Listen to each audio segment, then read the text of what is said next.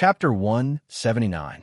The heavy sword held in Zhang's hand was 8 feet and 1 inch long, the width of an adult's palm, and the thickest part of the sword ridge was 3 fingers thick. The surface of the sword was as bright as a mirror, emitting a faint purple glow and yellow glow. Under the yellow and purple glow, on the mirror-like surface of the sword, there were images of rivers and mountains, forests and grasslands, towns and villages, and all sorts of living beings. Above all these images, amidst the yellow and purple glow, were 9 divine dragons, baring their fangs and brandishing their claws, twisting and wheeling in the air. A loud boom rang out, and sparks flew in all directions. The purple glow transformed into airwaves that could destroy everything and spread in all directions. When the airwaves were still tens of miles away from the wooden city, they were shattered into pieces. Waning Dragon King's body did not move, and he was still hovering on top of the cloud. However, a white mark could be seen on both of his hammers, as they were damaged by Zhang's heavy sword.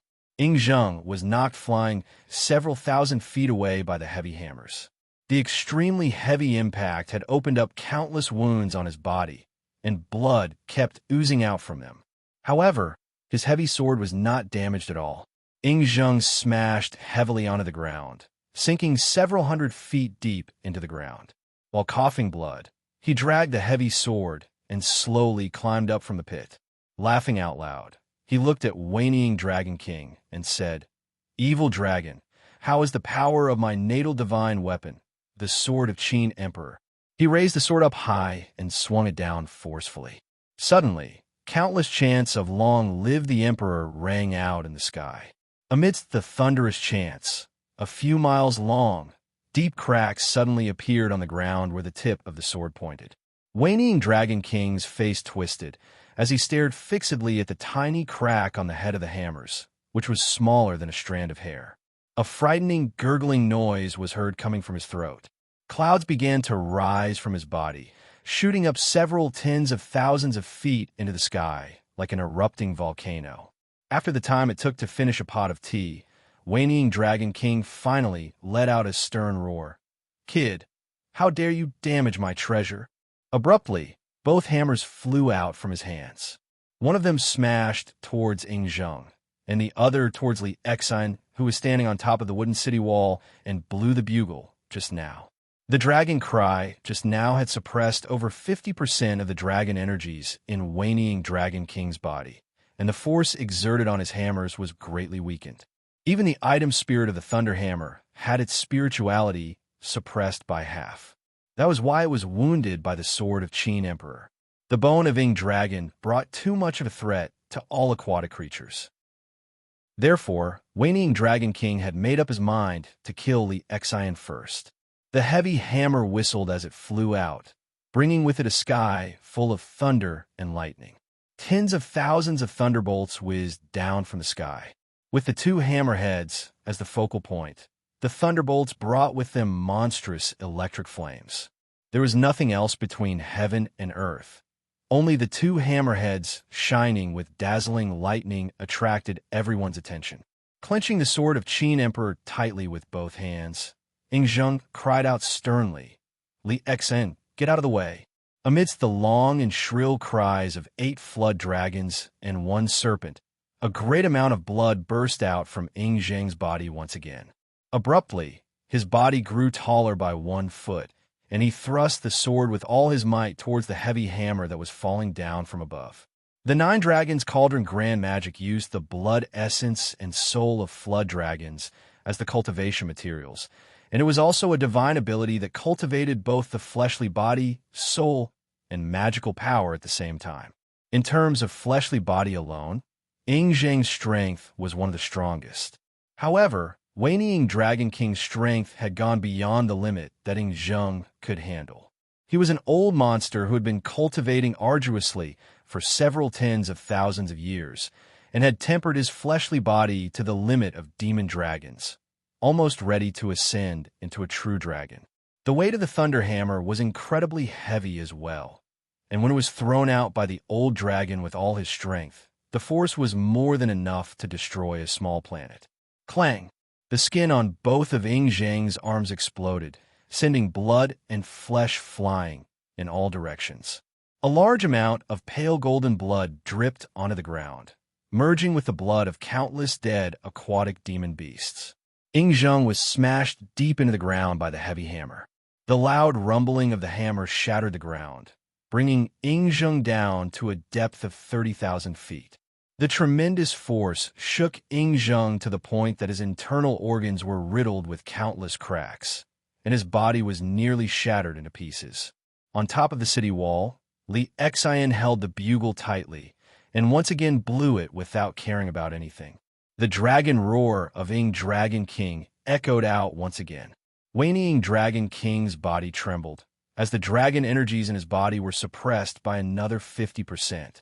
He let out a long and furious roar, gave Li Xian a fierce glare, and suddenly waved both of his hands towards the great waves in the distance, coiling up several dozens of huge water dragons and rushing towards the top of the city wall.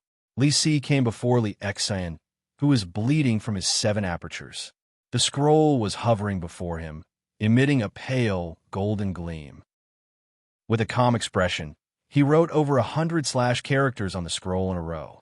After that, he flicked the tip of his brush and picked out over 100 murderous characters from the scroll. Then, they transformed into a faint silver light and flew towards the heavy hammer that was smashing down from above. The forward momentum of the heavy hammer halted abruptly as the invisible force collided with it and produced a loud, ear-splitting boom. Li Si's body trembled as several dozens of thunderbolts suddenly shot out from the hammer and smashed forcefully onto his body. The black robe worn by Li Si expanded abruptly, transforming into a clump of dark cloud that covered his entire body. The thunderbolts smashed into the dark cloud and exploded, causing it to roll and scatter. Li Si's body kept suffering from heavy blows, causing him to open his mouth and cough out a mouthful of blood. Chi-Chi, a group of several dozens of men who were dressed like scholars, gathered behind Li Si. They lined up in a strange formation, pulling out seals, scrolls, writing brushes, iron rulers, chains, and many other objects. Then, they recited a long and sonorous chant in unison. The law is the one who compiles the books and records, sets them in the government, and distributes them to the common people. The law follows the law of the heaven and earth, and rules all living beings. The law draws the Tao of the heaven and earth, and rules all living beings. Following the chanting of these men, all kinds of strange magical items in their hands began to emit a golden gleam, which kept injecting into Li Si's body. A bright golden gleam burst out from Li Si's body. Abruptly, he pulled out a seal, raised it up toward the sky, and cried out sternly, "The law follows the heaven. The Tao of the heaven and earth becomes the commandment of all living beings. What are you waiting for if not now?" Then, he flipped the seal, unleashing a beam of golden gleam towards the thunder hammer that kept falling down from the sky. A miserable cry rang out as Waning Dragon King's heavy hammer suddenly spun in the air, falling down from the sky like a bird with broken wings. Waning Dragon King was caught unprepared, and before he could figure out the logic behind Li Si's strange attack, the beam of golden gleam had already smashed heavily onto his body. The yellow gleam itself did not possess any offensive strength, but it came with a strange commandment force. The cloud surrounding the old dragon vanished abruptly, and he fell down from the sky like an ordinary mortal, nearly falling to the ground. Fortunately, he reacted in time. He let out a furious roar and hastily stepped onto a cloud and flew back up into the sky. However, he had lost a great deal of face, and his face was flushed red with anger. Once again, Li Si waved the seal toward the approaching water dragon. Grinning coldly, he said, "The human emperor is here. Why don't you disperse your puny demonic technique?" Following Li Si's rebuke, the water dragon summoned by Waning Dragon King with his mighty magical power was shattered instantly. Countless streams of water shot down from the sky, and a heavy rainstorm began to pour down from the sky. Wuxia was shocked by what he saw. Li Si's divine ability of verbal compliance was close to a monstrous level. Wuxia had no idea how he managed to comprehend this divine ability. However, this divine ability was not suitable for Wuxia. It was a divine ability that had a great limitation, as it was created by borrowing the willpower of others. It did not bring much benefit to the user, and thus, Wuxia was not interested in it. Waning Dragon King waved his arms and summoned the two heavy hammers back into his hands. Then, he turned to Li Si and roared furiously, "You bunch of juniors, all of you will die here today. You are going to make me mad." Then, Waning Dragon General's body swelled up once again. This time, he no longer played any feints. Instead, he simply swung the two huge hammers and swung them crazily towards the top of the city wall, as if he was forging iron. He did not care what kind of divine ability or magical ability it was, as he would rely on his incredibly powerful dragon body and tremendous strength to smash all of them into meat paste. He wanted to see what kind of tricks they could come up with. Right at this critical moment, when Waning Dragon King flew into a rage out of humiliation, Wuxia suddenly discovered that the several 100,000 soldiers in the Qin army's campsite outside the wooden city had lined up into a strange formation. At the center of the formation stood a huge, dark green cauldron, with 3 legs and a height of 49 feet. Su Fu was leading several hundred practitioners, walking and dancing around the cauldron while reciting some strange incantations. As they were reciting the incantations, the blood of over 1 million aquatic demon beasts who died tragically in the battle, together with the pale golden blood that Zhang spilled on the ground, were all sucked into the cauldron. All the blood seemed to have teleported as it disappeared from where it was and reappeared in the cauldron. On the surface of the cauldron, there were pictures of farmers farming, fishermen fishing, shepherds grazing, woodcutters chopping firewood, mountains, rivers, and countless strange beasts, insects, and fishes. As the blood kept being injected into the cauldron, various patterns on its surface began to emit a faint glow. A suffocating, vigorous, and thick pressure, which felt like a boundless ocean and a bottomless abyss, was gradually unleashed from the cauldron, bringing along an ancient aura. This was a cold gleam flickered in Wu Qi's eyes. He had already recognized the origin of this cauldron. It was the same cauldron that was crafted by the human emperor, Yu the Great. During his journey of conquering the flood, he used his mighty divine ability to suppress countless aquatic demon beasts who were subdued by Yinglong. The name of this cauldron was the Universal Water Spirit's Divine Cauldron of Yu the Great, a frightening magical treasure that specialized in suppressing all kinds of aquatic demon beasts. This treasure had broken away from the classification of magical item, magical treasure, spirit item, and immortal item. Because of the virtue of conquering the flood that had gathered on it, it had evolved into an acquired item of virtue, possessing a mighty power and the ability to suppress the fate of a kingdom. It was more than enough to ensure that the fate of a kingdom would last for a long time and not be affected by any external forces. To put it bluntly, the power of this cauldron was simply too strong. As long as it was guarding the kingdom, anyone who wanted to attack the kingdom would have to weigh their overall strength. If they did not have enough overall strength, they would be killed by the cauldron. Naturally, the kingdom would last for a long time, and this was the logic of the so-called long fate. As the Universal Water Spirit's divine cauldron of Yu, the Great gradually unleashed a mighty aura. All the flood dragons and demon beasts, including Catfish Flood Dragon, began to tremble violently. They could not control themselves and fled into the distance, not even daring to turn their heads back. Waning Dragon King, who was in the middle of unleashing his mighty aura, turned his head around and stared at the cauldron that was slowly floating up into the sky. Abruptly, he stuck out his long tongue and screamed, "Damn it! This is, you bunch of bastards! How could you have this thing in your hands?"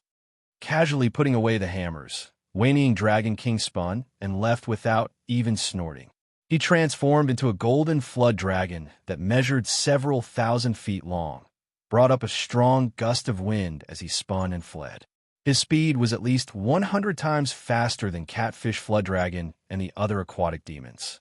Although his cultivation base was nearly at the level of Heaven Immortal, he did not have the courage to fight head-on against this frightening treasure that was said to be able to intimidate all aquatic demons under the heaven. Seeing all the demon beasts fleeing for their lives, Wuxia twisted his body and abruptly transformed into a clump of water vapor, merging into the flood that filled the ground. At this point in time, the area 10,000 miles in circumference was filled with raging waves. Using the escape art of water was the best and fastest way to flee. Just when he had fled tens of miles away, he heard a loud boom coming from the sky. A beam of green light shot out from the Cauldron of You and landed on Whinnying Dragon King's back. Whinnying Dragon King's body turned stiff. Countless scales on his back were shattered, and a mouthful of blood, mixed with raging flame, burst out from his mouth and shot out several thousand feet away. He cried out in pain, then fled in a sorry state, leaving behind a shrill whistle of wind breaking. In just a blink of an eye, he was nowhere to be found. Muffled explosions kept ringing out. Among the several 100,000 Qin soldiers, at least several tens of thousands of them could not withstand the frightening counterforce when the Cauldron of You was activated. Their bodies exploded one after another, turning into a rain of blood that blotted the sky. The few hundred practitioners around Su Fu were howling and howling miserably. Nearly half of them were killed by the explosion, while the rest fell to the ground with blood gushing out from their 7 apertures, unable to move anymore. Su Fu's body turned stiff, and he fell straight down to the ground, rolling his eyes and fainting on the spot. Both sides were severely wounded. Neither Daqin nor those aquatic demons could gain the upper hand. Chapter 180. The flood had receded, and huge trees that were knocked down by the flood could be seen everywhere. The red sun hung high in the sky, while the jarring sound of a bugle echoed out from the camp of Qin army. The remaining less than 200,000 Qin soldiers trod on wing-shaped magical items, each carrying a porcelain jar filled with the ashes of their comrades. They lined up neatly and flew toward the northwest direction. A dragon chariot pulled by 9 black dragon horses was seen flying in the center of the formation, surrounded by a large troop of Qin soldiers. The huge Cauldron of You was hovering above the dragon chariot, emitting a faint dark green glow, threatening all the aquatic demons and devils that might come back. Even if they were retreating, the Qin army would never give the enemy any chance to attack them. Wuxia stood on the peak of a lofty mountain that was washed away by the flood, looking at the retreating Qin army with a gloating smile on his face. After that, he breathed out a deep sigh. Although the Qin army had suffered a great loss this time, it was not a serious injury. None of those important ministers and generals were killed, but many soldiers and practitioners were killed. For Daqin dynasty, this was just a drop in the ocean. It was a pity that they could not cause a greater loss to the Qin army, and could not gain more benefits from them. Wuxia looked at the retreating Qin army with envy, breathed out a deep sigh, and said, "Isn't the old Dragon King going to chase after them? Perhaps they don't have the strength to activate the Cauldron of You anymore." Although the Cauldron of You possessed a tremendous power, how could an ancient item of virtue be controlled by a mere nascent soul cultivator? Su Fu had gathered the blood essence of countless aquatic demons that had died tragically, and together with a thread of human emperor's blood essence found in Yingzheng's body, he had barely activated the Cauldron of You and wounded Whinnying Dragon King with just one strike. Wuxia believed that as of now, the Qin army did not have the strength to activate this precious treasure. If Whinnying Dragon King reorganized his army and chased after them, there was a high chance that the entire Qin army would be wiped out here. Standing right next to Wuxia, the Catfish Flood Dragon, Hanju, Tan Shui, and Liu Hai, the 3 great demons who had transformed into their human forms, shook their heads with fear and said, "We can't do it. We can't. That treasure is specialized in restraining us, the aquatic demons. We can never get close to it. Other than the old Dragon King, no one could withstand its breath." However, this time, The old Dragon King's spine was broken, and 2 of his dragon tendons were also broken. Without 10 years of recuperation, his cultivation will not be able to recover. Wuxia didn't say anything. Waning Dragon King's injury was definitely not as serious as he claimed. This old demon dragon was afraid of death. He would be able to ascend to become a true dragon as long as he survived the last thunder calamity. At this critical juncture, he dared not take any more risks. On the eve of ascension, it would really be a joke if he were to accidentally suffer heavy injuries and die. The longer a living being lived, the more afraid they would be of death. This logic could be applied to Waning Dragon King as well. Sighing softly, Wuxia shook his head and said, "We can only watch them leave." Catfish Flood Dragon and the few great demons breathed a long sigh of relief, as if they were sending off a plague god, and said, "We can only watch them leave." Wuxia looked at the few water-kind spirit creatures.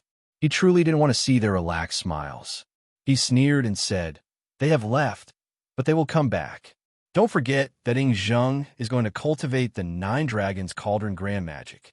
He still lacks the blood essence and soul of a flood dragon, and with that, he will be able to cultivate the first divine ability and attain the cultivation base of Heaven Immortal. When they come back, Catfish Flood Dragon's dark face instantly turned pale. She opened her mouth wide and did not say a word for a long while. On the other side, Hanju, Tan Shui, and Lu Hai breathed out a long sigh of relief. They looked at Catfish Flood Dragon with a pitying expression, breathed out a long sigh at the same time, and said, "It's the blood essence and soul of a flood dragon." Catfish Flood Dragon blinked her eyes, stomped her feet, and suddenly cried out, "I can't live in Longyuan River anymore.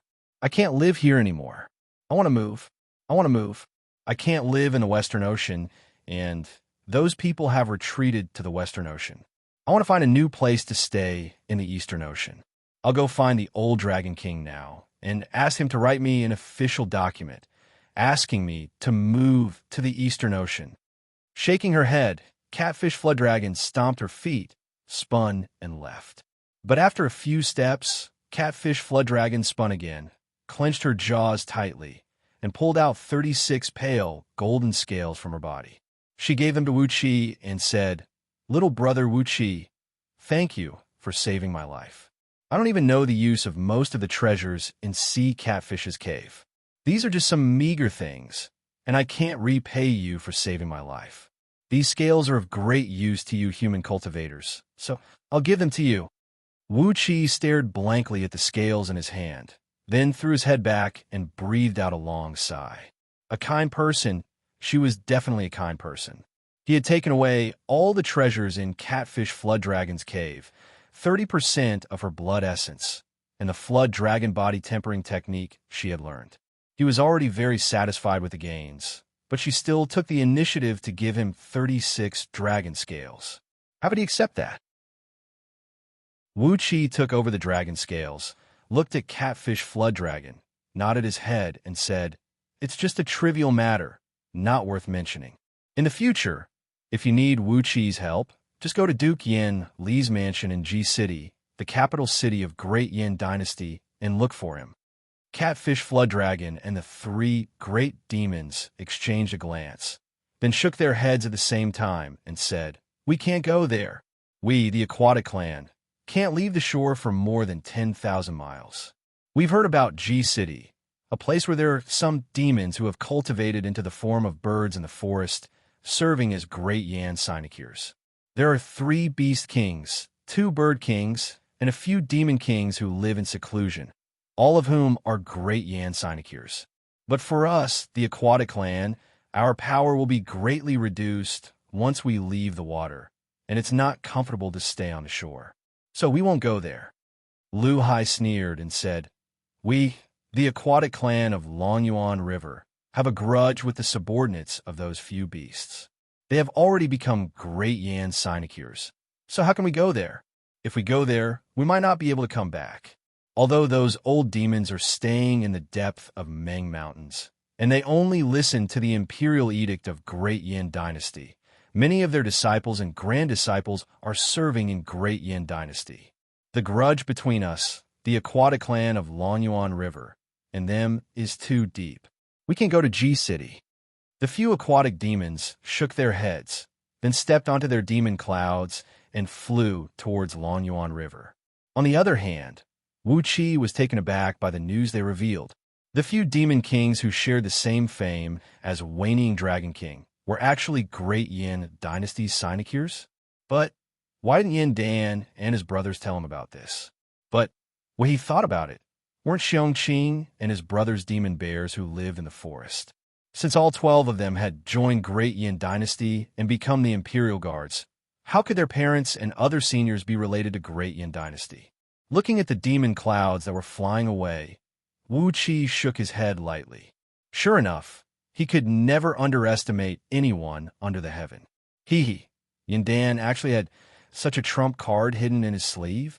If that was the case, wasn't the so-called 13 immortal sects of Great Yin Dynasty just a joke? What was the use of these 13 immortal sects? Were they trying to fool the people under the heaven? Wuxia turned his head and looked at the Qin army that was about to disappear into the distance. He breathed out a long sigh. Fortunately, the Qin army did not leave Ming Mountains to attack Great Yin Dynasty. Otherwise, if those sinecures of Great Yin Dynasty were to strike, the Qin army would be in big trouble. No wonder Yin Dan dared to be so lenient. No wonder he had been in a secluded cultivation for so many years, ignoring all the affairs of the imperial court, and the internal affairs of Great Yin Dynasty were in a mess. As long as there were demon kings who had cultivated their nascent divinity, he had no fear of someone plotting to usurp the throne. It's a pity that I, Wuxia, have to bear the blame for nothing. Everyone under the heaven thinks that I'm the one who wiped out Wei Merchant. Who should I tell this injustice to? Luba Wei, oh Luba Wei, please don't seek revenge from me. Breathing out another long sigh, Wuxia too stepped on a beam of light and plunged into the ground, heading towards one of his secret caves in a far distance. In the secret cave, Wuxia spent half a month, consuming all the nearly 100 Jindan he had collected this time.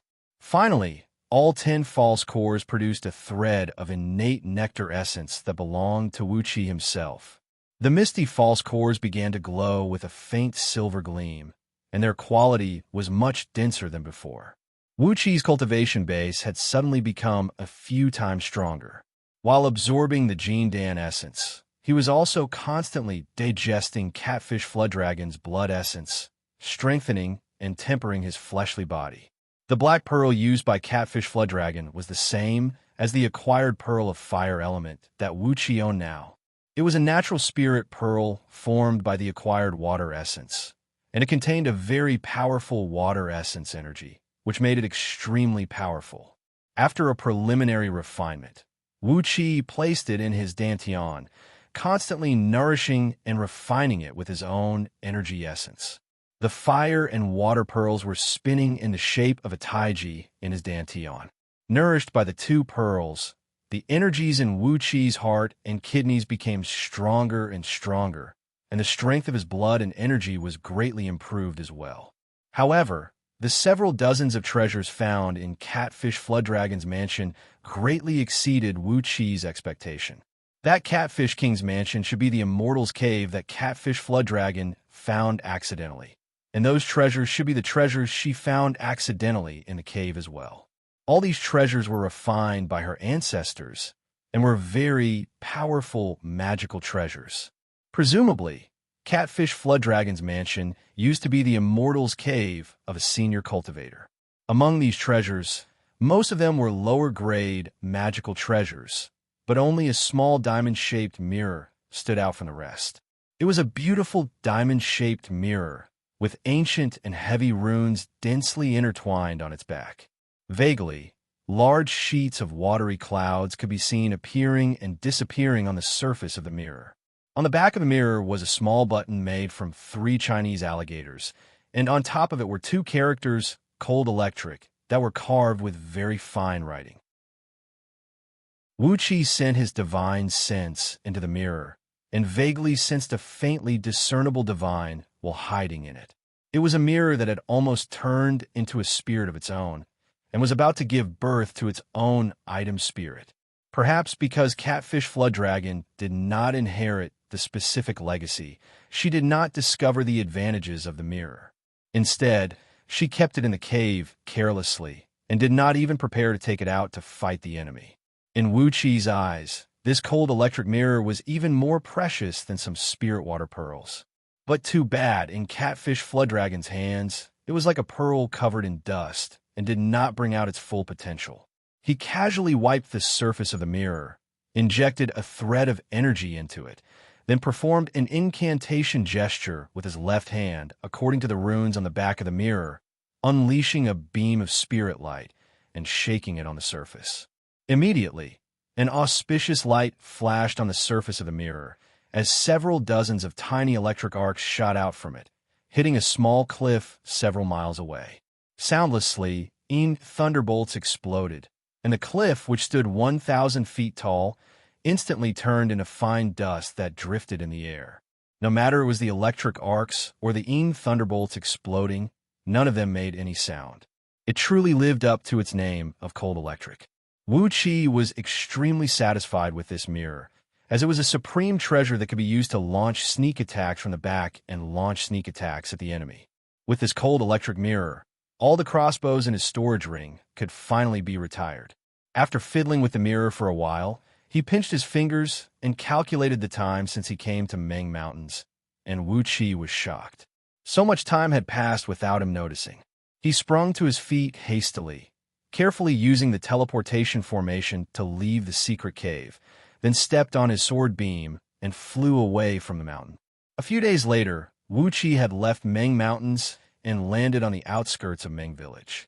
Right when he stepped into Meng Village, which was now crowded with people and filled with piles of building materials, Meng Xiaobai immediately came running toward him.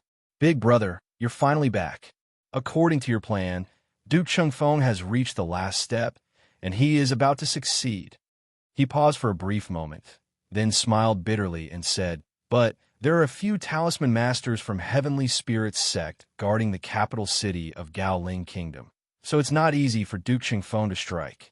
Upon hearing Meng Xiaobai's words, Wuxia could not help but be filled with anger. Heavenly Spirit sect again? Heavenly Spirit sect again. Chapter 181. Ji City.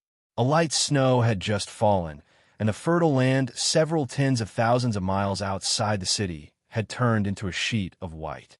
Smoke could be seen lingering in the sky of countless villages and towns. The faint smoke mixed with cold air and frost had covered the sky, making it so dark that not even a single ray of sunlight could be seen. The cold wind blew across the wasteland in the early winter, sounding like the howling of millions upon millions of ferocious ghosts. From time to time, large sheets of snow would be rolled up and sent flying in all directions. 1,500 miles west of the city, in a peach forest that was covered with a thin layer of snow, a black duck suddenly shot out from the void. In just a blink of an eye, it expanded into a dark sphere that measured several tens of feet in circumference. Tiny electric arcs burst out from the dark sphere, smashing the soil and rocks on the ground, and creating numerous deep pits of different sizes. Accompanied by a series of tiny, explosive noises, the dark sphere lasted for less than 2 seconds before it disappeared abruptly. A few middle-aged men clad in luxurious robes emerged from the disappearing dark sphere, escorted by a dozen cultivators who were brimming with spirit. They glanced around. Then one of the men pulled out a map and casually cast a beam of light on it. A large sheet of light rushed out from the map, revealing the topographic map of the area several tens of thousands of miles in circumference of Ji City. A tiny golden dot was blinking on the map, marking their location. The myriad miles starfire talisman that Patriarch found in the mansion of an immortal is truly marvelous. Despite the distance of several tens of millions of miles, it still brought us straight into the territory of Great Yan Dynasty. However, the direction is slightly deviated by over 1,000 miles. This is caused by our lack of cultivation base. The middle-aged man who was holding the map smiled pleasantly and said, "If Patriarch were to cast the talisman himself with it, perhaps we could have teleported straight to the city gate of G City without any error." Another middle-aged man solemnly placed a translucent, pale golden talisman made from some strange material into his storage ring. It was a talisman that kept shooting out large sheets of starlight. He nodded and said with a smile, "Of course. Since Patriarch has once again encountered an immortal fate, perhaps he will have the chance to break through into nascent soul and divinity. Once Patriarch succeeds in his mission, who will we have to fear in this world?" The few middle-aged men laughed joyfully. Then, together with the cultivators behind them, they rode on their sword beams and flew towards G City. The sword beams moved at an incredible speed. After they had traveled over 1,000 miles, they finally stopped and began walking towards G City. All of them were Earth immortals of nascent soul realm, and some even had the cultivation base of peak stage human immortals of Jindan realm. Although they were walking, their speed was incredibly fast. With just a single step, they could travel a distance of several thousand feet. Not long after that, they arrived at the front gate of G City. As they were dressed luxuriously and had an extraordinary bearing, the city guards who guarded the entrance didn't give them too much trouble and allowed them to enter G City. Wearing a reserved smile on their faces, the group of men rented a few luxurious coaches from a coach shop near the city gate. After that, they ordered with a loud and clear voice, "Go to a merchant in Fugue Alley of Middle One City." Several coachmen responded with a louder and crisper voice. Then, they whipped the horses several times and drove the carriages toward the central first city at a fast speed. There is still a distance of over 100 miles from the outermost city gate to the central first city. Although the roads in G City were wide and spacious, and the beasts pulling these coaches were all extraordinary beasts with incredible speed, it would still take them 4 to 6 hours to reach their destination. Right when the few coaches walked out from the front gate of the coach shop, a couple dozens of faintly discernible dark shadows darted out from the back of the coach shop, quickly heading towards different places in G City. A couple dozens of golden-winged swifts, who were small in size but flying at an incredible speed, silently flew up from the residential houses around the coach shop, flying quickly towards all the administrative offices of Scouting Office, Swallows, Criminal and Justice Court, and many other departments of violence. Wherever the few coaches went, the city gates were closed one after another.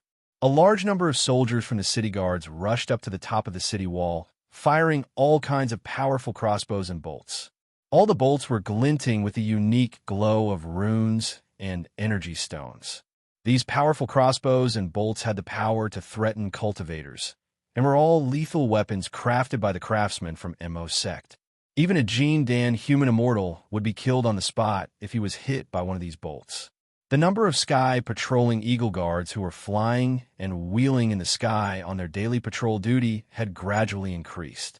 Originally, a group of sky patrolling eagle guards was responsible for the daily patrol of 3 to 5 neighborhoods. But now, the number of sky patrolling eagle guards had increased to 2 groups of sky patrolling eagle guards, who were responsible for the surveillance of a single neighborhood.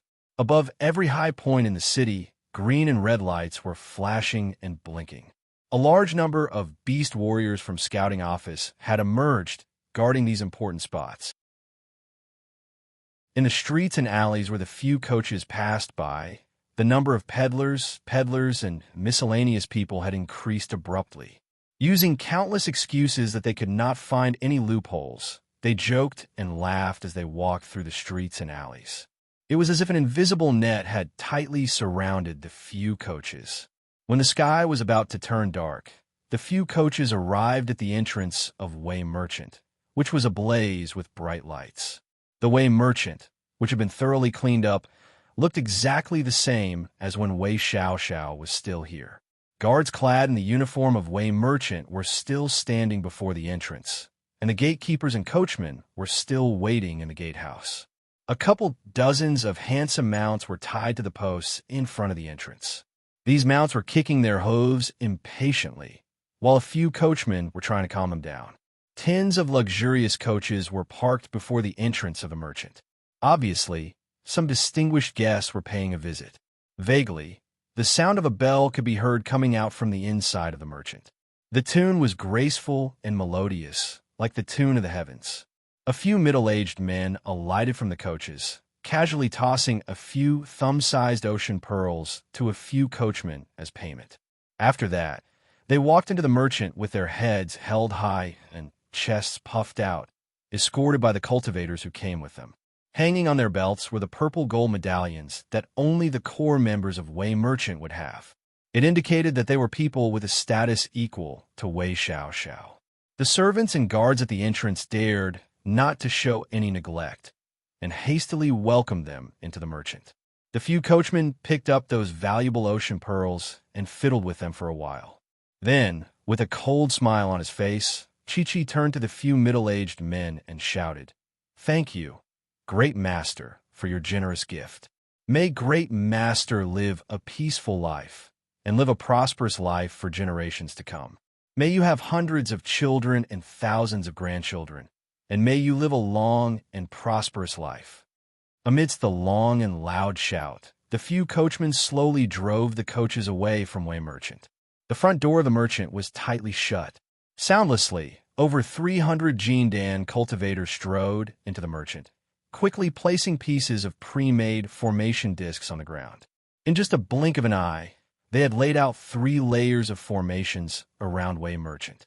With Wei Merchant as the center, all the ordinary people living in the nearby streets were evacuated, and all the open spaces were filled with formation discs of various colors. A great number of Jindan and nascent soul cultivators were bustling about nervously among the formation discs, linking them together and forming into a complete formation. All the formations were mainly used for restraining and trapping, and there were no dangerous killing formations. The few middle-aged men strode towards the main hall of the merchant. When they were still several tens of feet away from each other, one of them laughed out loud and said, "Xiao, your father, have come to see you.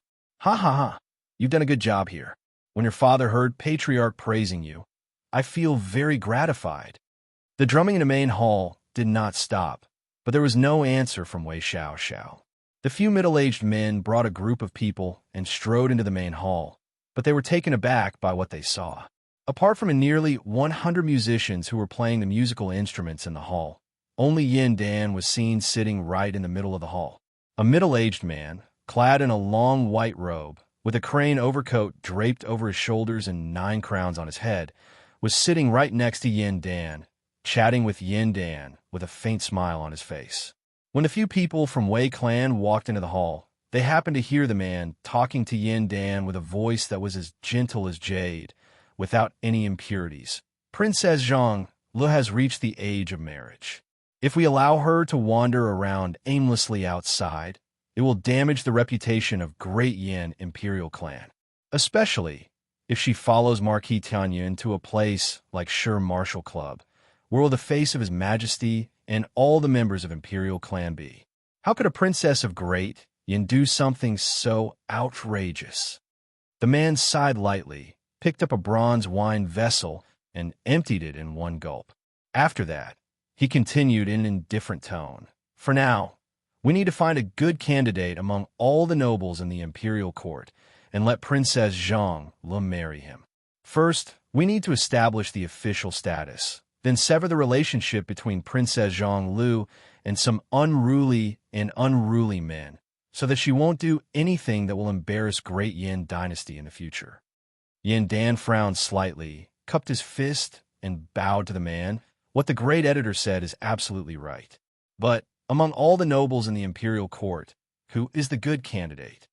The current great editor of Great Yin Dynasty, Yu Wendi, who had a great influence among all the civil ministers of Great Yin Dynasty, and also the birth father of Xianxia, chuckled and said, "That will depend on His Majesty's decision. Great Yin Dynasty has so many nobles. Not to mention others, the youngest grandson of General Yu Yi, who is known as the Silver Flood Dragon, the fierce tiger of Qin clan from General Qin Weiyang's clan, the Qilin from General Fan Yuqi's clan, the youngest son of Lord Su Qin, Su Mai, who is known as the ever-changing Yin and Yang, are all good candidates. Betroth Princess Zhang Lu to any one of them. It will be a good choice. Yin Dan lightly clapped his hands, nodded his head, and praised. What the great editor said is absolutely right. I, Rong Dan, will give this matter some careful consideration. Yuanyi did not say another word. With a smile on his face, he filled up his wine vessel, raised it up, and looked at the people of Wei clan, who were staring at the door with their mouths agape, and said, "Isn't it nice to have a friend coming from afar?" Wei clan, no, it should be Lu clan. His Majesty of Great Yin Dynasty has been waiting here for a long time. Slowly, Yin Dan rose to his feet. Gray and white smoke rolled and rolled rapidly around his body, transforming into a dense cloud ball that spun at high speed like the Taiji symbol. He looked at the people of Wei clan, smiled, and said, "You have come from afar. Yin Dan is sorry for not going out to welcome you. I wonder if old Mr. Lu Buwei is doing well?" In Yin Dan's eyes, there was a gray and white airflow swirling at high speed as well. An immense pressure was exerted on the people of Wei clan, making them unable to move even a little bit. After being trapped at the peak of Jin Dan realm for nearly 2,000 years, Yin Dan had cultivated the reincarnation technique of 9 deaths and 9 lives, which is an extremely magical technique, allowing him to accumulate an enormous amount of core energies. Stimulated by Wuxia's words, Yin Dan had broken through the bottleneck of Jin Dan realm, stepping into the nascent soul realm in one fell swoop. The core energies that he had accumulated for 2,000 years were like a tsunami, causing his cultivation base to break through to the peak stage of nascent soul realm. On top of that, the reincarnation technique of 9 deaths and 9 lives paid more attention to the tempering of one's nascent divinity. As a result, Yin Dan's divine will have been condensed to the point that it looked almost corporeal. When he unleashed the pressure, it made the people of Wei clan feel as if a huge rock was pressing down on their chests. Even a few earth immortals of nascent soul realm who came along with them were unable to breathe or move. Wei Xiaoxiao's father cried out sternly, "Yin Dan, how did you know the name of our patriarch?" Yin Dan smiled faintly, shook his head, sighed, and said, "Not everyone under the heaven can keep their mouth shut. The few senior managers of your Wei merchant in G City are not the kind of people who can face death with equanimity. Don't tell me I can't get any information out of them?" He sneered. Then a strange gleam flashed in Yin Dan's eyes. He stared at the people of Wei clan and cried out sternly, "Since you've come today, you can stay here forever." Suddenly, a grayish-white airflow rolled and rocked around him, transforming into a huge hand that measured over 100 feet in circumference, grabbing towards the people of Wei clan. An earth immortal of Wei clan took a step forward with blood bursting out from his 7 apertures. He cried out sternly, "Young master, retreat now. I, your old servant, will risk my life to stop this fiend. I hope young master can treat my descendants kindly. I'll be eternally grateful."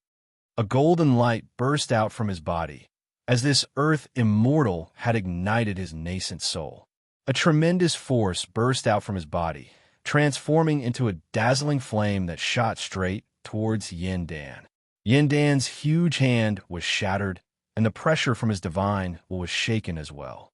Seizing the opportunity, the people of Wei clan retreated. But countless strong beams shot out from all directions, as a few layers of entrapment formations were suddenly activated. Chapter 182. While Yin Dan was setting up traps in G City to capture the people of Wei clan, Wuxia brought Meng Xiao Bai and a few other men to the capital city of Gaoling Kingdom, Green Sun City. Behind the capital city was a small green mountain. The southern foot of the mountain spread out like an arm, and a fertile plain was created by the Silver Sand River. Green Sun City was located right on this plain. As the capital city of a vassal kingdom in the western border, the scale of Green Sun City was far smaller than G City. It measured less than 10 miles in both width and length, and together with a few satellite cities and nearly 100 villages outside the city, the population of the people living in this city was less than 1 million. Currently, these 1 million people were squeezed into Green Sun City. They were all given various weapons and armors and recruited as soldiers to defend the city. Apart from the 1 million militia who had just been armed, there were also less than 37,000 elite soldiers of the Gaoling Kingdom. With the joint attack of the Lu Kingdom, Lishan Kingdom, and Tai Clan, the army of over 100,000 soldiers of the Gaoling Kingdom, who were confronting the army of Lishan Kingdom at the Chonglang River, was routed overnight. The army was chased for over 1,000 miles, and only these 30,000 soldiers managed to escape back to Green Sun City. With the joint attack of the three forces, they had annexed 60% of the territory of the Gaoling Kingdom in just a few months. Now, as long as they could take down Green Sun City, the remaining territory of the Gaoling Kingdom would no longer have any barrier or defensive force, and the Gaoling Kingdom would become a name in history. Over the past few months, the emissaries of the Gaoling Kingdom have been desperately sending letters of complaint to Ji City, asking the suzerain to make a ruling on this matter. However, the person who was responsible for making the ruling on this matter, Lu Qingfeng, the emperor of Zhou Guizhong of Great Yin Dynasty, was sitting in the camp of the allied forces. Most of the time, right after the emissaries of the Gaoling Kingdom sent their letters of complaint to Zhou, they would be ambushed and killed by the subordinates of Lu Qingfeng who stayed in Ji City. Currently, the Gaoling Kingdom had no fighting force on the inside and no reinforcements on the outside. It was at the end of its rope. At the moment, the Gaoling Kingdom had over 500,000 soldiers besieged Green Sun City. Apart from the direction of Little Green Sun City in the north, the other three directions were completely surrounded. On top of that, these 500,000 soldiers were the most elite soldiers of the Lu Kingdom, Lishan Kingdom, and Tai Clan.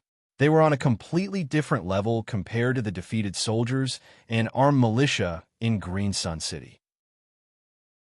Wuxia met Lu Qingfeng at the top of a hill on Little Green Mountain, where he could overlook Green Sun City. The two of them were naturally happy to see each other again. After exchanging a few pleasantries, Lu Qingfeng explained the current situation to Wuxia. As Green Sun City was defending the city with all their might, Lu Qingfeng had already deployed a fire elemental great explosion formation near the city gate. Once it was triggered, the city gate would be blown up into the sky. But now, 7 Jin Dan human immortals from Celestial Spirit sect suddenly appeared in Green Sun City. They claimed that they were taking a temporary rest in Green Sun City, but they had not left even after more than a month. These Jin Dan human immortals with ambiguous attitudes made Lu Qingfeng afraid to make a move. The armies of the Lu Kingdom, the Lishan Kingdom, and the Tai Clan did not dare to attack the city. There were 7 Jin Dan human immortals in the city, not 7 Xiantian Taoists. If they were Xiantian warriors, with the joint forces of 3 parties, they could easily crush 7 Xiantian warriors into pieces.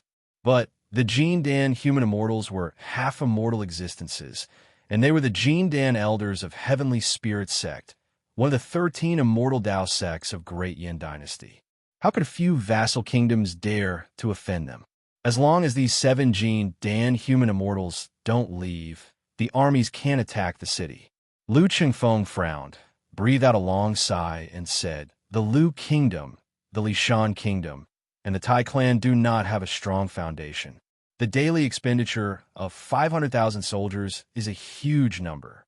If they continue to besiege the city without attacking, the military expenditure will be too much for them to bear.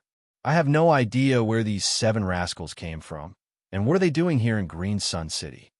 Wu Qi sneered and said coldly, "They are here to receive their great elder, Ling Wujiu. That is a smart move. Instead of receiving them openly in the Lu Kingdom, they chose to stay in the capital city of the Gaoling Kingdom, which is the closest city to Ming Mountains apart from the capital city of the Lu Kingdom. But too bad, their wishful thinking is not going to work now." After a brief moment of pondering, Wu Qi looked at Lu Qingfeng, who had his head filled with confusion, and asked with a smile, "Is the hidden chess piece I asked you to prepare in place?" Lu Qingfeng nodded and said, 70,000 elite soldiers from Brotherhood of Mountains clan have been lying in ambush in Little Green Mountain for 2 months. These barbarians are not easy to deal with. My grandfather has been colluding with them for a long time.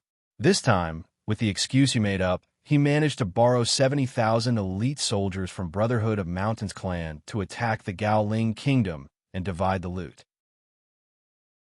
These barbarians haven't seen enough gold, silver, and jewelry these days, and they are preparing to return home. Wuxia sneered, tilted his head up, and said in a cold voice, returning home? How can it be so easy? According to the military law of Great Yin, killing barbarians is a meritorious deed. These 70,000 elite soldiers from Brotherhood of Mountains clan were brought here by Wuxia, so that young master could earn a great meritorious deed, so that he could secure the throne of Guizhan. Mobilize the elite soldiers from Brotherhood of Mountains clan now. Order them to attack the city immediately. As for the 7 Jin Dan, human immortals from Heavenly Spirit sect, just leave them to me. Lu Qingfeng was struck dumb with astonishment. He stared blankly at Wuxia and cried out, "What did you just say?" Wuxia did not say a word. He pointed his finger out and unleashed the Heavenly Star positioning disc from his body. It transformed into a jade-colored disc and flew up into the sky, emanating wisps of sharp starlight that brightly illuminated the surroundings. Very soon, stern cries of rebuke echoed out from Green Sun City. 7 bright beams shot up into the sky at top speed, heading towards Wuxia. Wuxia cried out sternly, "Mobilize the elite soldiers from Brotherhood of Mountains clan to attack the city. Once they and the defending army in Green Sun City are severely wounded, kill them all. The monarch of the Gaoling kingdom has colluded with barbarians and harmed the surrounding vassal kingdoms. This crime must be pinned on the head of the royal family of the Gaoling kingdom. I'll be bringing these 7 useless Jin Dan human immortals with me." Casually calling back the Heavenly Star positioning disc, Wuxia stepped on the sword beam and left. The sword of Greedy Wolf flew at an incredible speed. In just a blink of an eye, it had flown several dozens of miles away. The 7 bright beams followed closely behind Wuxia, not willing to let their guard down. In just the time of a few breaths, the few bright beams had vanished without a trace. A worried expression emerged on Lu Qingfeng's face as he looked at the direction where Wuxia disappeared. After that, he stamped his foot and cried out sternly, "Beat the drums, sound the bugle, raise the flame as the signal, order the 70,000 soldiers for Brotherhood of Mountains clan to attack the city. Let Marquis Yuanyang send a messenger to tell those barbarians that once Green Sun City is breached, they will have the first pick of all the valuables and all the women. Anything they fancy will be theirs." Upon hearing the order, all the captains surrounding Lu Qingfeng set out one after another.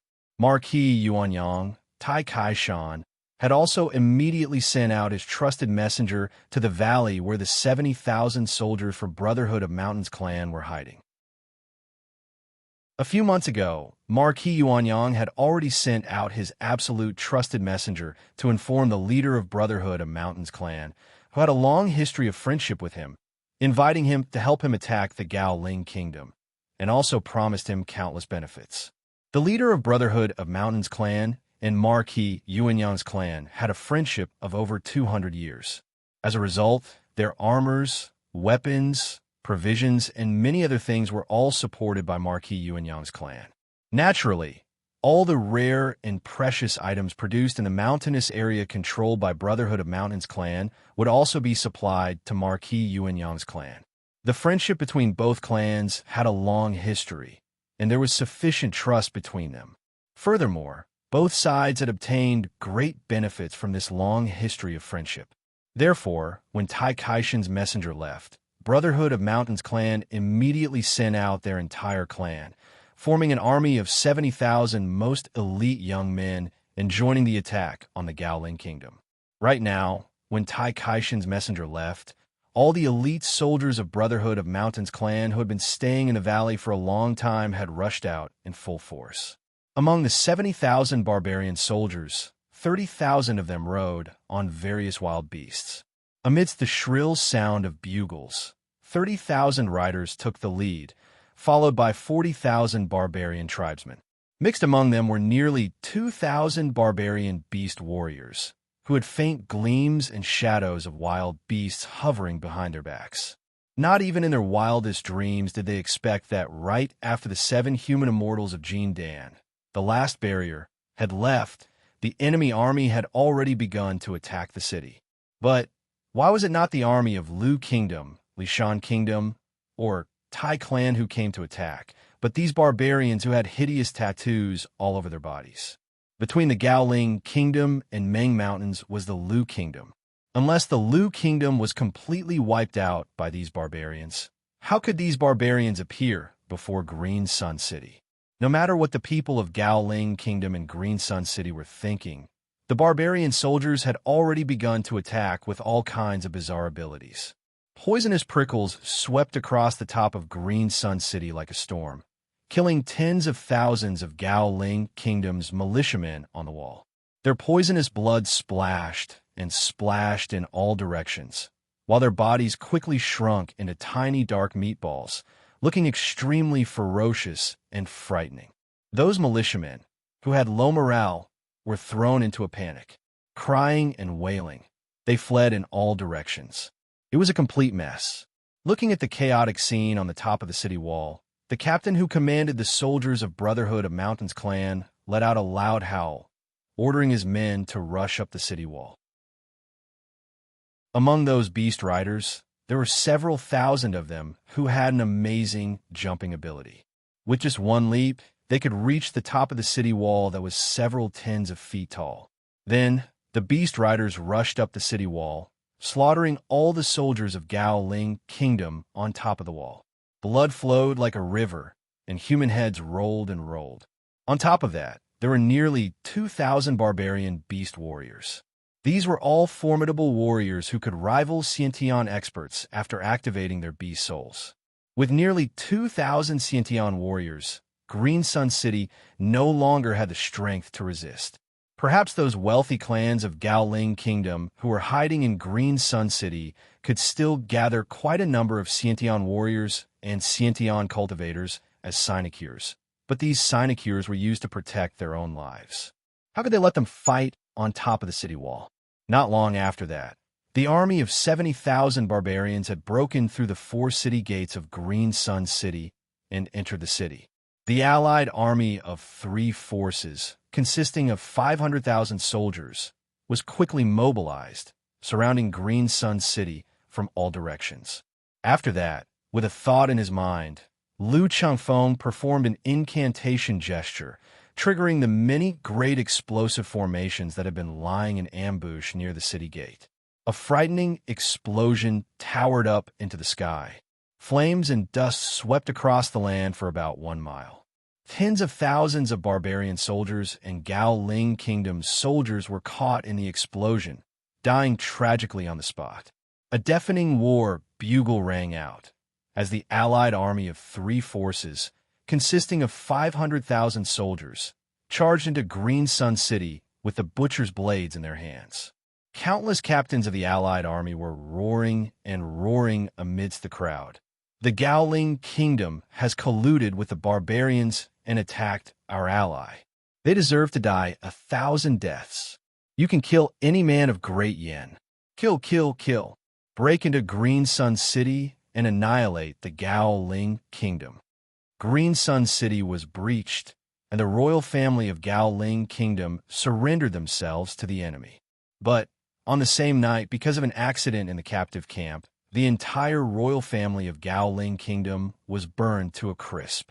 The enormous wealth accumulated by the Gaoling Kingdom over the several hundred years of its establishment was divided equally among the 3 forces. The properties of the many influential and wealthy clans of Gaoling Kingdom filled the pockets of the allied army of 500,000 soldiers, turning them into small rich men. While the people of Gaoling Kingdom were wailing and wailing, the soldiers and civilians of the 3 forces were laughing joyfully. The gold mines on the Songlang River were taken over by the three forces, and the land of Gaoling Kingdom was quickly dismembered, becoming the food for the three forces. A piece of land was taken away from the Lu Kingdom, and together with the land they obtained from the Gaoling Kingdom, Tai clan, Marquis Yuanyang, had established their own vassal kingdom, and quickly presented a letter of credence to the Emperor of Zhou, Lu Chengfeng, declaring allegiance to Great Yin Dynasty. In just 15 minutes, the Yuanyang kingdom established by Tai clan had completed all the legal procedures, becoming one of the over 100 vassal kingdoms of Great Yin Dynasty.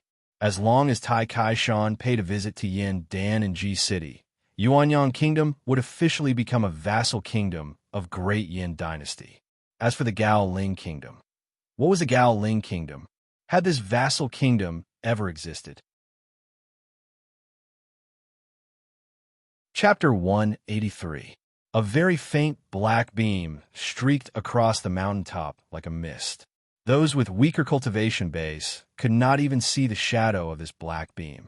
Riding on the sword of Greedy Wolf, Wuxia sped back into the Meng Mountains where he had just come out from. Then he flew straight into the depths of Meng Mountains without bothering about anything. 7 dazzling beams, each measuring 30 to 50 feet long, followed behind Wuxia in an arrogant manner, looking like the rainbow after the rain. Their speed was slightly faster than Wuxia's, and they were getting closer to Wuxia at all times. However, it seemed like it would take them more than 20 hours of long-distance flight to catch up with Wuxia. The reason was that Wuxia's flying speed was just a tiny bit slower than them, an insignificant tiny bit. After flying several thousand miles into the depths of Meng Mountains, a furious roar was heard coming from one of the beams. "Hey, you, stop right now. How did you get your hands on the Heavenly Star Positioning Disc? If you don't tell me the truth, I'll spare your puny life." Without turning his head back, Wuxia cried out sternly, "Bullshit! Spare my puny life? Thank you, but no need. As long as your Lord Wuxia is not willing to give me my life, no one can take it away from me." Just like Ling Wujiu and the other 4 idiots, they failed to kill me, but were severely wounded by a group of demon beasts. Now, they have become the lucky ones. Laughing strangely, Wuxia cried out again, "You bastards, stop chasing me. You can't catch up with me. Ha ha! Meng Mountains are filled with powerful demon beasts. They have no interest in me, a puny Xianxia Taoist, but they are very interested in the flesh and blood of Jin Dan human immortals. You're just a dish delivered to my doorstep. You better stop chasing me." Wuxia told the cultivators behind him not to give chase. However, would the 7 human immortals from Heavenly Spirit sect, Jin Dan, give up? After Yin Dan brutally killed more than a dozen Jin Dan elders, the Heavenly Spirit sect was exasperated and sent out 5 Jin Dan elders to kill Wuxia, the culprit. As a result, the 5 Jin Dan elders did not receive any news for a few months. That was why the 7 of them were sent out as reinforcements. He had waited in Green Sun City for a few months, but Ling Wujiu and the others did not return. Instead, he saw Wuxia carrying the Heavenly Star Positioning Plate and showing off his prowess. If they did not catch up with Wuxia and interrogate him about what had happened, how could these 7 human immortals of Jin Dan sect let him go? He had to catch up with Wuxia and tear him to pieces. Then, he would use a secret technique to interrogate his soul and ask him what had happened. Ling Wujiu and the others were severely wounded by the demon beasts. That was the reason why Wuxia was able to take advantage of them. It sounded very reasonable, but these 7 immortals were not willing to believe it. 5 Jin Dan elders were not 5 ordinary disciples. The loss they suffered was too great. No matter whether what Wuxia said was true or not, they had to capture him alive. Otherwise, they would not be able to explain themselves when they returned. Of course, the temptation of the Heavenly Star Positioning Plate was too great.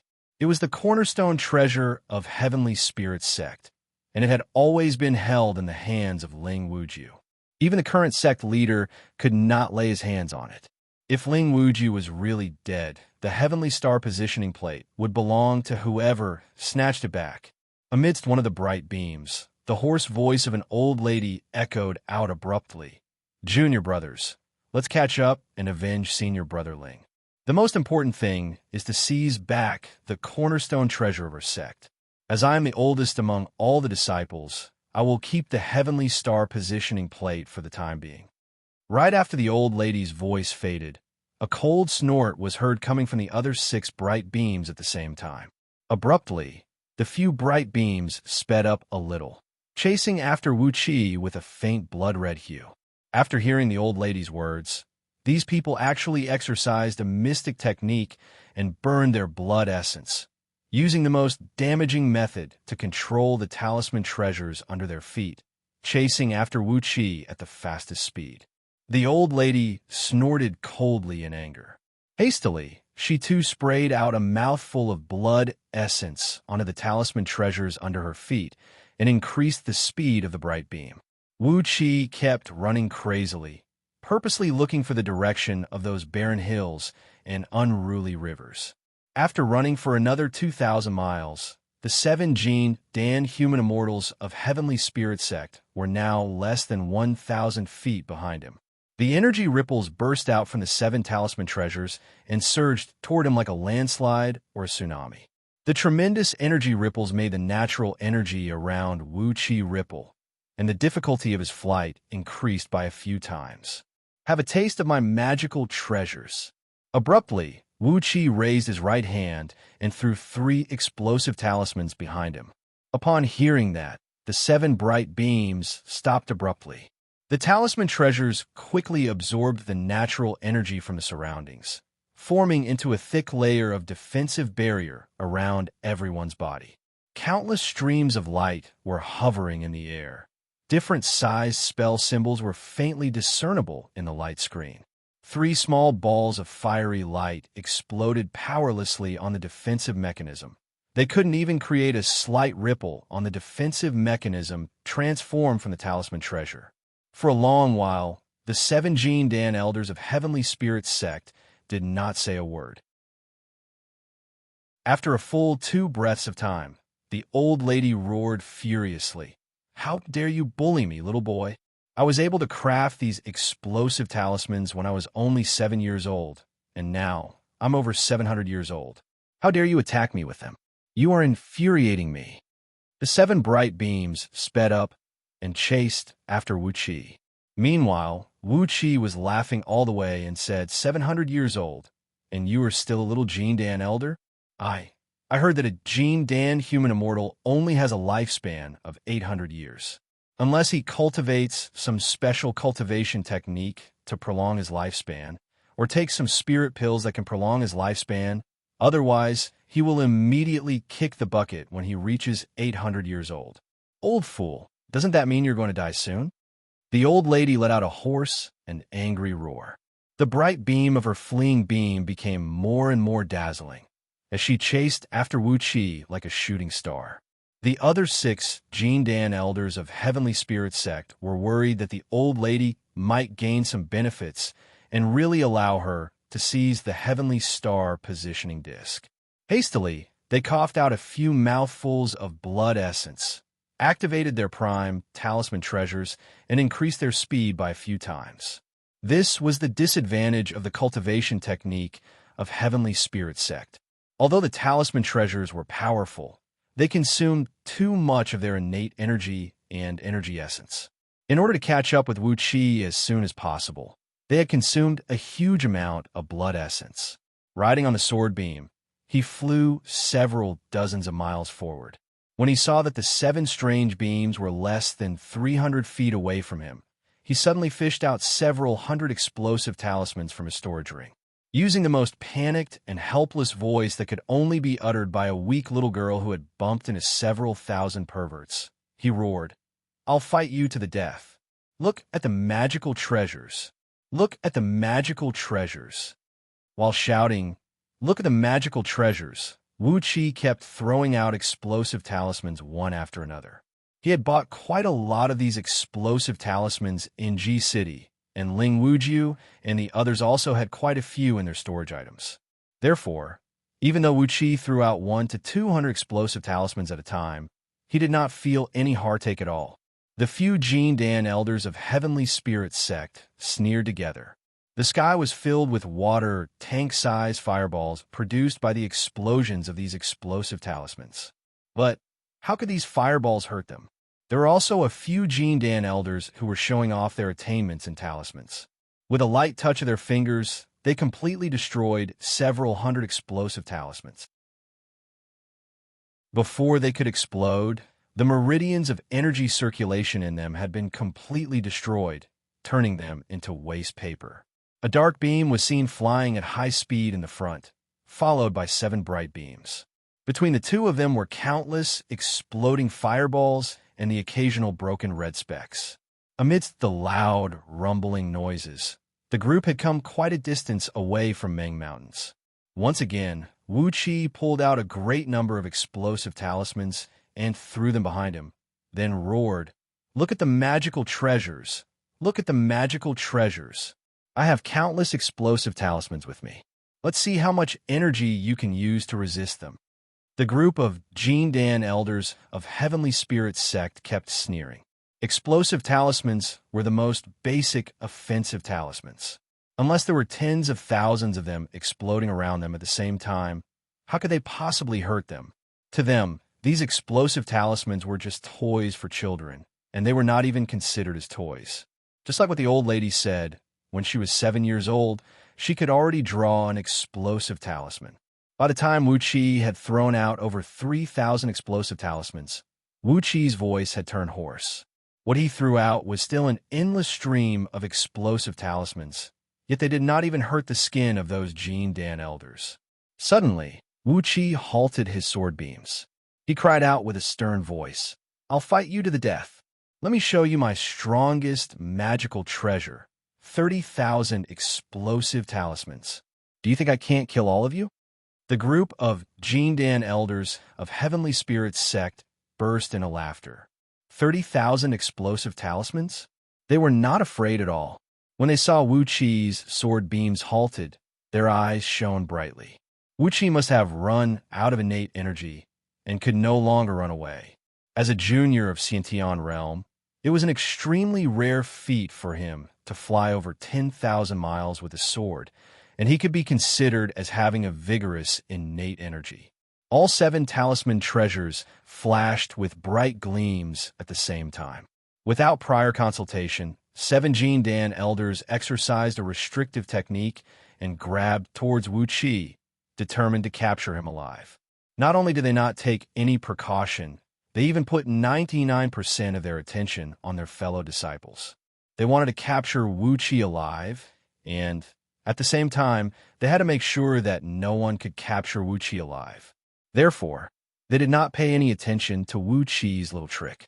Soundlessly, the cold electric mirror emerged behind Wuqi's back, and several hundred tiny electric arcs tore the void apart soundlessly. Amidst a faint gleam, the gold coin shot up into the sky, shooting out from the eye of the coin and piercing towards the talisman treasures beneath their feet, weakening the connection between their divine sense and talisman treasures. Amidst a blinding golden gleam, the gold ingot flew up into the sky, transforming into a small golden mountain, measuring several hundred feet in circumference, and smashed down from above. Although it weighed several 100,000 kilograms, it was still quite a deterrent. The strong wind brought up by the gold ingot made the clothes of the 7 elders flutter violently, while their bodies, together with their talisman treasures, were forced to descend by a few feet. After that, the sword of Greedy Wolf came whistling out. Accompanied by a jarring howl of a wolf, 7 pitch-black wolf heads opened their big mouths and bit towards the vital parts of the 7 elders. Finally, the silver lotus flew up soundlessly with an indescribable elegance, tightly wrapping around Wuxia and protecting him within its stamen. A soundless explosion rang out, as the bright light shrouding the 7 Jin Dan elders shattered abruptly. The electric arcs unleashed by the cold electric mirror had shattered their defensive light and ripped their bodies into pieces. 4 early-stage Jin Dan elders did not even have the chance to let out a snort before their bodies were ripped to shreds, leaving only 4 Jin Dan stones behind. A bright gleam shone from the gold ingot, as 6 talisman treasures fell quietly to the ground. The gold ingot came pressing down heavily. The other 3 Jindan elders, whose fleshly bodies only had a small part of their bodies ripped apart, let out a miserable howl as they were smashed down by the gold ingot. Apart from a skinny and withered old lady, the other 2 Jindan elders had more than half of their fleshly bodies ripped apart. The sword of Greedy Wolf thrust forward with a jarring whistle, wiping out the blood and chi essence of 6 Jindan elders, who had their fleshly bodies ripped apart. 6 Jindan stones were rolled up by the sword beam, falling into Wuxi's hand.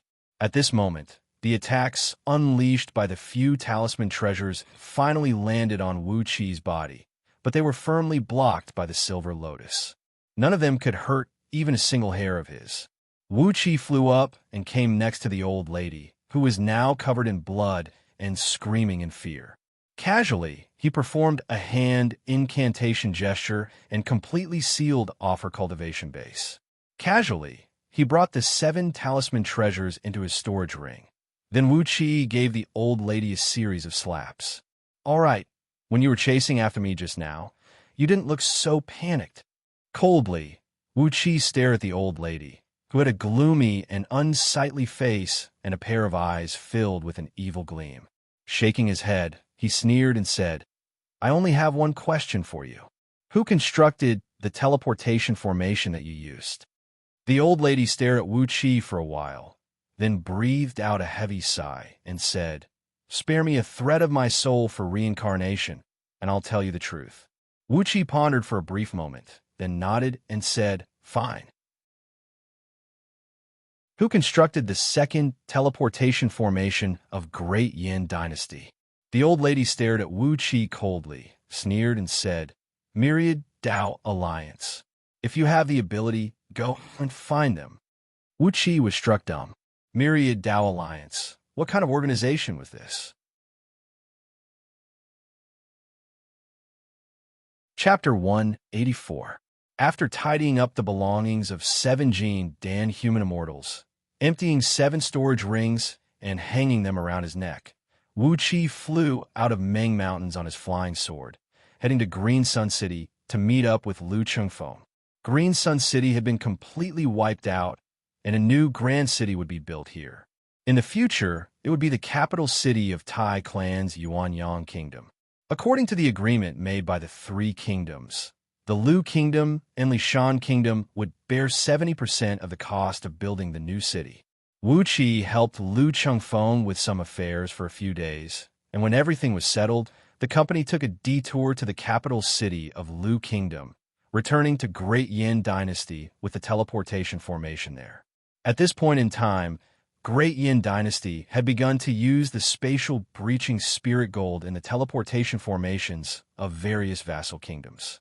When Wuxi and his company returned to G City, the amount of natural energy consumed by the teleportation formation had been reduced by 100 times. As a result, the teleportation formation, which consisted of several thousand people, did not need to replace any energy stones. When they walked out from the teleportation formation, located in the southwestern Barbican of the Imperial Palace of G City, a heavy snow was falling from the sky. The snowflakes kept falling onto Wuxi's body and head, and the cool snowflakes made Wuxi's spirit feel refreshed. He took a deep breath and breathed out a mouthful of baiqi, sending it flying far away.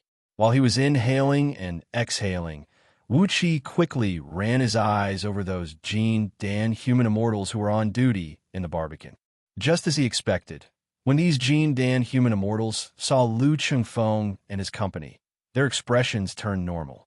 But when a few of them saw Wuxi, their faces turned stiff abruptly. Some of them even tried to suppress their emotions, but still, Wuxi could clearly sense the killing intent in their hearts. According to the old lady from Heavenly Spirit Sect, who was captured alive and interrogated by Wuxi, these Jindan human immortals should be the people from Myriad Dao Alliance of Great Yin Dynasty. They should know that Heavenly Spirit Sect had sent Elder Jindan to hunt down Wuxi. Therefore, when they saw Wuxi return to G City safe and sound, they were so surprised and revealed a murderous intent toward Wuxi. Myriad Dao Alliance was a loose alliance formed by the strongest group of cultivators from 13 immortal Dao sects of Great Yin Dynasty. Putting aside the Heaven-Breaking Sword sect, which was established only 600 years ago, a few of the 13 immortal sects of Great Yin Dynasty were established since the founding of Great Yin Dynasty.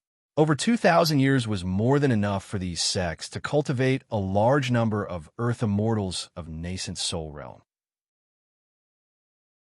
According to the law of Great Yin Dynasty, when a new Earth Immortal of nascent soul realm was born in any sect, he or she would have to leave his or her original sect and join the Cloud Swallow Pavilion of Great Yin Dynasty, becoming a sinecure of the Imperial Clan of Great Yin Dynasty. According to the way Great Yin Dynasty strictly controlled the immortal sects, among these Earth Immortals, 60% of them had the bloodline of Great Yin Dynasty's Imperial Clan. Therefore, they were easy to control. Meanwhile, among the other 40%, over 20% came from the clans of Jingku, Qin Weiyang, Gao, Jinli, and some other influential ministers. Their loyalty was beyond doubt. However, there were still nearly 20% of Earth Immortals who did not belong to the Imperial Clan, nor did they come from influential clans. Just like Nieyanu, her childhood sweetheart and first love who died inexplicably, these Earth Immortals were born as commoners. However, because of their outstanding innate talent in cultivation, they were chosen to join the Immortal Dao sects. In their sects, they were often suppressed by their fellow disciples who came from the Imperial Clan and influential clans. Some of them were even nearly assassinated. After going through untold hardships and attaining the cultivation base of Earth Immortals, these people were all men with unswerving willpower and outstanding innate talent. It was imaginable how difficult it was for Great Yin Dynasty to completely control these people. Although these people had left their own sects, there were always disciples who had a close relationship with them.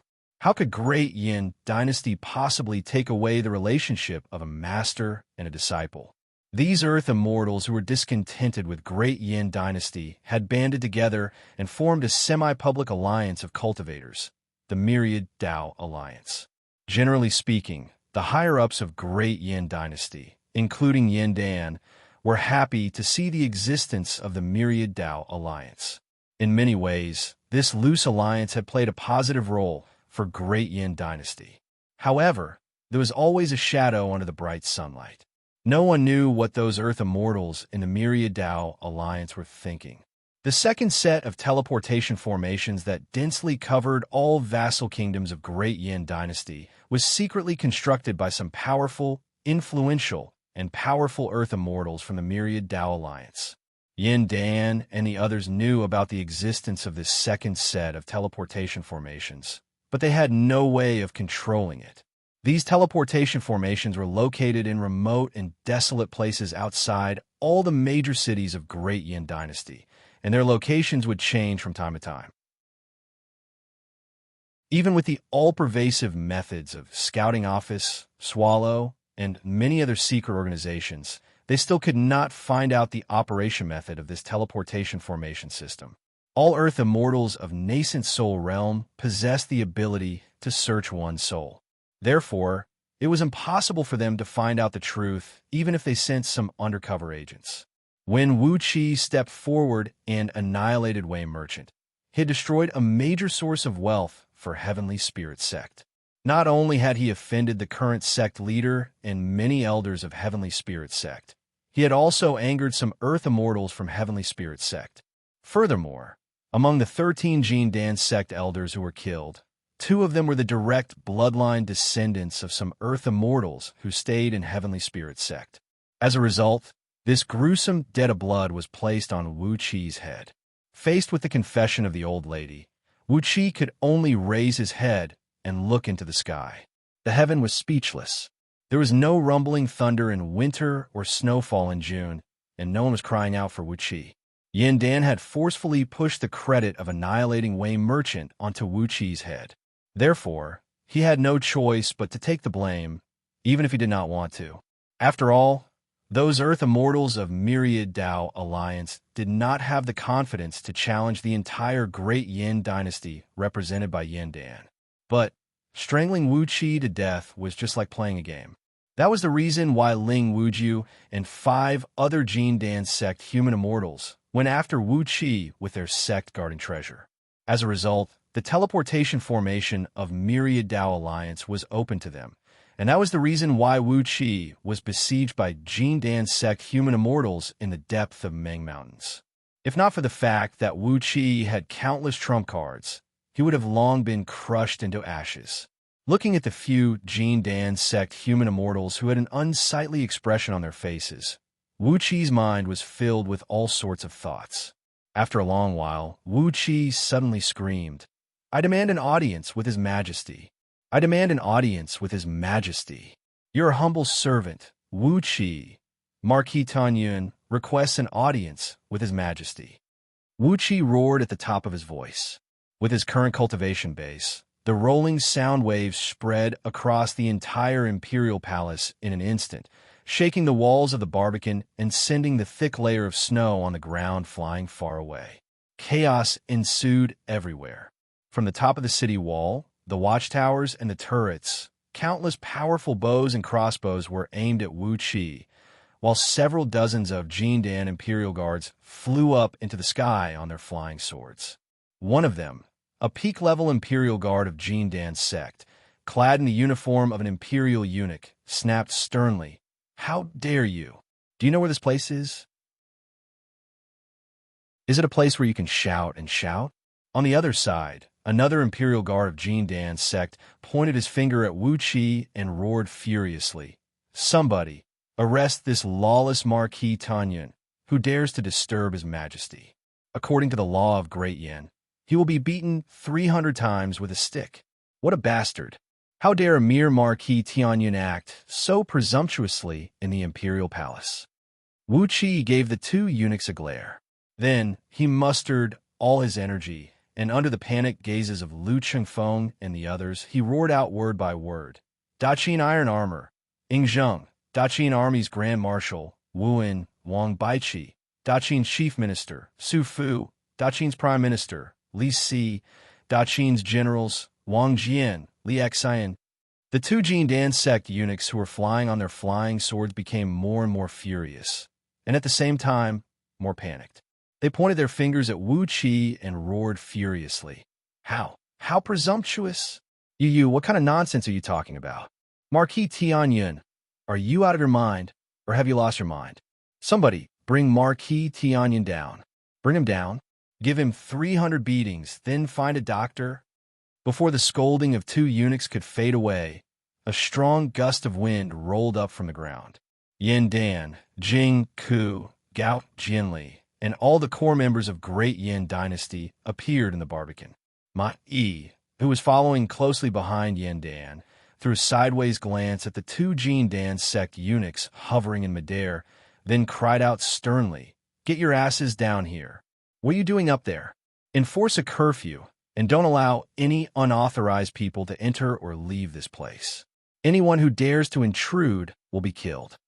A large group of secret agents of Great Yin Dynasty, who were under the direct control of Gao Jinli, arrived at the Barbican. They replaced the guards and took over the defense of the Barbican. Apart from Wuxia and Lu Chengfeng, all the other attendants were driven out of the Barbican. When the surrounding area was cleared, Yin Dan came before Wuxia. With a gloomy face, he stared at him and cried out in a low voice, "What did you say just now? Wuxia, you little rascal, what nonsense are you talking about?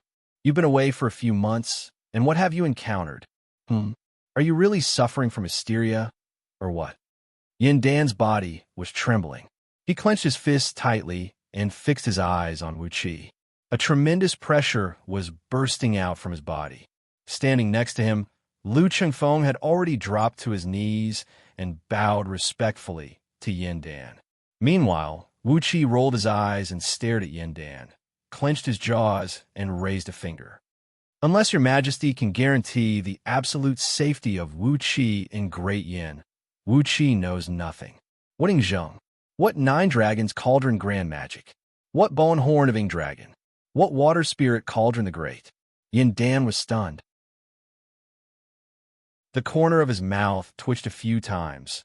Then he said coldly, "Who wants to kill you?" Wuxia looked at Yin Dan and snorted coldly. "I don't know who wants to kill me in Myriad Dao Alliance, but Heavenly Spirit Sect has sent someone to hunt down Wuxia. I believe your majesty does not know about this, but I hope something like this will not happen again in the future." Without being urged by Yin Dan, Wuxia used the most concise words to tell Yin Dan about how he was hunted down by the elders of Heavenly Spirit Sect in Meng Mountains.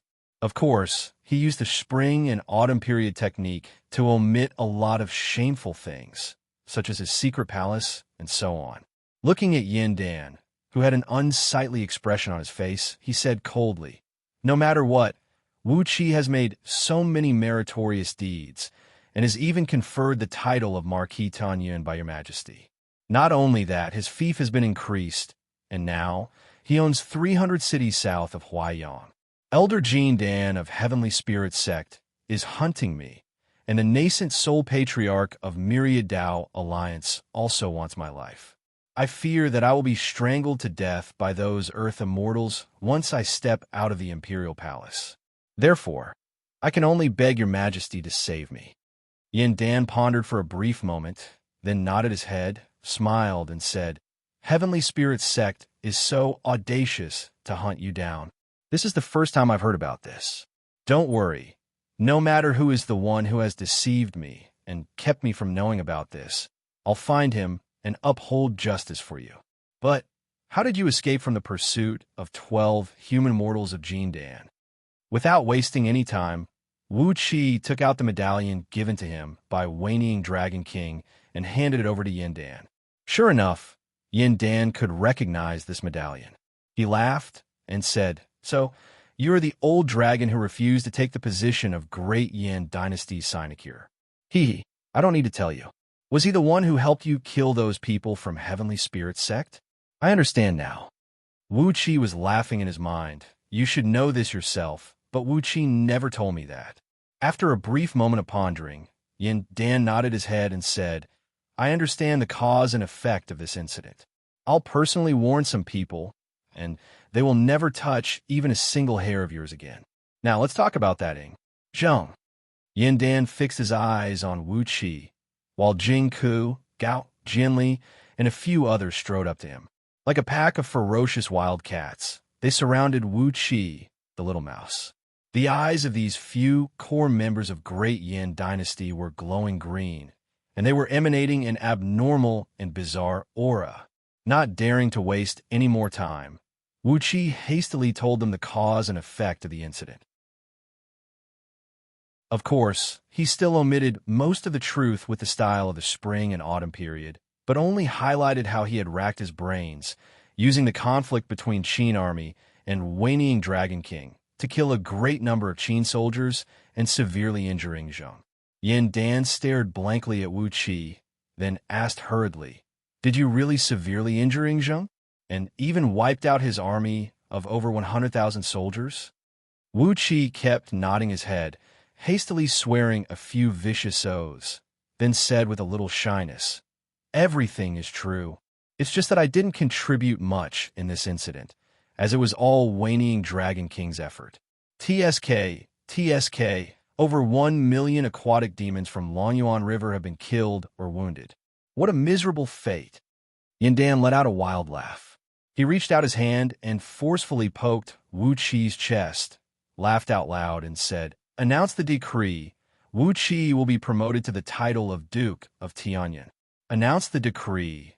Whoever kills 10,000 soldiers of Qin Army will be conferred the title of Marquis, and whoever kills 100,000 soldiers of Qin Army will be conferred the title of Duke. Those who severely injure the Emperor and his ministers of Qin Army, and those who kill the famous generals and ministers of Qin Army will be rewarded handsomely." Wuxia immediately stuck out his chest. He was conferred the title of Duke just like that.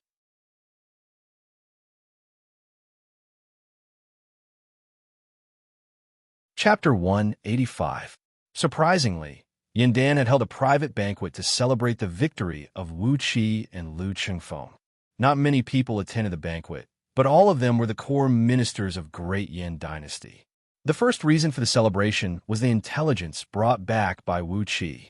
Yin Dan did not take the loss of Qin army seriously, as the death of over 100,000 soldiers could not affect the strength of Qin Dynasty. Therefore, Yin Dan did not take this army seriously either.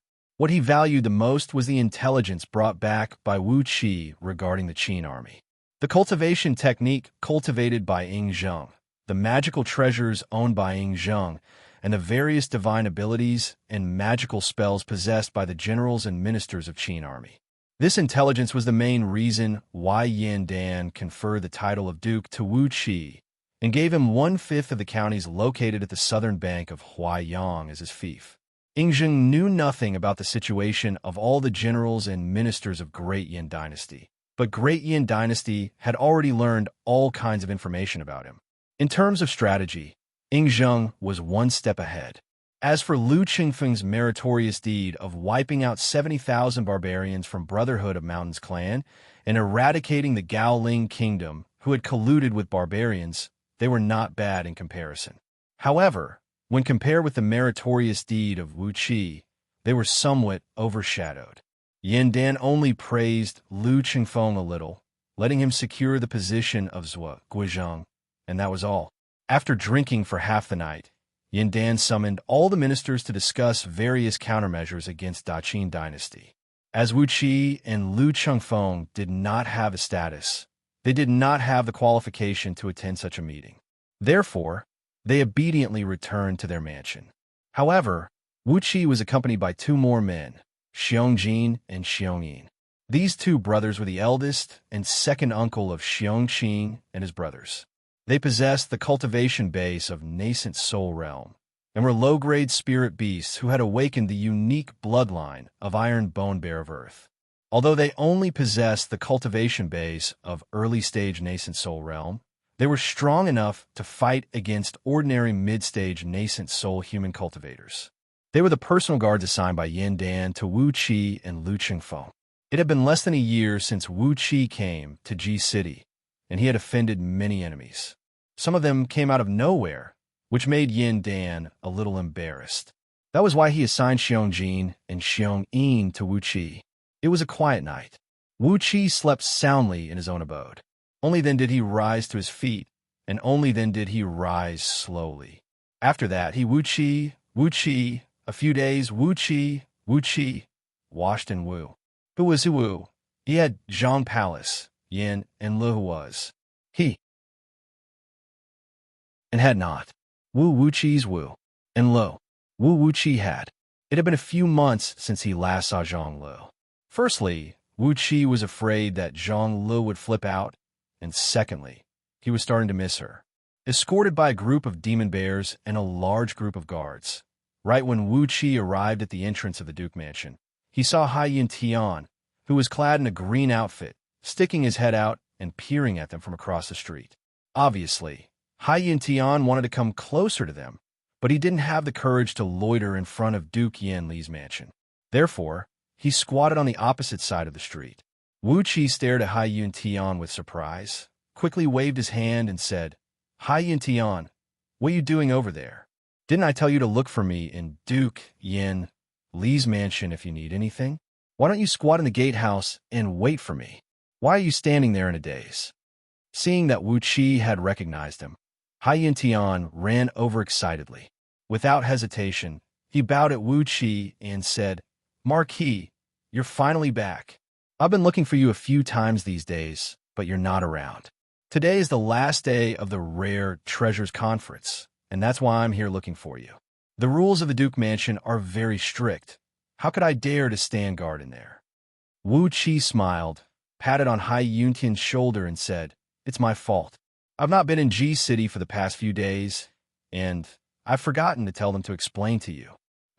What is this Rare Treasures Conference? What does it mean by the last day?" Hai Yin Tian hurriedly smiled and said, "This Rare Treasures Conference is an incredible event. You're a cultivator, and this Rare Treasures Conference is a conference that specializes in auctioning all kinds of rare and precious treasures that can be used by cultivators, and also some rare and precious items that we can't identify. It only happens once every 10 years, and each conference lasts for 1 month. Today is the last day, and it's also the best day to auction all kinds of rare and precious items. Wuxia was startled. Then he quickly asked Xianxia for the details. Only now did he know that although there was a market of 4 Cs in G City that sold all the rare and precious items under the heaven, it was mainly targeted at ordinary merchants and those itinerant cultivators who didn't belong to any sects or sections. There were many rare and precious items that were sold there, but the true supreme-grade rare and precious items could only be found in the Rare Treasures Conference that was held once every 10 years. In the Rare Treasures Conference, all the merchants, influential clans, immortal sects, and powerful cultivators of Great Yin Dynasty would participate in this conference that was held once every 10 years. Some rare and precious items that couldn't be found in the market of 4 Cs would only appear in the Rare Treasures Conference. In the last Rare Treasures Conference, one of the most precious treasures was an acquired spirit pearl condensed from gold element energies. In the end, it was exchanged by the general of Great Yin Dynasty, Yu, with 30 cities as his fief. Wuqi's eyes lit up. He already had the acquired spirit fire bead and the acquired water bead, and now he had another acquired spirit bead condensed from the gold element Qi. Didn't the heavens want him to gather a set of acquired 5 elemental treasures? Had General Yu bought this acquired spirit pearl? Wuqi immediately felt relieved. When he was free, he would pay a visit to Yu Yi's house.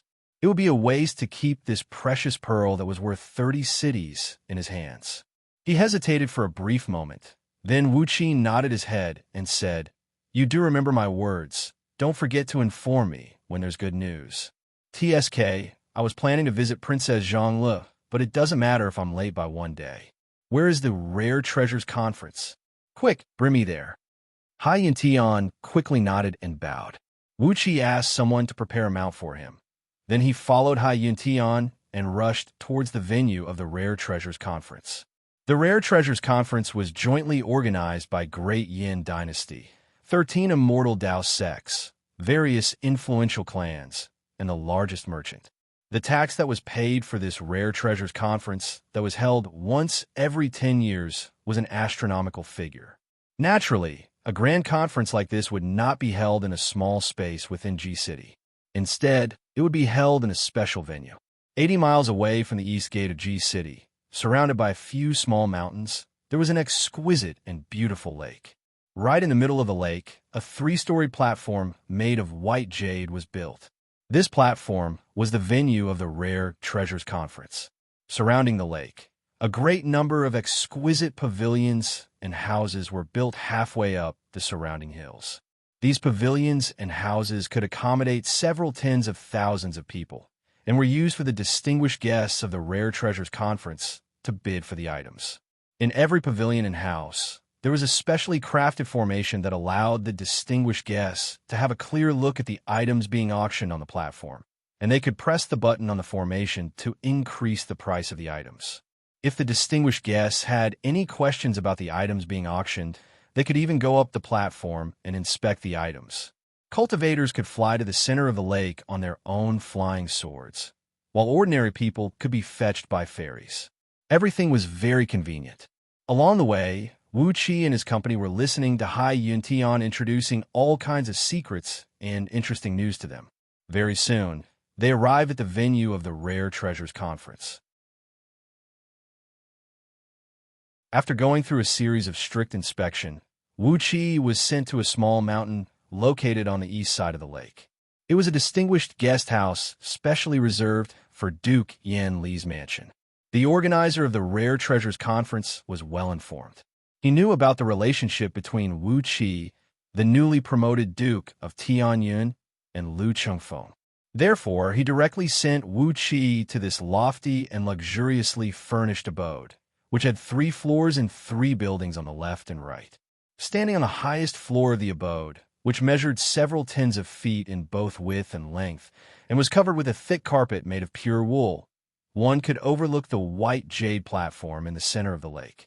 The small-scale formation used for the auction was hovering right in the middle of the terrace and could move according to the will of the guests. On the outer shell of the small-scale formation, which was forged with purple gold, there were 5 buttons made from 5 colored crystals, representing the increment of 1,000 gold coins, 10,000 gold coins, 100,000 gold coins, 1,000,000 gold coins, and 10,000,000 gold coins, respectively. If the owner of the treasure couldn't be decided even after the increment of 10,000,000 gold coins was raised, the guest could press a button made from a black crystal next to it and contact the host of the auction directly. Then, the host could use an vein, a city, or even a piece of land to trade for the treasure. Listening to Xianxia introducing the rules of the auction and the value of those crystals, Wuxia couldn't help but break out in a cold sweat from his back. With his little wealth, what could he buy in this place? After glancing around for a while on the terrace, Wuxia found out that all the pavilions around this abode belonged to those top-notch nobles of Great Yin Dynasty. On the left was the abode owned by Duke Xianxia, the right supervisor of Great Yin Dynasty. A little further up, on a hillside about 200 feet higher than Wuqi's abode, was the abode owned by Prince of Run, Xianxia. While listening to Xianxia introducing the ownership of the abodes nearby, Wuxia suddenly saw Princess Zhang Lu walking slowly towards him, surrounded by a group of palace guards. She looked a little haggard. Surrounded by a group of palace guards, she was walking slowly towards him. Wuxia was struck with great joy. Without hesitation, he sprung into the air, kicked the bamboo with the tip of his feet, and leaped towards Princess Zhang Lu like a gust of wind. When he was still several hundred feet away from Princess Zhang Lu and the people around her had raised their heads up. When they saw that it was Wuxia, all the palace guards who were about to draw their blades stopped their attacks. Suddenly, a joyful look emerged on Princess Zhang Li's haggard face, and a smile that she couldn't conceal emerged on her face. But in the blink of an eye, she clenched her jaws, stomped her feet, placed both hands on her waist, and stared at Wuxia with her puffed nose and glared at him. She put on an expression that said, "I'm very angry, and you can do whatever you want to do to make me happy." Wuxia chuckled and was about to greet Princess Zhang Lu, but suddenly a faint dragon roar was heard. Suddenly, a handsome young man came out from behind Princess Zhang Lu.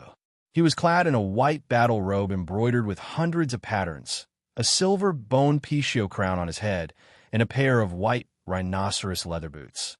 His face looked like a silver basin, his eyes bright like the stars, and his entire body was covered with a layer of snow white, so white that it was dazzling to look at.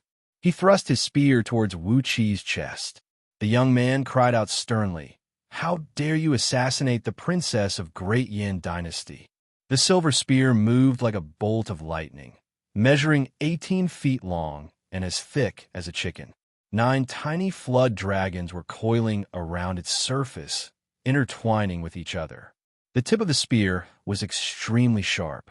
A faintly discernible silver gleam shot out a few feet from the tip of the spear, accompanied by a whistling sound that made one's eardrums ache. Almost at the same time, when the spear was thrust out, it had arrived before Wuxia. The spear left a several hundred feet long silver beam in the air. The tip of the spear nearly pierced through Wuqi's body, while the tail of the silver beam was still coiling in front of Princess Zhang Lu. The eyes of the handsome young man who thrust out the spear were cold and gloomy.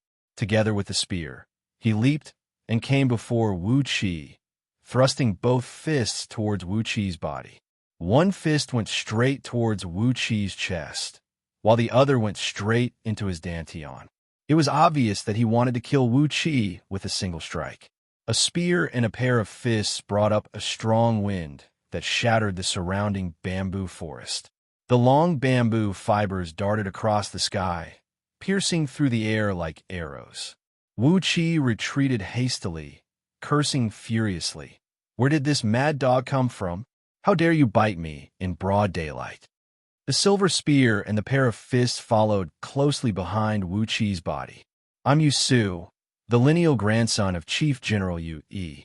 People call me Silver Flood Dragon. How dare you, assassin? Bow down and die now." Wuqi's face turned cold. He snorted coldly and said, "Yu Yi's lineal grandson? Get lost now." Abruptly, Wu Qi's body fell backward. Then he gave a powerful kick with his right leg.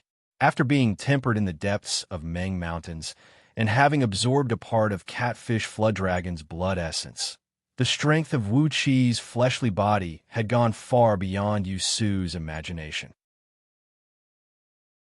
His movement was frighteningly fast, like an antelope hanging its horns, and without a trace, he thrust his leg out and smashed it viciously on Yu Su's lower abdomen. A miserable howl rang out, and blood sprayed in all directions.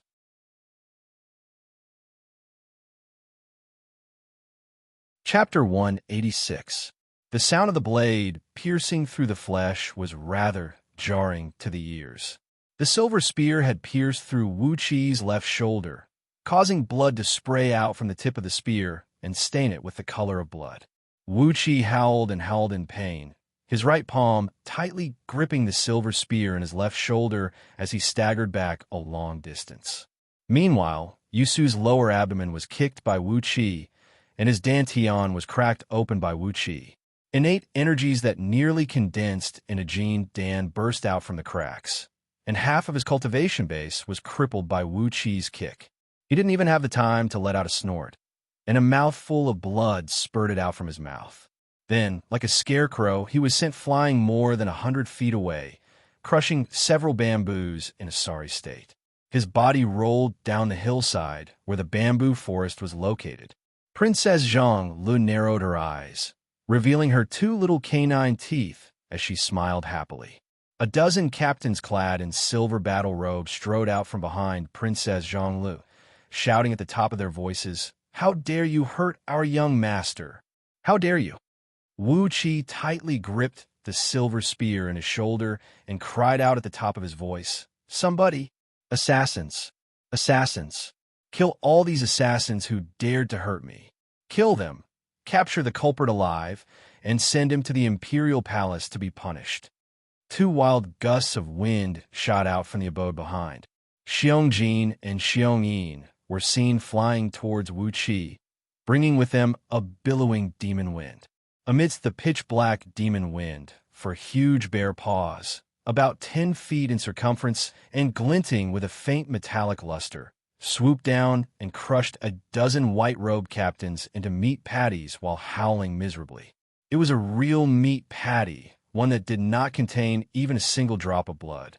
All the blood had been forced out of their bodies by the huge explosive force.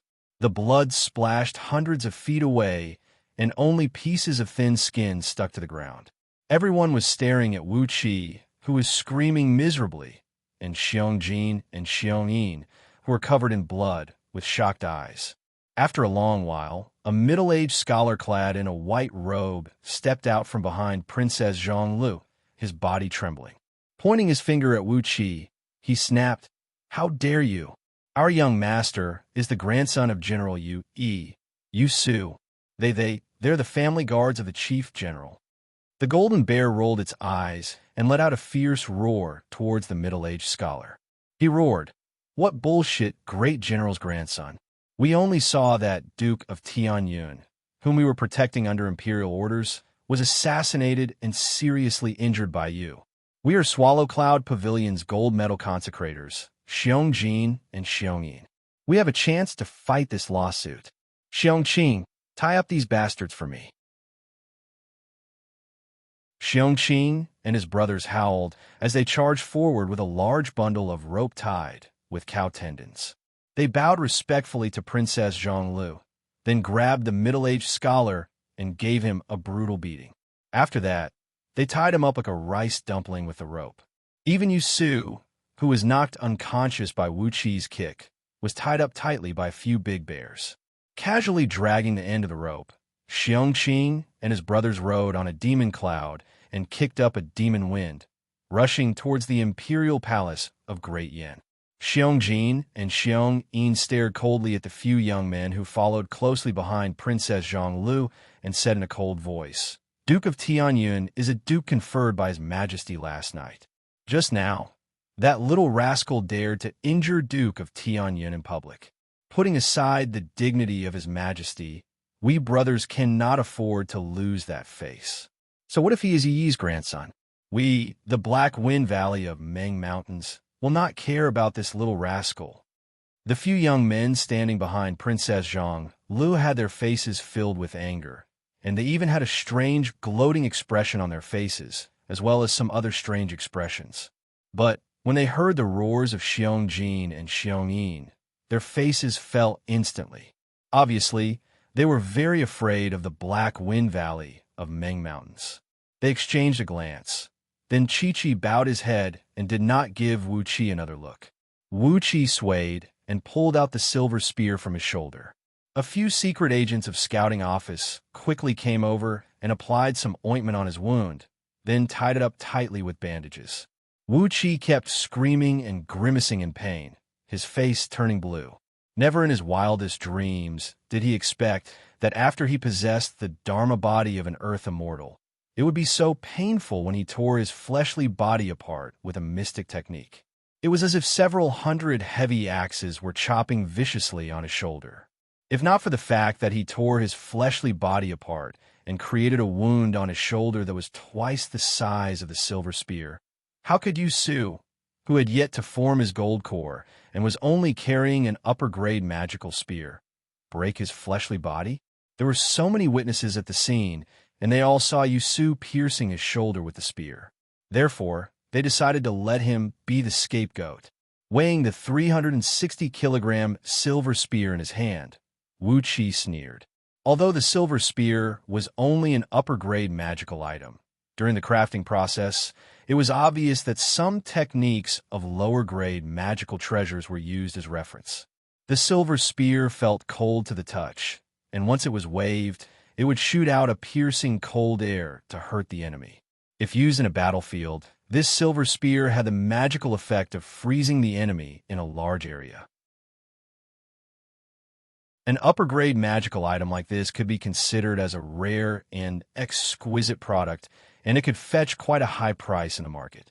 Turning his head and nodding at Yin Bugue, who was following behind him, Wuqi sneered and said, "Everyone has seen it. This is the weapon used by the assassin to kill me. Naturally, I have to confiscate it." Casually putting the silver spear into his storage ring, Wuqi walked towards Princess Zhang Lu with a slightly messy pace, his entire body stained with blood. "Your Highness, Wuqi returned to Ji City today. Initially, I was going to look for you in Garden of Zhonglu outside the city, but when I heard that you're coming to the Rare Treasures Conference, I immediately came here and waited for you. I never expected that there would be such a ruthless assassin following Princess." Princess Zhang Lu frowned as she stared at the wound on Wuqi's left shoulder. With a gloomy expression, she said that Yu Su is the grandson of Chief General Yu Yi. Recently, he has been pestering Zi Xian everywhere. I never expected that he is such a cruel and merciless man. Bai Zhuer, from now on, don't let Yu Su come near Garden of Zhonglu in the Imperial Palace. If he dares to show his face, break his legs. Are you all right? Princess Zhang Lu came next to Wuqi, pulled his sleeve, and asked him with a fierce tone where he had been during the past few days. Wuqi did not try to hide anything, and told her everything that had happened to him during the past few days. Apart from the fact that he had opened up a secret cave, he told Princess Zhang Lu everything, including how he tangled with the Qin army, and how he brought Wanying Dragon King to besiege the Qin army's campsite. He also told her how Lu Chengfeng plotted and annihilated an elite army of 70,000 soldiers from Brotherhood of Mountains clan, and how he wiped out the Gao Ling kingdom, which had colluded with the barbarians. Princess Zhang Lu was fascinated by the story. She had never left Ji City for her entire life, and when had she ever encountered something so exciting and thrilling? The enormous water system of Longyuan River, the magical flood dragons, the mighty Qin army, the legendary item of virtue, the universal water spirit's divine cauldron of Yu the Great, everything was so magical. Princess Zhang Li's anger towards Wuqi for not seeing her for a long time had completely vanished. She kept pulling Wuqi's sleeve, and her body was almost pressed against Wuqi's, while she kept asking, "What happened after that? What happened after that? Is that Zheng really so formidable?" And so on. The few young men who followed behind Princess Zhang Lu had their faces turned extremely unsightly. They exchanged glances, then turned to look at Wuxia as if they were looking at their mortal enemies. Wuxia could sense the malicious intent in their eyes. He turned his head and gave them a glance, then shook his head mockingly and casually threw a middle finger at them.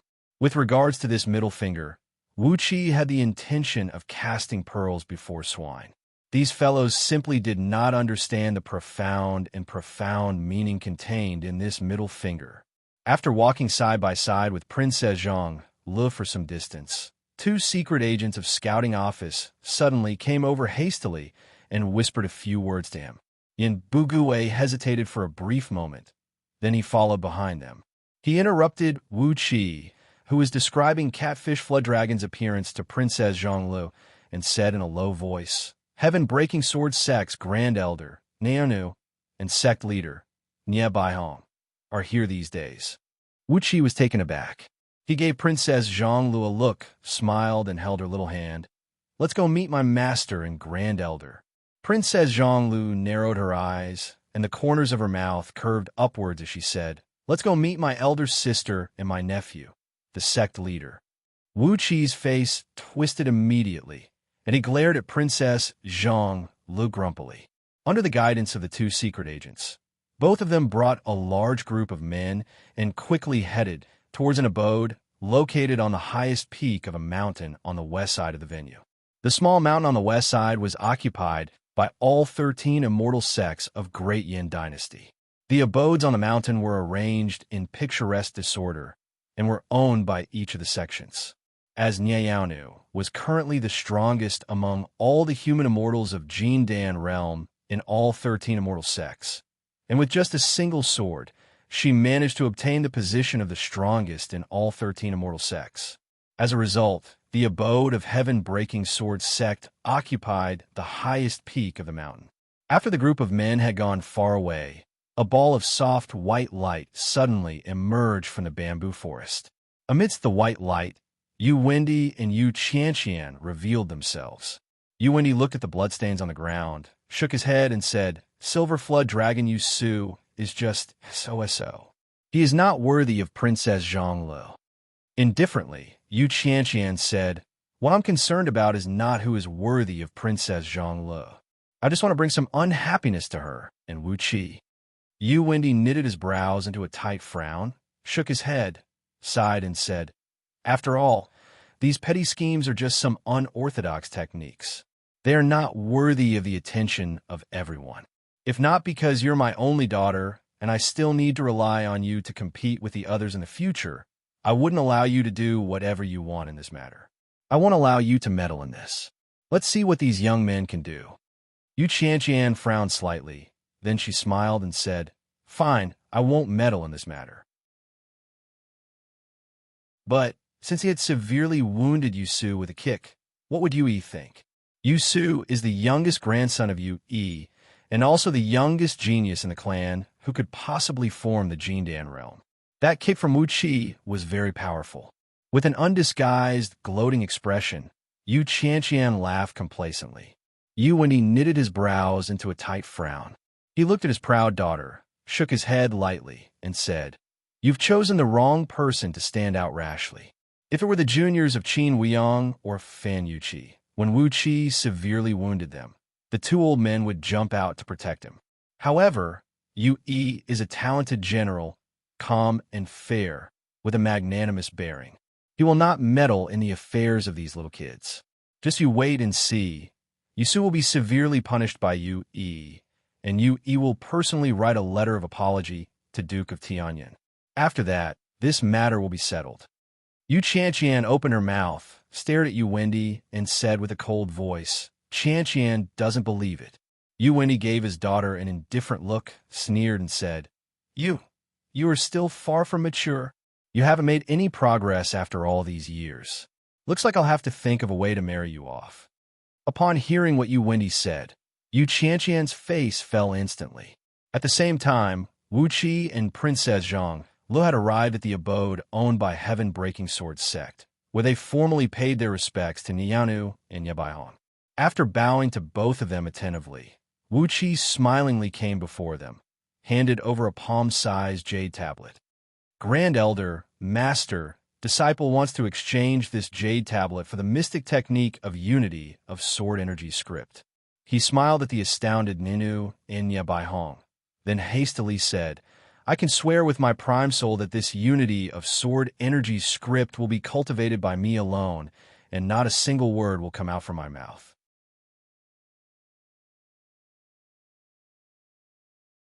Chapter 187. Both Ninu and Nye Baihong were struck dumb by the fact that Wuxia requested to learn the unity of sword energies script the moment they met. After sizing up Wuxia for a long while, Nyeyanu smiled and said, Wuxia, the unity of sword energy script is a supreme sword technique that can only be cultivated after one has condensed the Jindan. It is a technique that condenses the sword energies and sword beams found in the 5 elements sword technique, which contains all 5 elements, into the purest sword energies under the heaven, without any element. It is invincible and invincible. With your current cultivation base, it is still too early for you to learn it. Nye Baihong's answer was even more straightforward.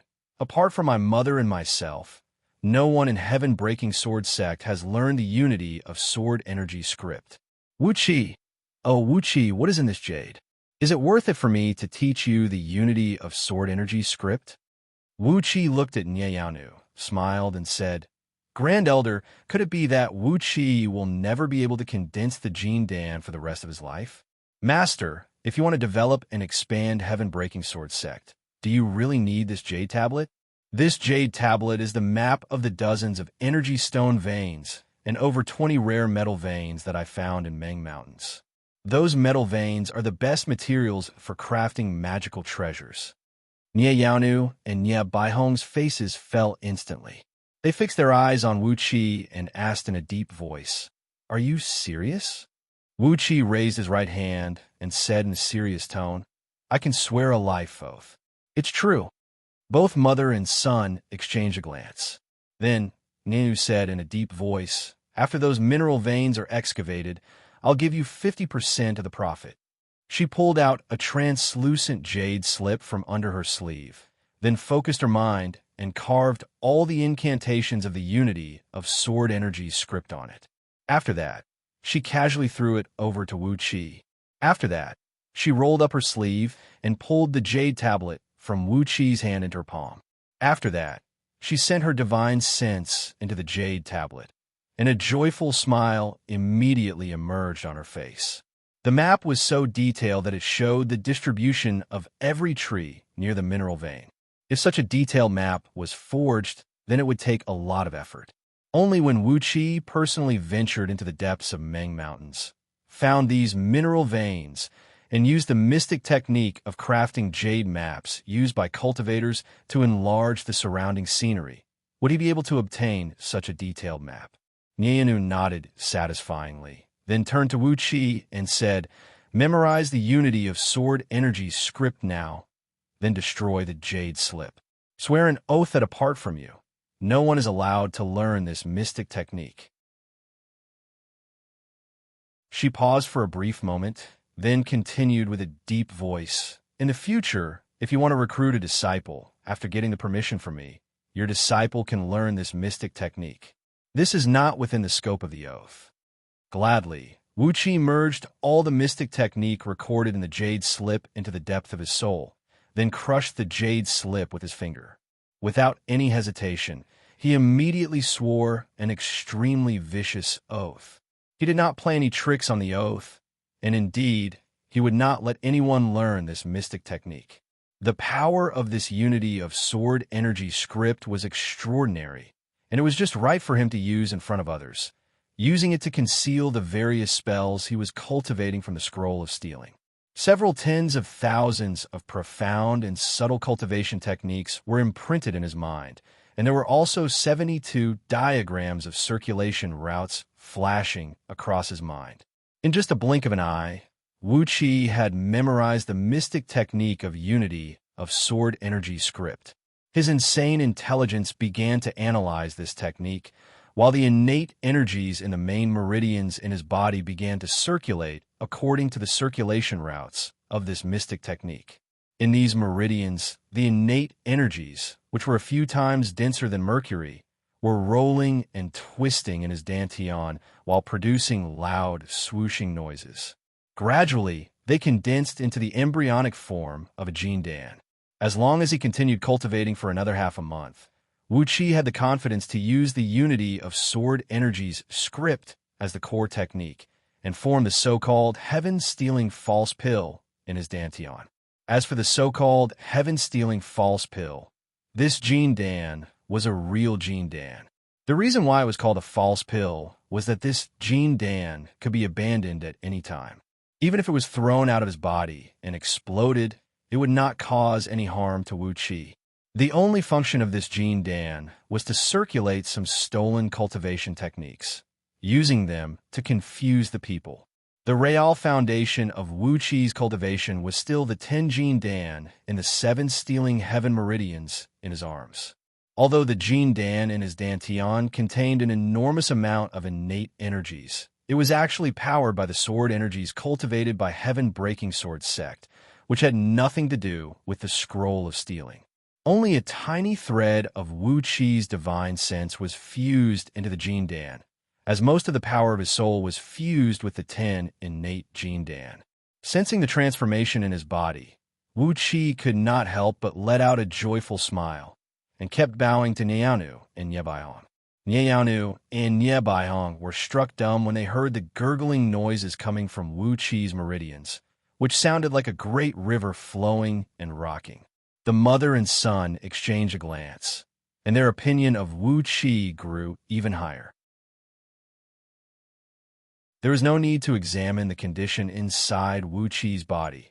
Just by listening to the gurgling noises of his innate energies, they could tell that his meridians were extremely wide and tough, and had been fully filled with innate energies.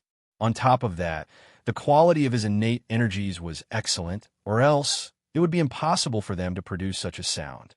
Perhaps, after Niebaihong, heaven-breaking sword sect would have another formidable force. Nieyanu nodded her head happily and began to make other plans. At this moment, a few gurgling noises were heard coming from the outside, as all the organizers of the Rare Treasures Conference flew down to the Jade Dais located in the center of the lake. Today was the last day of the Rare Treasures Conference. At the moment when the sun in the east had completely leaped out from the horizon, the conference officially began. Wuxia and Princess Zhang Lu did not return to their own abode. Together with Nianu and Niebaihong, they stood on the balcony of heaven-breaking sword sect's abode, looking down at the Jade Dais located in the center of the lake. They saw a few old men clad in white clothes and wearing tall hats standing solemnly in the center of the Jade Dais. On top of the Jade Dais were nearly 100 cultivators, whose cultivation base was at least middle stage of Jin Dan realm, and the strongest one was a cultivator that Wuxia could not see through. Nieyanu shook her head and said, a few old fools from Myriad Dao Alliance are here. Look at those few men clad in light green long robes. They are the elders of Myriad Dao Alliance. Lord Heavenly Spirit is from Heavenly Spirit Sect, and he is the founding ancestral master of Heavenly Spirit Sect. Layman White Dawn is from White Dawn Temple, and he is the founding ancestral master of White Dawn Temple. The other 3 are not as important as them, but they are also formidable figures from Myriad Dao Alliance. Nieyanu turned to look at Wuxia, smiled, and said, Wuxia, perhaps you don't know the background of Myriad Dao Alliance? Myriad Dao Alliance is... With a gloomy face, Wuxia interrupted Nieyanu's words. He stared at Lord Heavenly Spirit, who was standing solemnly on the Jade Dais, and said with a cold grin, I know what Myriad Dao Alliance is. Lord Heavenly Spirit is the founding ancestral master of Heavenly Spirit Sect. I heard that 2 of the 13 Jin Dan elders of Heavenly Spirit Sect, who were executed by His Majesty, are his great-grandsons? Nieyanu smiled. Thoughtfully, she turned to look at Xianxia and Xianyin, who were standing closely behind Wuxia. She nodded her head and said, Yes, you are. Wuxia smiled as well. He pointed his finger at Lord Heavenly Spirit and said to Princess Zhang, "This old fool had sent his disciples and grand disciples to Meng Mountains to hunt down Wuxia. But in the end, they were all chopped into meat paste by a group of subordinates of Wanying Dragon King. Wuxia has a deep grudge against him. Princess, you have to be careful in the future." Princess Zhang Li's face turned extremely unsightly. She stared at Lord Heavenly Spirit, nodded her head slowly, and said, "Is that so? I understand now. Humph, Heavenly Spirit's sect. They colluded with Wei Merchant and conspired against the law, trying to rebel against their superiors. TSK, Great Yin Dynasty, does not lack these few nascent soul patriarchs of Heavenly Spirit sect." Princess Zhang Li's words were filled with a murderous aura, which made even Nie Yaonu cast a sidelong glance at her. Nie Baihong narrowed his eyes and smiled. If Princess Zhang Lu really wanted to deal with Heavenly Spirit sect, he would be more than happy to see it happen. While the crowd was sizing up the figures on the platform, a small uproar was suddenly heard coming from outside the abode of Heaven-Breaking Sword sect. Just now, when Wuqi and Princess Zhang Lu came into the abode to pay their respects to Nie Yaonu and Nie Baihong, those descendants of influential officials and young men of Great Yin Dynasty standing behind Princess Zhang Lu were stopped by Nie Yaonu's trusted disciples. Now, as the meeting was about to begin, and Princess Zhang Lu still had not come out, a few descendants of influential officials had begun to show their displeasure to Nie Yaonu's disciples. Wuqi gave Nie Yaonu a look. Nie Yaonu's face had turned dark and gloomy. Then, Wuqi turned to look at Princess Zhang Lu. Princess Zhang Lu frowned, twitched her little mouth, snorted coldly, and said, "Why are these annoying fellows still outside? Chase them away, and for those who refuse to leave, break their legs and throw them down the mountain. Don't be afraid of death. Great Yin Dynasty may not have many other things, but rascals like them are a dime a dozen. Killing a few of them will make things much quieter." Swaying his huge, pitch-black body, Xianxia walked down the stairs and came to the entrance of the abode. After a few loud slaps that shook the heaven and earth, a dead silence reigned in front of the abode. No one dared to make a sound anymore. Then, Xianxia walked up the stairs with his burly body, crossed his arms in front of his chest, and stood behind Wuqi with a menacing look in his eyes. Princess Zhang Lu laughed. She frowned and said with a puzzled tone, "These people have been annoying for the past 2 days. After Zixian was injured last time, she had just recovered from her secluded cultivation half a month ago. Xianxia brought them to Garden of Zhang Lu for a banquet, and after that they have been pestering Zixian, especially that Su, who was injured by your kick just now. Because he had just led an army and wiped out a vassal kingdom that had the intention of rebelling, he was praised by Grandpa and was even conferred the title of Baron. No matter where Zixian goes, he would follow her. They are really annoying." Wuqi nodded his head thoughtfully. Hastily, he comforted Princess Zhang Lu with a few words, then gave her the gifts he plundered from Catfish Flood Dragon. Princess Zhang Lu was beaming with joy and had completely forgotten about Su and the others. Meanwhile, Wuqi was pondering in his mind, wondering what was the intention of Xianxia by playing such a trick. He had a very bad impression of Xianxia, as she was not a woman who could be liked openly. On top of the jade dais, the few old men clad in white robes and crowns were talking loudly. Their voices were strong and vigorous, and their voices could be heard echoing through the area of 10 miles in circumference. Even those who were standing in the abodes on top of the small mountains could hear every single word clearly. After some pleasantries, a few pretty maidservants came up to the jade dais, carrying a large box made of cold jade in their hands. Today was the 30th day of the Rare Treasures Conference, and also the last day. As such, there was no need to explain all the rules. The few maidservants opened the box, revealing 3 strange flowers, each about 1 foot in circumference and several thousand pure white and translucent petals. They showed the flowers to all the people in the abodes on top of the surrounding mountains, then hastily covered the box. An old man on top of the jade dais cried out with a loud voice, The 1,000-petal snowflower is at least 3,000 years old. It can be used to concoct all kinds of spirit medicines that can cleanse one's spirit, exorcise evil spirits, and detoxify poison. The starting price is 200,000 gold coins, or 200 pieces of lower-grade energy stones. Each increment must be no less than 10,000 gold coins, or 10 pieces of lower-grade energy stones. All the people in the abodes had a profound cultivation base, so naturally, they had an excellent eyesight. Diagonally below Heaven-Breaking Sword Sect, in an abode surrounded by green pines and cypresses, an old man's voice slowly rang out. The 1,000-petal snowflower is a good item. Everyone present here is a knowledgeable expert. Let me throw out a brick to start the ball rolling. Give me a price first. 210,000 gold coins. Nyayanu twitched her lips, laughed mockingly, and said, "Are these people from Valley of Medicine still so stingy? They want to buy these 3 rare treasures with such a small amount of money? Even if I have to bring them back and raise them in the lake, I can't let Valley of Medicine take them away so easily." She took a deep breath, then cried out with a stern voice, 1,000,000 gold coins. I've taken a fancy to these 3 flowers.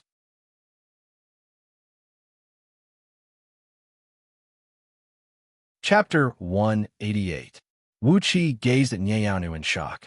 What she did was a malicious bidding. Heaven-Breaking Sword Sect was famous for the sword, and apart from that, only the script of heaven-patching formation cultivated by Lu Chengfeng was the best in the Dao formations. The 1,000-petal snowflower was completely useless to Heaven-Breaking Sword Sect. Therefore, by bidding a sky-high price, she was purposely picking a fight with Valley of Medicine. Inside the abode of Valley of Medicine, the old voice roared furiously, "Nyayanu, what is the meaning of this? What is the use of the 1,000-petal snowflower to your Heaven-Breaking Sword Sect? 1,000,000 gold coins, 1,000,000 gold coins. If you want it, I'll give it to you." Nyayanu laughed out loud and said, "Old Tsung, thank you for your generosity. Since you have said so, the 1,000 petals snowflower belongs to me now. Come, quickly bring me 3,000 petal snowflower. I'll pay for it on the spot." A dead silence reigned inside the abode of Valley of Medicine. No one made a sound. The old man on the platform said slowly, "The Grand Elder of Heaven-Breaking Sword Sect, Nyayanu, bids 1,000,000 gold coins for 3,000 years old 1,000-petal snowflower. Is there anyone else who wants to bid?" A beam of light shone from the platform, and a light screen emerged above the old man's head. A string of numbers appeared on the screen. 1,100,000 gold coins. It was unknown whether it was Valley of Medicine who made the bid again, or someone else had intervened, but this time, no one was stupid enough to bid. Instead, they bid the price using the small auction formation in a well-behaved manner. Apart from the organizer of the convention, no one would know who made the bid by using the auction formation.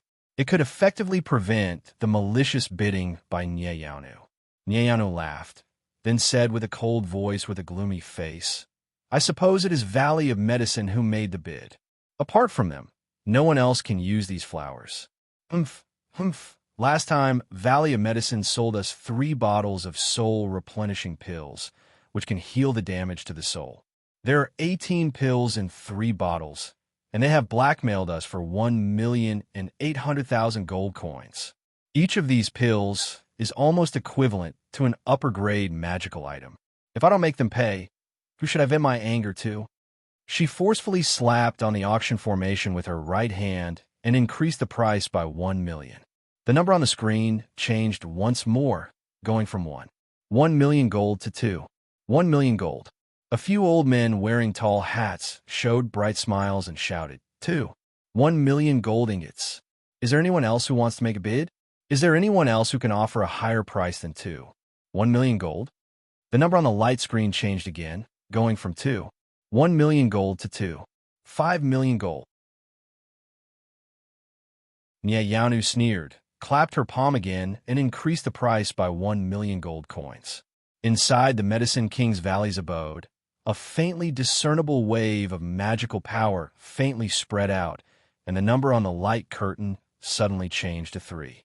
6 million gold. Nyayanu pondered for a brief moment, then reached out her palm and was about to press the button once again. But this time, before she could press the button, the number on the light screen suddenly changed to 4 million gold. A deep, angry roar was heard coming out from the abode of Valley of Medicine. Nyayanu was dumbfounded as she said, Is this old hag being used by someone?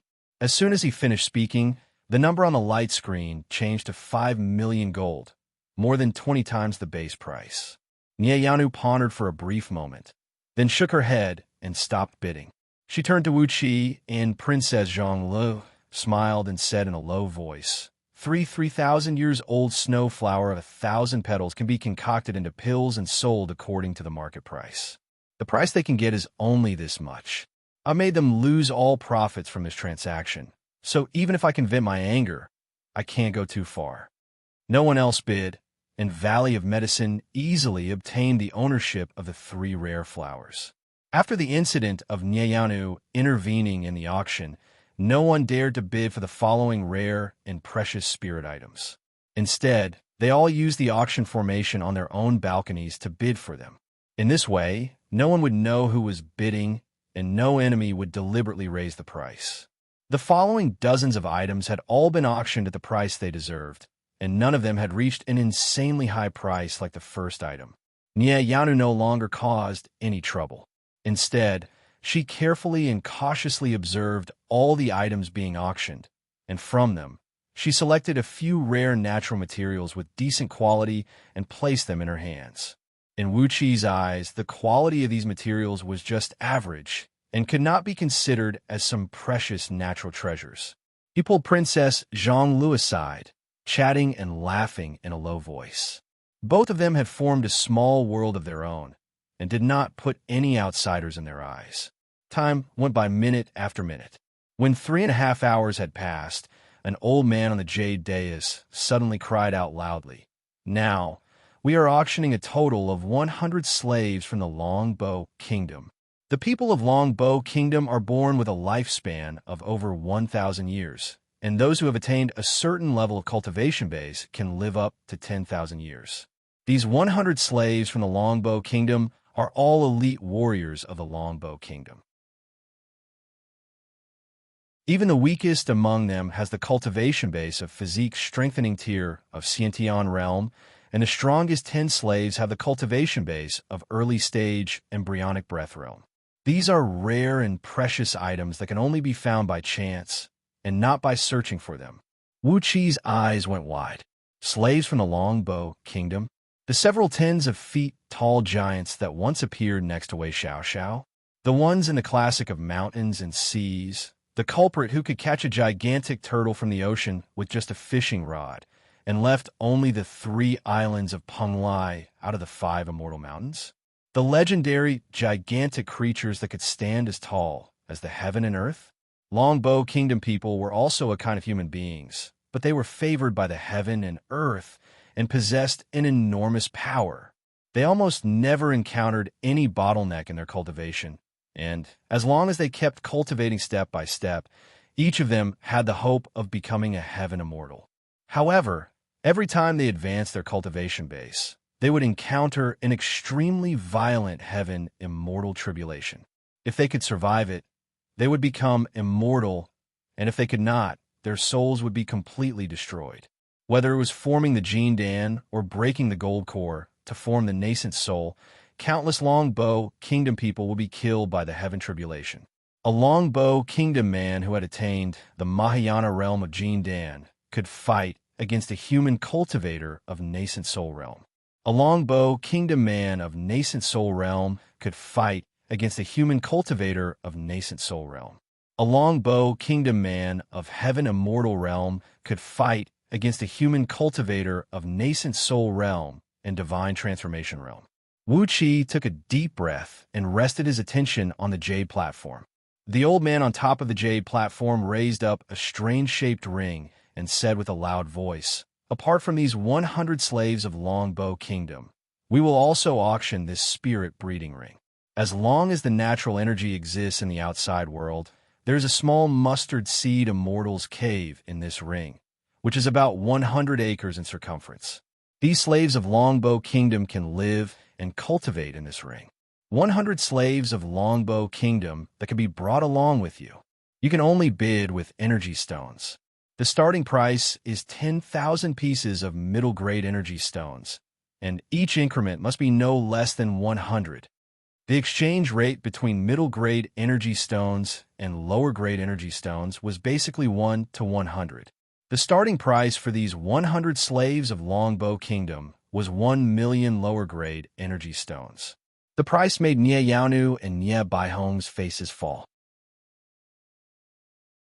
Although Heaven Breaking Sword sect had enough of these slaves, it was controlled by Yin Li, and the private money they had was far from enough to pay the starting price. Wuxi's eyes shone brightly. He gave Princess Zhonglu a look and said in a low voice, "I want these people. I am in need of a capable man." Wuxi's foundation in this place was very shallow. Although he had some money and materials, he did not have a capable man. Xiangjin and Xiangyin were sent by Yin Dan to protect him, and they had nothing to do with him. Among these 100 slaves of Longbow Kingdom, 10 of them had cultivated to the realm of Jin Dan, and they were of great use to Wuxi.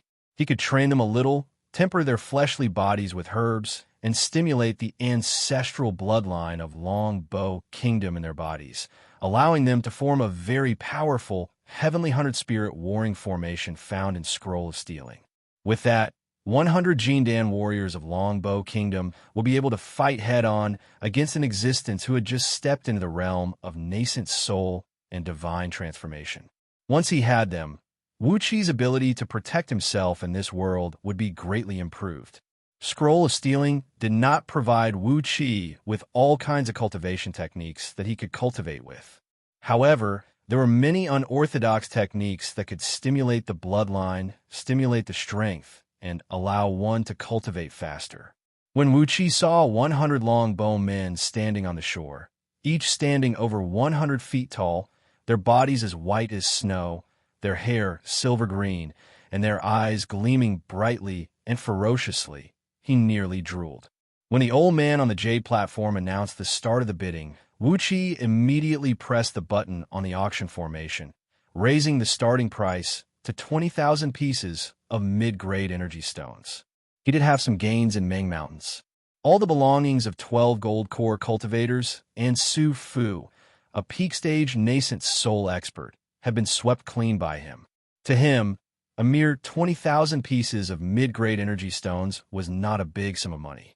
However, the number on the screen was changing rapidly, and in just a blink of an eye, it had risen to 50,000 mid-grade energy stones.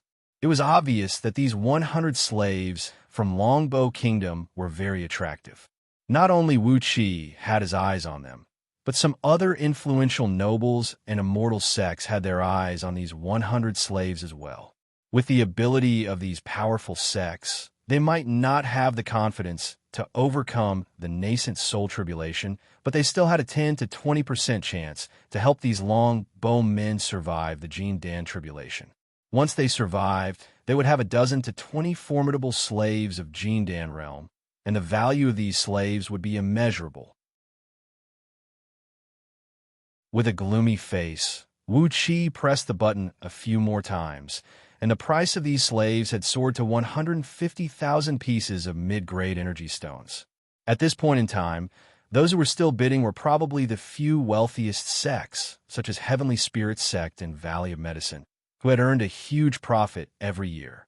The rest of the immortal sects had been frightened by the outrageous price and dared not to bid anymore. 150,000 mid-grade energy stones. This was the total amount of energy stones that Great Yin Dynasty could provide to an immortal sect for 30 years. Apart from Heavenly Spirit sect, Valley of Medicine, and a few other wealthy sects, where else could the other sects have so many energy stones left? Even if they did, they dared not to take them out in public, as it would definitely arouse the suspicion of Great Yin Dynasty. Why are you hoarding so many energy stones in your sect? Are you trying to rebel? Wuxi's eyes turned bloodshot. He used his divine sense to scan through the storage of energy stones in his storage ring, and was about to press the button and input the price of 300,000 mid-grade energy stones. However, Princess Zhonglu grabbed his hand. She glared at Wuxia coquettishly, then said with a crisp voice, "I've taken a fancy to these slaves. Anyone who thinks his storage is richer than the storage of great Yan dynasty, just come and compete with me." With a light flick of her finger, Princess Zhang Lu slowly pressed the black button, and with her voice, she input the price of another 150,000 mid-grade energy stones. A dead silence reigned the auction hall. No one made a sound. Just like that, 100 longbow slaves fell into the hands of Princess Zhang Lu. Sticking out her tongue, Princess Zhang Lu lowered her voice and whispered, "I've used up all my power. In a place like the Rare Treasures Conference, it is enough for me to show off my power once. If there are any more good things, those old fools will never let me have them." She smiled shyly, then lowered her head and said, 10 years ago, after I bought a 9,000 years old fire ginseng essence with 3 copper coins, Grandpa Emperor made a rule that I can only make a forceful bid like this once in every Rare Treasures Conference. 3 copper coins, a 9,000 years old fire ginseng essence.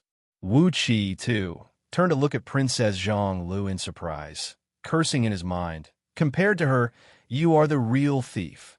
Not long after that, the host of the auction brought up the spirit breeding ring, and all 100 longbow men were placed into it.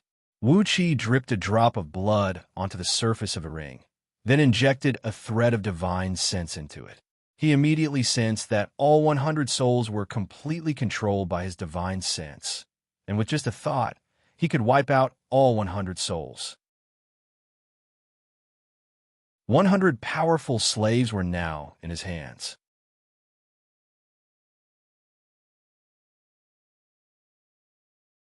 Chapter 189. After that, Wuxia began to bid in all directions. In just 2 hours, he had auctioned over 20 items, all of which were exotic flowers and herbs. He had used all his strength to compete with Valley of Medicine and spared no cost. He had spent all the energy stones in his storage ring and bought all these exotic flowers and herbs. Of course, Nianu and Nie Baihong were pleased that Valley of Medicine had humiliated them, and the way they looked at Wuxia had become much kinder. Meanwhile, Wuxia was laughing wildly in his mind. With these exotic flowers and herbs, he could gather the main ingredients of the ancestral awakening and body-tempering soup, with 2 different prescriptions. As the name suggested, the ancestral awakening and body-tempering soup could purify one's blood essence, temper the fleshly body, and obtain the strongest power of their ancestors' bloodline. After consuming this soup, the people of Longbow Kingdom would have a chance to strengthen their fleshly body, purify their blood essence, and obtain the bloodline of their ancestors. According to the legends, the ancestors of Longbow Kingdom people were a race of deities in the ancient times. Longbow Kingdom people were the descendants of deities. The reason why their thunder tribulations of Jindan, nascent soul, and divinity were so severe was because their innate bloodline was too strong, and even the heaven was jealous of them. Therefore, such a powerful thunder tribulation was sent down. As long as they could stimulate even a tiny bit of the blood essence of an ancient deity, these 100 Longbow Kingdom people would be able to grow stronger quickly and become the best helpers for Wuxia.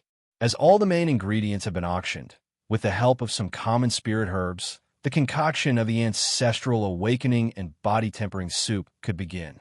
After a fierce round of auctioning, the price of these exotic flowers and herbs had skyrocketed by dozens of times. Although Wuxia did not participate in the auction for the next few spirit herbs, the people of Valley of Medicine had been panicking because of him. They had tried their best to buy these spirit herbs at a sky-high price, but in the end, they had wasted a huge amount of energy stones. This made Nie Yaonu and Nie Baihong laugh out loud, and their fondness for Wuxia grew. Time went by, and in the afternoon, a group of fully armed elite soldiers walked onto the platform. Each of them had the cultivation base of peak Jindan realm. These soldiers were clad in blood-red armors. Obviously, they were the captains of the most elite army of Great Yin Dynasty, the Blood Swallow Army. Among them, 10 armored soldiers were leading them, each possessing the cultivation base of nascent soul realm. The enormous ripples of energy emanating from them shocked even Wuxia.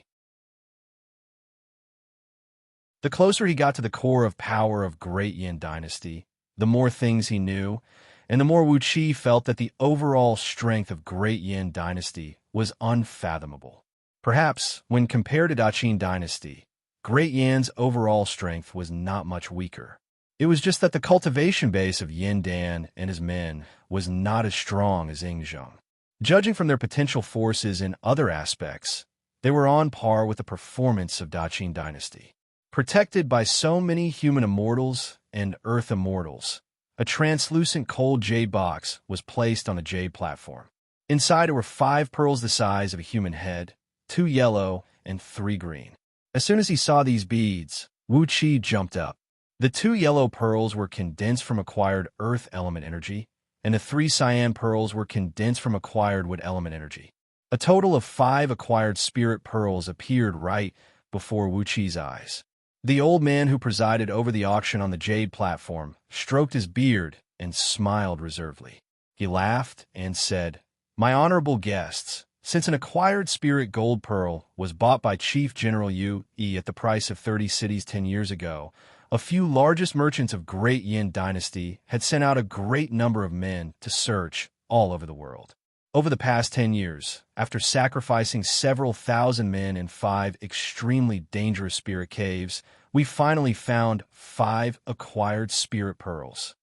Gently stroking the acquired spirit pearls in the box, the old man breathed out a long sigh and said, "I don't need to explain the benefits of these acquired spirit pearls.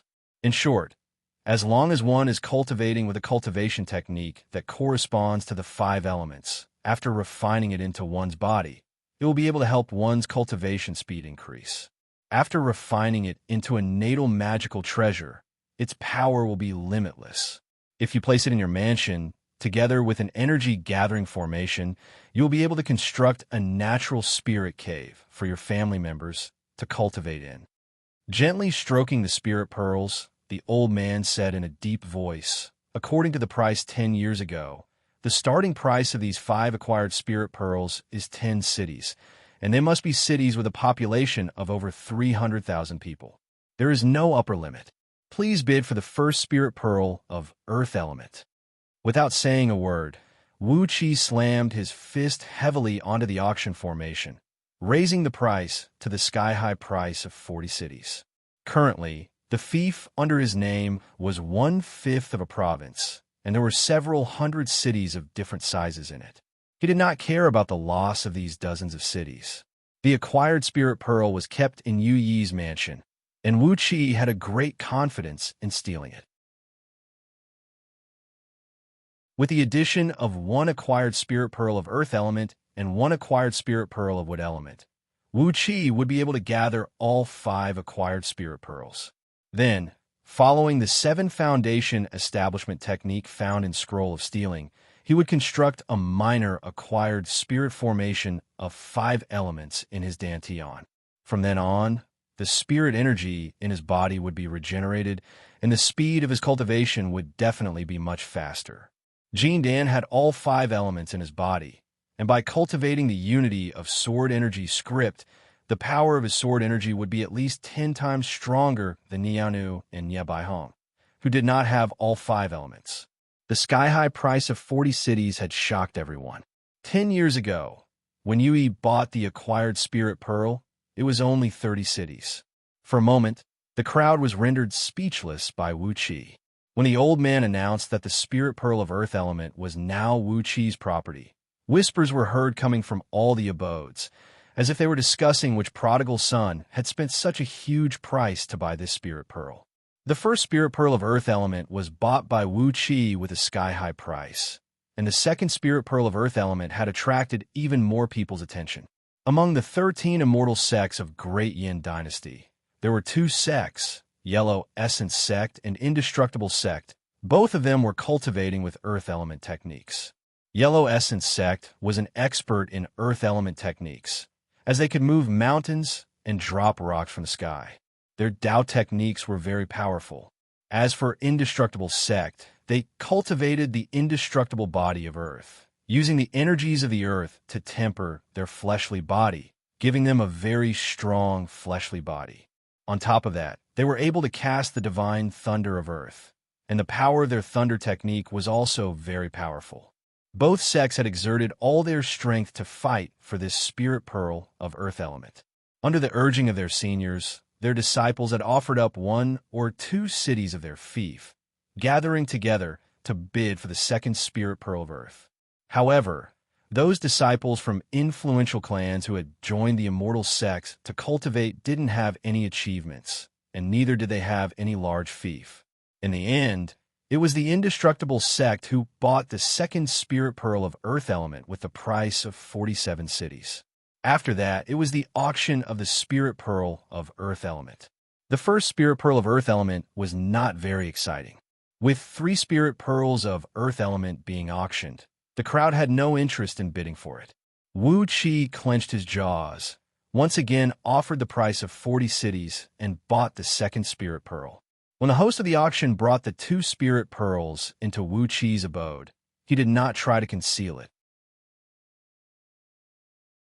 Right in front of everyone, he fused the 2 acquired spirit pearls into his body and fused them into his dantian. Nieyanu and Niebaihong could not help but nod their heads silently. With these 2 acquired spirit pearls, Wuxi's cultivation speed would definitely surpass those people of the same age as him. Under the powerful effect of these 2 acquired spirit pearls, all those geniuses and innate talents would be nothing. However, both Nianu and her son were very poor, and they did not own any cities or fief that they could squander. Therefore, they could only stare at the spirit pearls and could never get them. Meanwhile, Princess Zhonglu was looking at Wuxia with a smile on her face. Wuxi's generous spending of 80 cities in exchange for 2 acquired spirit pearls had made Princess Zhonglu feel refreshed and happy.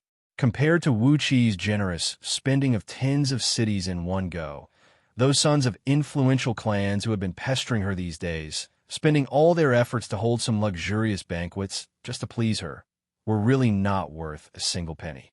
Wuxia saw a trace of envy flash across the eyes of Nianu and Niebaihong, especially in Niebaihong's eyes, which were filled with a faint trace of expectation.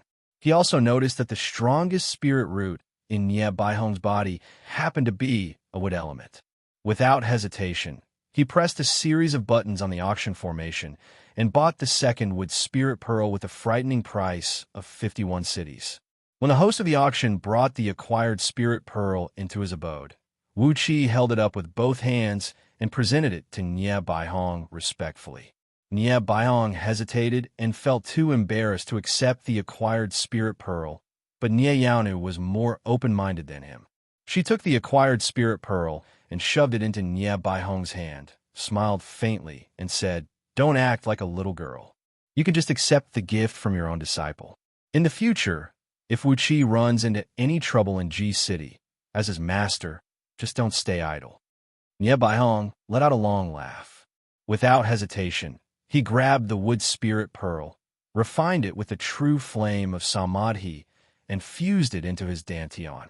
Different from Wuxia, after fusing the wood spirit pearl into his dantian, Niebaihong quickly made his gold core and the wood spirit pearl resonate with each other, breathing in and out their gold core and energies, gradually fusing them into one. He had taken the wood spirit pearl as his prime magical treasure and refined it. Once he succeeded in fusing it, this spirit pearl that was extremely compatible with his bone structure would allow Niebaihong to unleash a lethality that was a few times stronger than before. The result was just as Wuxia had expected. A bloody competition broke out for the third wood spirit pearl. The Valley of Medicine and the Green Spirit sect, a sect that cultivated the same wood element cultivation technique, fought crazily for the last wood spirit pearl. The two sides increased the stakes bit by bit, and finally, Medicine King's Valley relied on the advantage of having more children of influential families among their disciples to pool together 83 cities as fiefdoms, taking this spirit wood bead as their own. Many cultivators from the Green Spirit sect who failed in the competition flew into a rage. Accompanied by a wave of crazy curses, the abode where they stayed was shattered into pieces. A couple dozens of green beams soared into the sky, returning to their sect in a flash. Upon seeing this, Wuxia could not help but shake his head and sneer. 83 cities, the disciples from influential clans from both sects could only gather 83 cities as their fief. This number was really not enough. However, when he thought about it, the disciples from influential clans were, after all, the disciples from influential clans. It was fine if they were given the income of 1 or 2 cities as pocket money, but it was impossible for them to have the complete dominion over the cities.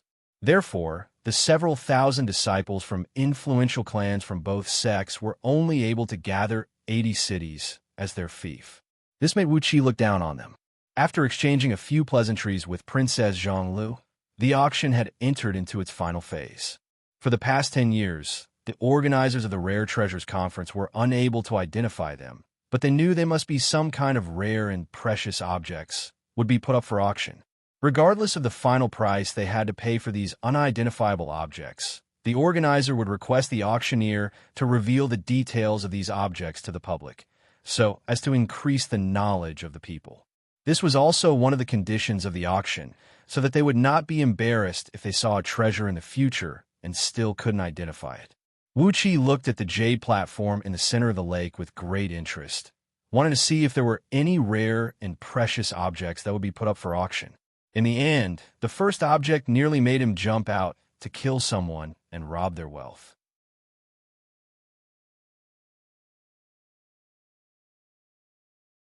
Chapter 190. 4 tall and burly human immortals of Jean Dan's sect from Indestructible Sect were panting as they carried a 3 feet long and wide yellow jade box up to the platform. The cultivation technique cultivated by Indestructible Sect specialized in tempering the corporeal body. As a result, the strength of their fleshly body was unparalleled among all 13 immortal sects of Great Yin Dynasty. The fleshly body of any human immortal of Jean Dan's sect from Indestructible Sect was at least 100 times stronger than the other Jean Dan's sect's human immortals. With just a wave of their arms, they could exert a brute force of several hundreds of thousands of kilograms. 4 human immortals of Jean Dan's sect from Indestructible Sect were actually working together to carry a yellow jade box. And yet, it was such a strenuous task. Whispers of discussion could be heard coming from all over the abodes. Many people were curiously asking about the item inside the box with loud voices. The old man who hosted the auction gave a few loud laughs, pretending to be mysterious as he stood right next to the box, bragging about how difficult it was to obtain the treasure in the box, and how for the sake of this treasure, over 1,000 men from 2 major merchant alliances were killed. Only then was it finally retrieved from the underground abyss. Amidst the urging voices that kept coming out from the surrounding abodes, the old man slowly opened the lid of the box, revealing a clump of something that looked like a cloud of mist, sand, and dust, and was wheeling and wheeling rapidly around a tiny yellow speck. When the clump of yellow mist was wheeling and dancing in the air, it produced deep, muffled noises of piercing through the air, as if countless meteors were falling from the sky. Wuxia rose to his feet, forcibly restraining the impulse of rushing out and snatching the treasure. Since these fools could recognize the acquired pearl of earth element, how could they not recognize an innate spirit item like this? This was not a treasure that had taken shape, but a clump of innate earth element energy essence that was still brewing. The tiny bright speck in the middle of this clump of energy essence should be some innate spirit item, or even the embryo of an innate spirit life form. Those fog-like objects that were wheeling and wheeling around, it were the pure and flawless innate earth element energy essence. Even a dust-sized innate earth element energy essence weighed over 1,000 kilograms, and this fist-sized clump of innate earth element energy essence weighed at least 2 to 3 million kilograms. No wonder it took 4 Jean Dan human immortals from Indestructible Sect to lift them up. The old auctioneer sighed helplessly and said, "This item is as heavy as a mountain. It can't be penetrated by water or fire, and can't be penetrated by spiritual sense. It doesn't seem to have any other function except that it's extremely heavy." Magic power could not be controlled, and no spells could destroy it. He did not know where it came from. Today, its starting bid is 1 copper coin. I invite those who know about treasures to bid. It was quiet all around, and no one made a sound. Everyone was trying to figure out what it was. Wuxia stared coldly at the hosts of the Rare Treasures Conference on the Jade platform, and he sneered in his heart. The base price is 1 copper coin? It might seem generous, but they had lost over 1,000 men just for the sake of this clump of earth element energy essence. The cost of their lives should be much more than this, right? But too bad, just like Nianu and her son, they could only recognize the acquired treasures, but not the innate treasures. In order to refine the essence of the fifth earth, one would have to utilize the innate energy. On top of that, the embryo of a spirit item had already been formed inside of it, which made the difficulty of refining it even greater. Without the help of an innate flame, such as the divine flame of order, one would have to possess the cultivation base of at least gold immortal to be able to refine this innate energy that had already formed its own sentience and began to form its spirit embryo. The item was sold for 100 gold coins without much effort, and Wuxia had raised the price for the first time. After a brief moment of silence, the price was raised to 200 gold coins hesitantly. For these influential and wealthy people of Great Yin Dynasty, it was very rare for them to be so cautious when bidding in the Rare Treasures Conference. Wuxia remained silent for a while. Then he pressed the black button and raised the price to 250 gold coins to the old auctioneer. After that, 300 gold coins, 350 gold coins, 400 gold coins, 500 gold coins, 800 gold coins. Amidst the fierce competition between Wuxia and the unknown bidder, the price of this clump of innate earth element energy essence skyrocketed. In just a blink of an eye, it had reached 10 million gold coins. When Wuxia raised the price to 10 million gold coins, he could not help but look around in shock. Could it be that apart from him, there was someone else who knew this clump of innate spirit item? The bidder who was bidding against Wuxia immediately changed the price, from 10 million gold coins to 10 million gold coins and 20,000 pieces of middle-grade energy stones. Upon looking at the price of energy stones, Wuxia's heart skipped a beat. Needless to say, the bidder must know this innate spirit item, and he must be a cultivator. If it were an ordinary person, how could he be willing to spend a huge amount of gold coins and energy stones to purchase an item with unknown usage? Grinning coldly, Wuxia pressed the black button once again and raised the price of Fief City. This time, the bidder did not raise the price, as if he was shocked by the price of Fief City. The host of the auction raised both of his hands excitedly and said, "A Fief City, 10 million gold coins and 20,000 middle-grade energy stones. Is there anyone who can offer a higher price?"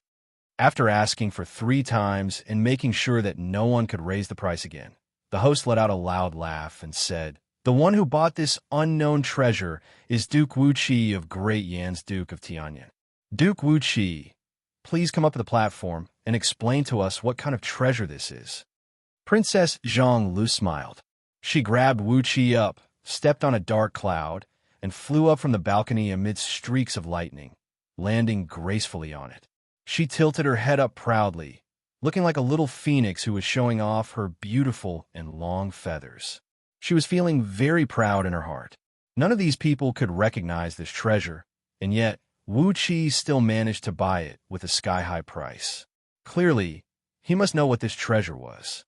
In other words, Wuxia's knowledge was much broader than all the people here, and this had made Princess Xianxia feel very honored. Looking at Princess Xianxia, who had a 5-color divine ray shrouding her back, dark clouds rolling and rocking under her feet, and electric arcs flashing around her body, all the people on the platform frowned. They bowed to her according to the rules, then took a few steps back. Even Lord Heavenly Spirit, who hated Wuxia to the core, was frowning when he saw Princess Xianxia. His expression was filled with fear. Princess Xianxia's despotic power in G-City had indeed reached a stage where even the gods and ghosts would avoid her. With her head held high, Princess Xianxia walked proudly to the yellow jade box. She gave the innate earth element energy essence a glance, then smilingly turned to Wuxia and said, Wuxia, tell me quickly, what is this thing? I've never seen such a strange thing before, and it can't even be found in the treasure vault of the Imperial Palace.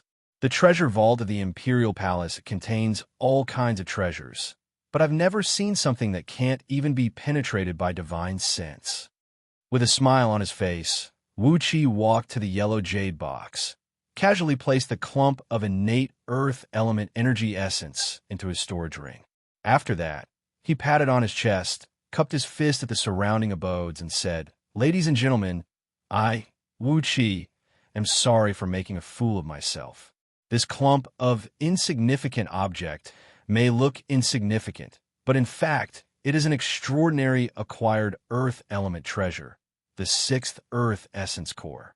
It is the crystallization of highly concentrated acquired earth element energy essence, and is at least 100 times denser than the earth pearl of heavenly spirit.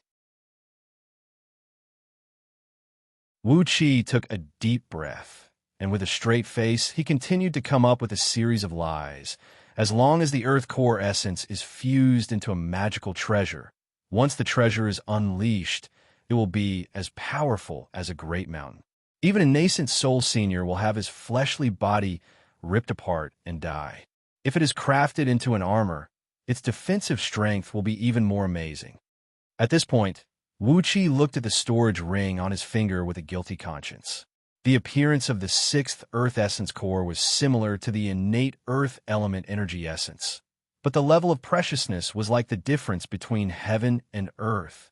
The host of the convention asked hastily, In that case, this is an extraordinary treasure that is hard to come by. But how are we going to craft it? We've once invited 18 top-notch Grandmaster Craftsmen of Great Yin Dynasty to join hands, but none of them could even touch it. How are we going to craft such a strong material? An enigmatic smile appeared on Wuxia's face as he nodded his head and said, 5 elements restrict each other.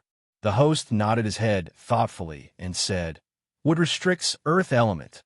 Don't tell me we need to use an acquired wood element treasure to restrain it? Wuxia kept praising. You are indeed the host of the Rare Treasures Conference. That is the reason. By soaking it with the spirit liquid condensed from acquired wood element energy, the nature of this 6th Earth Essence Core will be transformed, turning it from a tempered steel into a soft and pliable material. With that, we can craft it easily. Then, he circulated his energy and blood with his energy, making his face blush slightly. With shame, Wuxia cupped his fist and apologized to the few hosts of the Rare Treasures Conference. This is an extraordinary treasure that is hard to come by. In the end, I, Wuxia, have only paid such a small price for it. I'm truly ashamed, truly ashamed. Wuxia behaved like a simple and honest young man who had just taken a great advantage of something. The few old men quickly returned the gesture and said, We don't dare, we don't dare. Duke Wuxia has broadened our horizons. In the future, when we see this treasure again, we won't let it be covered in dust. We have to thank Duke Wuxia for clearing up the doubts in our minds. Wuxia just smiled and did not say a word. Just like what these old men had said, it was a waste to keep these treasures that they could not identify. Therefore, it was better to auction them off. Not only could they earn some profits, they could also broaden their horizons, so that when they saw the same treasures again in the future, they would have a better idea. Ever since the founding of Great Yin Dynasty, the Rare Treasures Conference had been held again and again. As they were doing a long-term business, they did not care about the loss of a single treasure. Both parties laughed. Then Wuxia paid the price of the auction on the spot. The old man smiled, cupped his fist, and bowed to Wuxia. But we would like to ask, how did Duke Wuxia learn about the origin of this treasure? 6th Earth Essence Core. We've never heard of such an extraordinary treasure before. Wuxia pondered for a brief moment, then nodded his head and said, When I was cultivating with my master in Meng Mountains, Wuxia found a stone tablet in a barbarian tribe, and recorded on it are the characteristics and usages of several dozens of extraordinary treasures. Looking at these old men, Wuxia smiled and said, I suppose this is part of the inheritance of the barbarian ancestors. If any of you are interested, Wuxia can sell this record of extraordinary treasures to the Rare Treasures Conference. The scroll of stealing had described the characteristics, usages, and origins of several tens of thousands of rare and extraordinary treasures under the heaven. Wuxia had made a copy of the record of extraordinary treasures and threw it to the Rare Treasures Conference. It would be the best if he could extort some money from them. The few old men rolled their eyes. Obviously, they were tempted. Right when they were calculating the value of this record of strange items together with Wuxia, a cold, mocking laugh was suddenly heard coming from one of the abodes. "Young lad, you have eyes but fail to see. How could you mistake this innate spirit item as an acquired treasure? This is like casting pearls before swine. Why don't you just give it to me?" The surrounding ground trembled slightly, and the natural energies stirred abruptly. In the next moment, a man appeared right in front of Wuxia. Not allowing Wuxia to say anything, the man, whose entire body was shrouded in a black cloak, stretched out his hand and grabbed towards Wuxia. When he did that, a loud rumble came from all the surrounding hills, and a large sheet of yellow mist sprayed out from them. It was as if several dozens of great mountains were smashing down from above. An enormous magnetic force came sweeping over along with a jarring whistle. The jade dais in the center of the lake disintegrated immediately, while the few old men who hosted the conference were squeezed and shredded into a meat paste by the frightening distance, while howling miserably. Lord Heavenly Spirit, Layman White Clouds, and the other 3 Earth immortals who were responsible for guarding the conference cried out in alarm at the same time. When a man grabbed down, they staggered back like duckweeds in the wind, and their bodies were thrown high up into the sky by the tremendous magnetic force. Then a hoarse voice was heard coming from the abode. "Just now, help. Someone is trying to kill me. I don't know that man, but he was forcing me to bid just now." The surrounding abodes were thrown into chaos. From the abodes of the 13 immortal Tao sects, beams of blinding light shot out.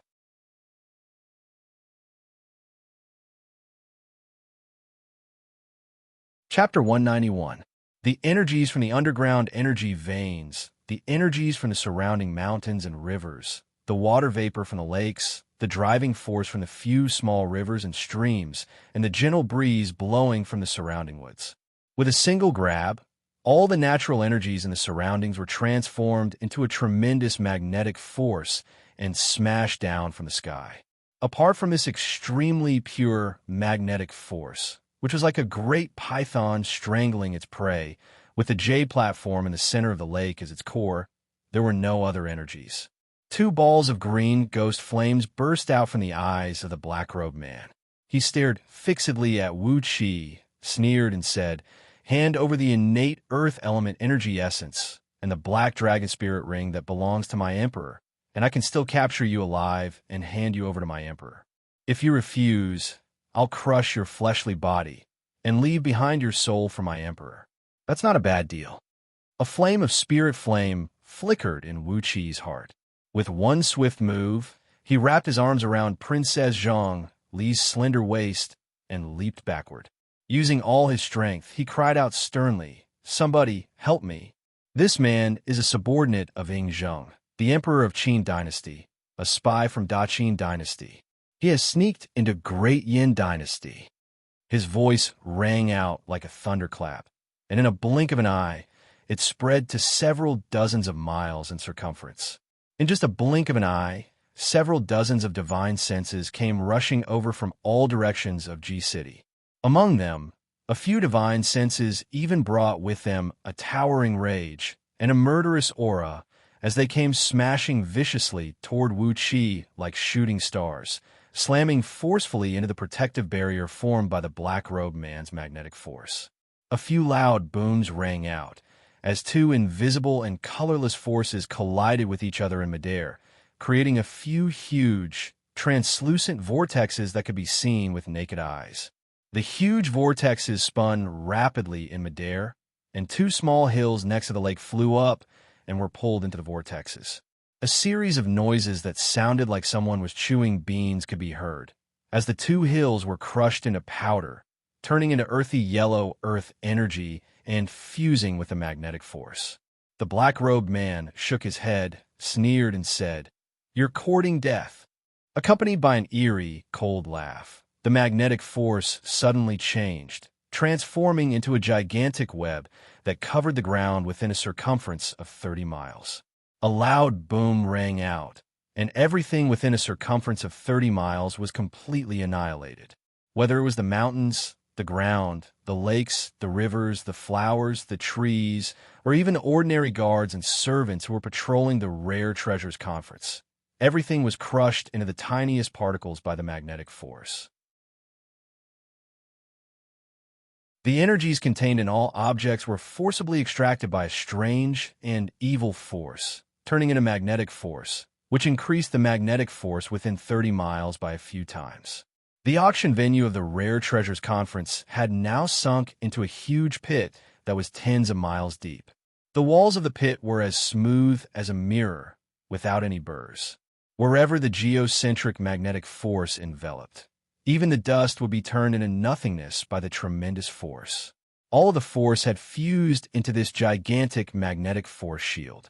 Apart from Wuxia, who was holding Princess Xianxia in his arms, only those people who had rushed out from the abodes were still hovering in midair.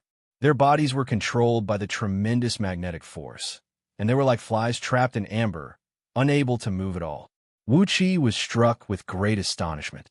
This man's cultivation base was unfathomable, and the cultivation technique he cultivated was even more bizarre. No matter what kind of energy fell into his hands, it would be turned into magnetic force to attack his enemies. It was just like a small black hole that could devour everything, then turn all the energy into the magnetic force under his control. A cultivation base like this, and a cultivation technique like this man was simply an abnormal existence. Wuxia forced himself to turn his head and give Princess Xianxia a glance, and he saw that Princess Xianxia had turned her head and looked at him as well. Miraculously, both of them did not talk to each other, but when their gazes met, they understood each other's thoughts. With a light flick of his finger, he fished out 9 extremely powerful talismans from his storage ring, great crimson heaven dark gold flame and thunder talismans, which were made with a secret technique of heavenly spirit sect. They were all the talismans he had obtained after killing so many human immortals of heavenly spirit sect. The power of these talismans was equal to the full force strike of a mid-stage nascent soul cultivator. With a flick of his finger, a drop of blood essence sprayed out from his fingertip and fell onto the 9 golden talismans. A vast ripple of energy surged out and immediately forced open a small, normal space about 100 feet in diameter around him and Princess Xianxia. In this space, the magnetic force was completely eliminated. Immediately, the 5-color divine ray behind Princess Xianxia's back flared up, turning into various energies of earth, water, fire, wind, and all sorts of energy, swirling ceaselessly in this small space. Princess Xianxia's eyes went wide as she performed an incantation gesture with both hands and recited an incantation under her breath. A 5-colored ray swept out from all 10 of her fingers, transforming into a huge palm print that rolled towards the group of people who were rushing out of heaven-breaking sword sex abode. Wherever the 5-colored ray passed, the pure magnetic force was gradually and forcibly broken down into all sorts of energy, including gold, wood, water, fire, earth, and all sorts of energy. The power of the black-robed man could destroy and merge everything, while the 5-color divine ray of Princess Xianxia could intimidate and restore everything. The power of both of them happened to be 2 extremes. However, after all, her cultivation base was not as strong as the black-robed man.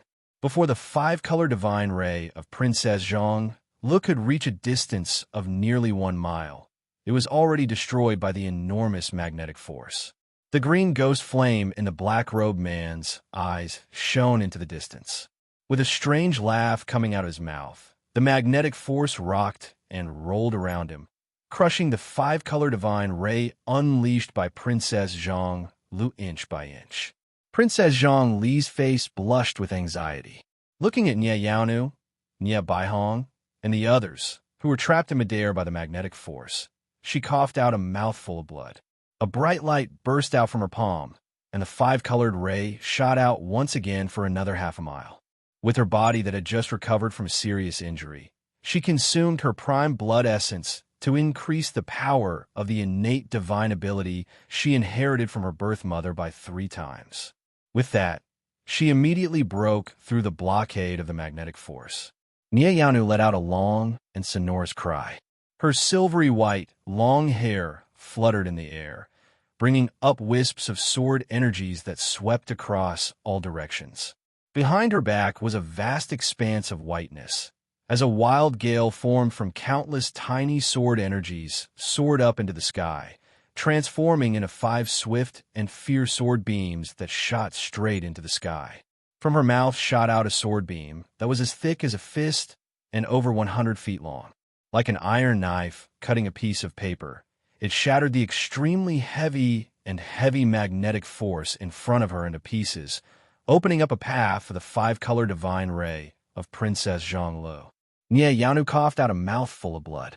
Her skin was densely covered with countless tiny blood spots.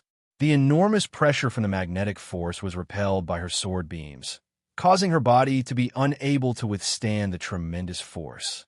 The blood vessels underneath her skin were torn, and blood was oozing out from her skin. Xianxia let out a long and sonorous cry. Her long hair fluttered out quickly, coiling up Meng Xiao Bai, Yin Bugue, Xiangjin, and Xiangyinren, then exerted all her strength and leaped towards the approaching 5-color divine ray. Coincidentally, the 5-color divine ray arrived, coiling up Xianxia and her company, and retreated to the side of Wuxia and Princess Xianxia at lightning speed. The 5-color divine ray retreated very quickly, but the magnetic force recovered even faster. The enormous pressure kept smashing onto the 5-color divine ray, shaking Princess Xianxia and all the people wrapped in the divine ray, causing their bodies to tremble violently. Fortunately, Xiangjin and Xiangyin, 2 demon bears of nascent soul realm, were still in the 5-color divine ray. They roared furiously, transforming into their true forms of iron-boned earth bears. 2 huge black bears, each about 100 feet tall, were waving their huge paws and slapping in all directions, using their tremendous force to counteract the magnetic force that kept surging towards them. Only then did Princess Xianxia manage to bring all the people to her side. The black-robed man, who was busy dealing with the attacks from all the experts from the 13 Immortal Dao sects, was taken aback. He turned to Wuxia, sneered, and said, "You guys do have some tricks up your sleeves. This little girl has an excellent innate divine ability, and if she is offered to my emperor, he will definitely be delighted. She will not have the chance to be the imperial concubine, but she will definitely be given the title of imperial concubine." Amidst the faint, cold laughter, the black-robed man gently waved his fingers. Immediately, thousands of black sword gleams that could be seen with the naked eye formed from the magnetic force of the Earth's core and swept out in all directions, killing all the people from the 13 Immortal Dao sections. Apart from Lord Heavenly Spirit, Layman White Dawn, and a few other nascent soul experts who were here for the Rare Treasures Conference, as well as the cultivators from Green Spirit sect who left in advance out of exasperation. None of the cultivators from the other 11 Immortal Dao sects could withstand a casual sword strike from the black-robed man. Wherever the sword beam went, all the magical treasures and flying swords were shattered into pieces by the extremely heavy sword beam. One after another, the bodies of Jin Dan human immortals and Xiantian Taoists were ripped to shreds, and even their souls were killed by the sword beam formed from the magnetic force. Nearly 100 dazzling Jin Dan swords transformed into tiny golden specks and fell into the sleeve of the black-robed man. Apart from Lord Heavenly Spirit and a few others, all the other cultivators were killed. As for those influential and wealthy people who participated in the auction in the abode, they were all bound by the magnetic force and hovered in midair, compressed into a meatball by a tremendous force. It looked like the black-robed man had made up his mind to capture these people alive. After killing those influential figures from 13 Immortal Dao sects, the black-robed man sneered indifferently and said, "Wuxia, you better surrender now. Little woman, don't resist, lest you break your skin and ruin your beauty." Upon hearing that the black-robed man wanted to capture Princess Zhang Lu alive and offer her to Yingzheng, Wuqi was so angry that his scalp went numb, and the short hair that had just grown over the past month immediately stood up. He pointed his finger at the black-robed man and snapped, "Bullshit! That Yingzheng will not be able to touch even a single hair of Zhang Lu. What kind of bullshit emperor of Daqin dynasty is he? If he dares to touch even a single hair of Zhang Li's, I'll castrate him." Then he casually pointed his finger out, unleashing 9 talismans that transformed into 9 golden lightning bolts and shot out. Suddenly, a large red cloud formed in the sky, amidst which a huge cloud vortex spun at an incredible speed. In just a blink of an eye, 27 thunderbolts, each as thick as a water bucket, came roaring down from the sky. The black-robed man waved his hand in the air, transforming the invisible magnetic force into a thick shield and shielding his head. 27 thunderbolts smashed onto the magnetic force of the Earth's core. The thunderbolts exploded, causing the sky to collapse and the Earth to crack. Layers of magnetic force of the Earth's core were continuously shattered, but the black-robed man's body continued to gush out even stronger magnetic force of the Earth's core to replenish the shield. In just a blink of an eye, all 27 thunderbolts were consumed, and not even a hair of the black-robed man was touched by the thunderbolts. The black-robed man laughed mockingly, then turned to Wuqi and cried out coldly, "Little brat, how dare you show off your power with just a few talismans? If I, Zhang Yi, am so easy to deal with, wouldn't I have lived for over 2,000 years in vain?" He casually pointed his finger out, unleashing hundreds of thousands of palm-sized flying daggers that were condensed from magnetic force and thrust towards Wuqi. The black-robed man, Zhang Yi, had the intention to kill Wuqi. He did not want to capture him alive, but wanted to kill his fleshly body and plunder his soul. Suddenly, countless starlight sprinkled down from the sky, transforming into a large misty net that tightly wrapped Wuqi and his company. The magnetic flying daggers smashed into the starlight net and exploded, turning into dense energies of 5 elements and dispersing in the air. Countless 5-colored beams flashed and flashed in the sky, looking extremely enchanting. Zhang Yi took a deep breath, then slowly took off his cape and hood, revealing a lean face. Gently stroking his long beard, he laughed and said, "Since senior brother has arrived, why don't you come out and meet me? You and I are brothers, and it has been over 2,000 years since we last met." A dense ball of silver light descended from the sky. A middle-aged scholar clad in a white robe stepped on a winged serpent and slowly descended from the sky.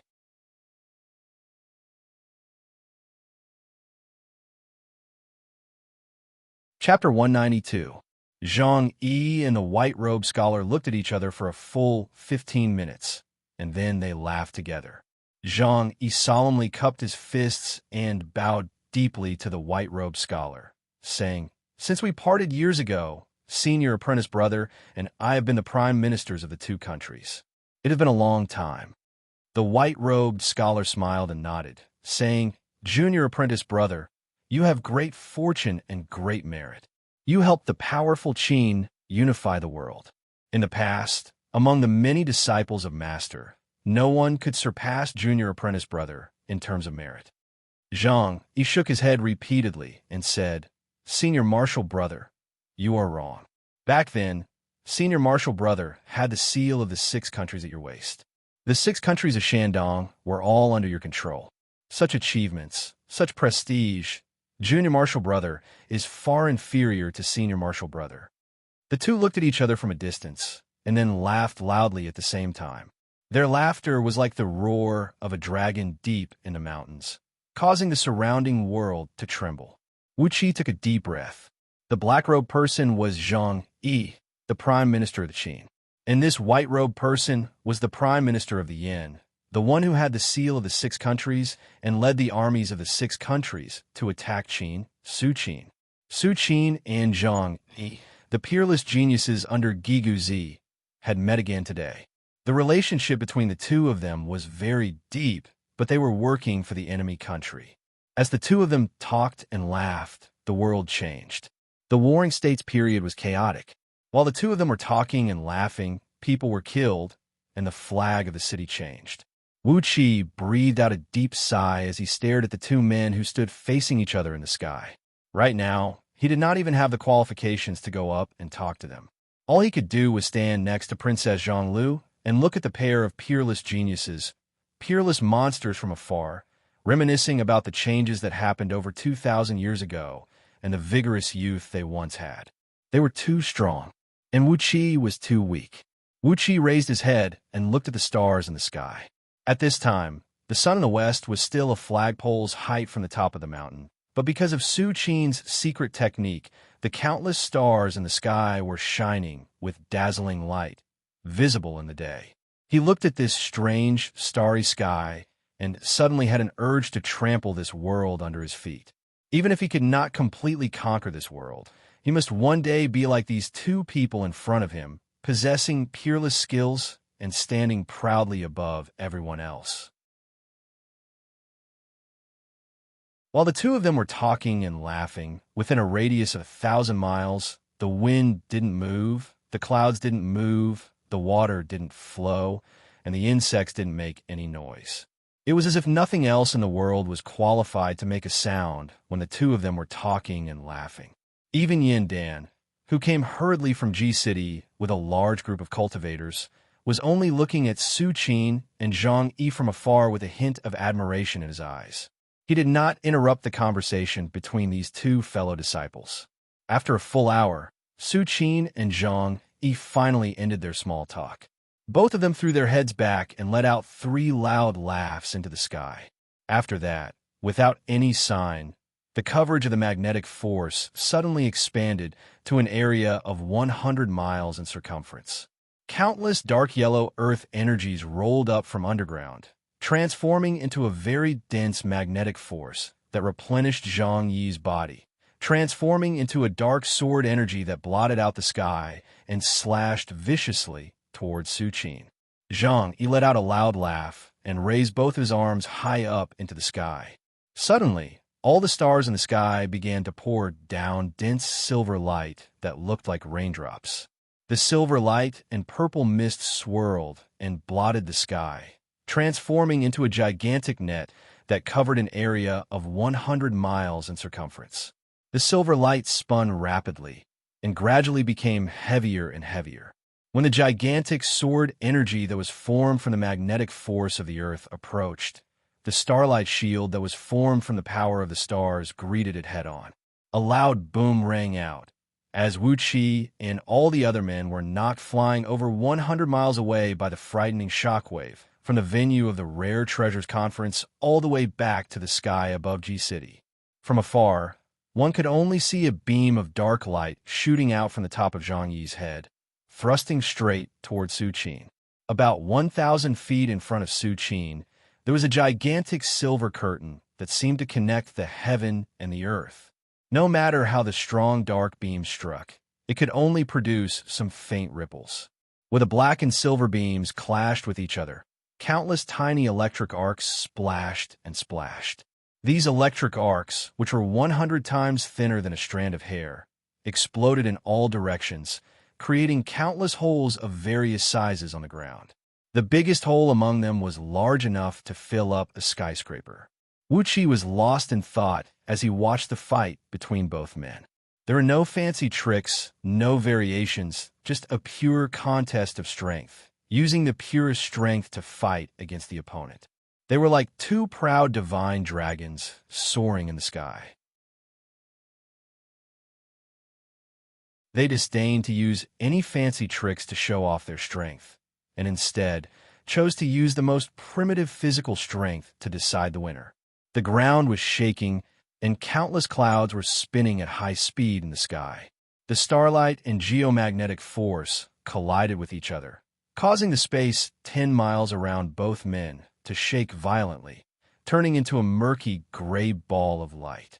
The figures of both men were twisting and turning in the ball of light. Gradually, tiny blood marks kept bursting out from the surface of both men's bodies, and a great amount of blood sprayed out and scattered in all directions along with the strong wind.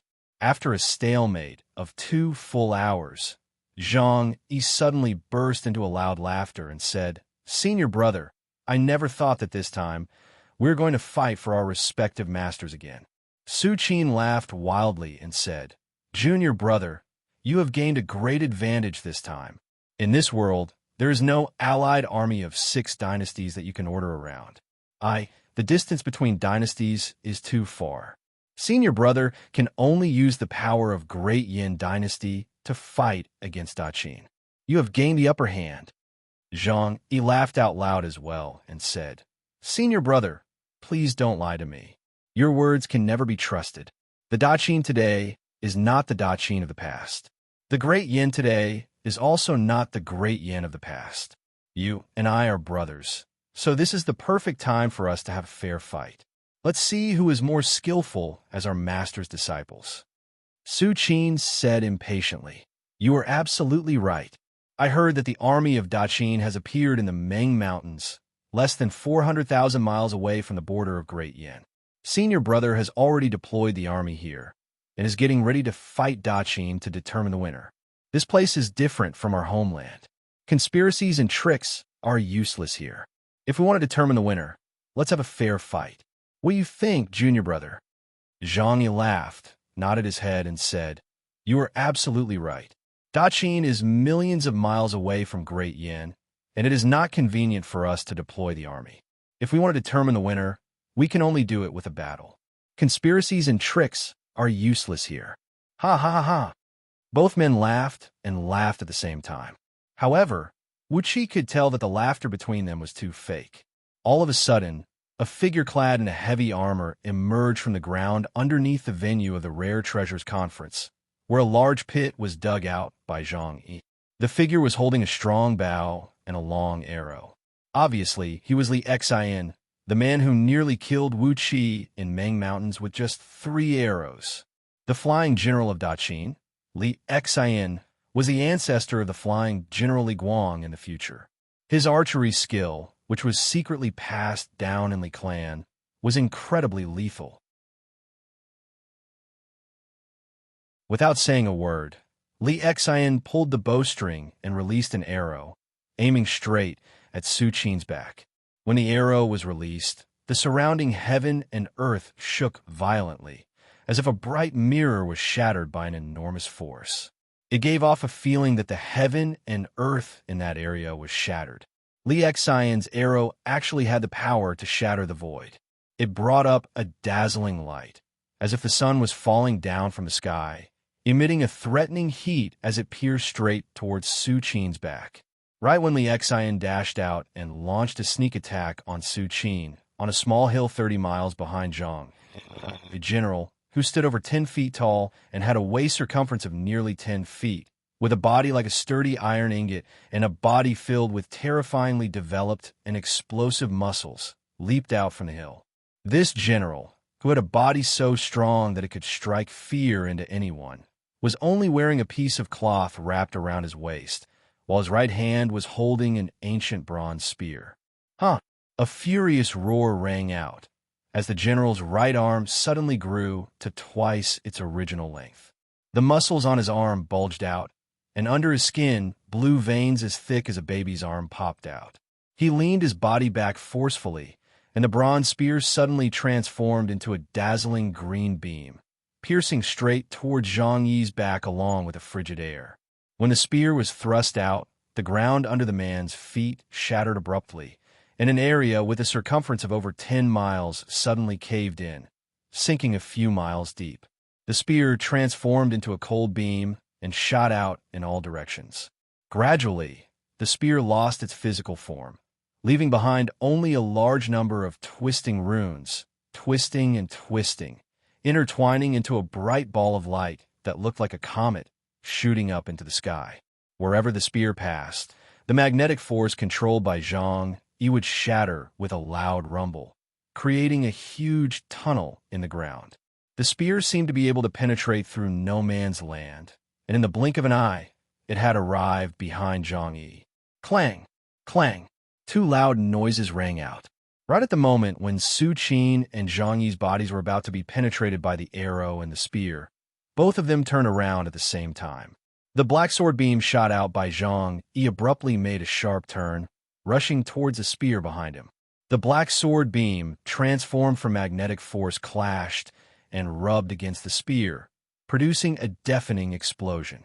The air twisted, and Zhang Yi's body suddenly trembled.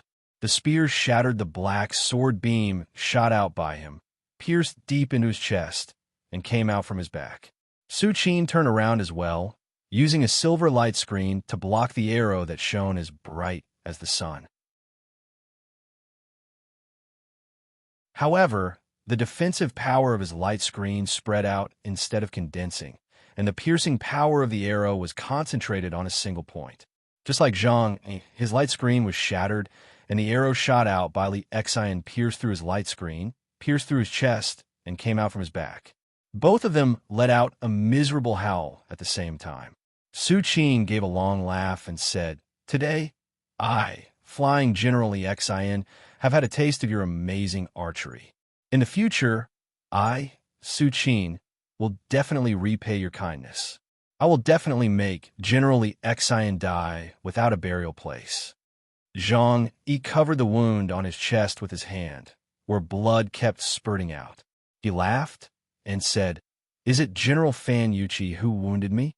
I didn't expect General Fan to be here as well." "Ha ha, just like what Senior Marshal Brother said, General Fan Yuqi, Zhang Yi will definitely find a way to destroy your soul, never to be reincarnated. Only then will I be able to repay the kindness of severely injuring you today." Both Senior Marshal Brother and Chi-Chi coughed out a mouthful of blood, while Zhang Yi abruptly transformed into a dark beam of light, rolled up Li Xian, and flew several hundred miles away in just a blink of an eye. In just a blink of an eye, they had vanished without a trace. Su Qin did not chase after them. Instead, he tilted his body, stepped on the flying serpent, and flew back to Ji City. While coughing out mouthful after mouthful of blood in a casual manner, he still bowed at Yin Dan with an extremely graceful manner, smiled, and said, "Your Majesty, that junior marshal brother of mine is here. Great, Yin is going to have a lot of troubles this time." What Duke of Tianyin said is true. You have really bumped into the army of Daqin in Meng Mountains. Wuxia looked at Su Qin, who was coughing out mouthful after mouthful of blood as if he was just playing with his own saliva. Wuxia could not help but twitch his lips. This pair of senior and junior marshal brothers were indeed the peerless evil men of their generation, since they could be so ruthless to their fellow disciples who had a very good relationship with them. They were even more ruthless to themselves. Zhang Yi was severely wounded, but he still had to burn his blood essence and flee for his life in a sorry state. On the other hand, Su Qin was severely wounded, but he still had to pretend to be a gentleman and report to Yin Dan. They were indeed a pair of monsters, absolutely a pair of monsters. But Zhang Yi had chased them all the way to Ji City. Wuxia had a headache. He had to be extra careful in the coming days.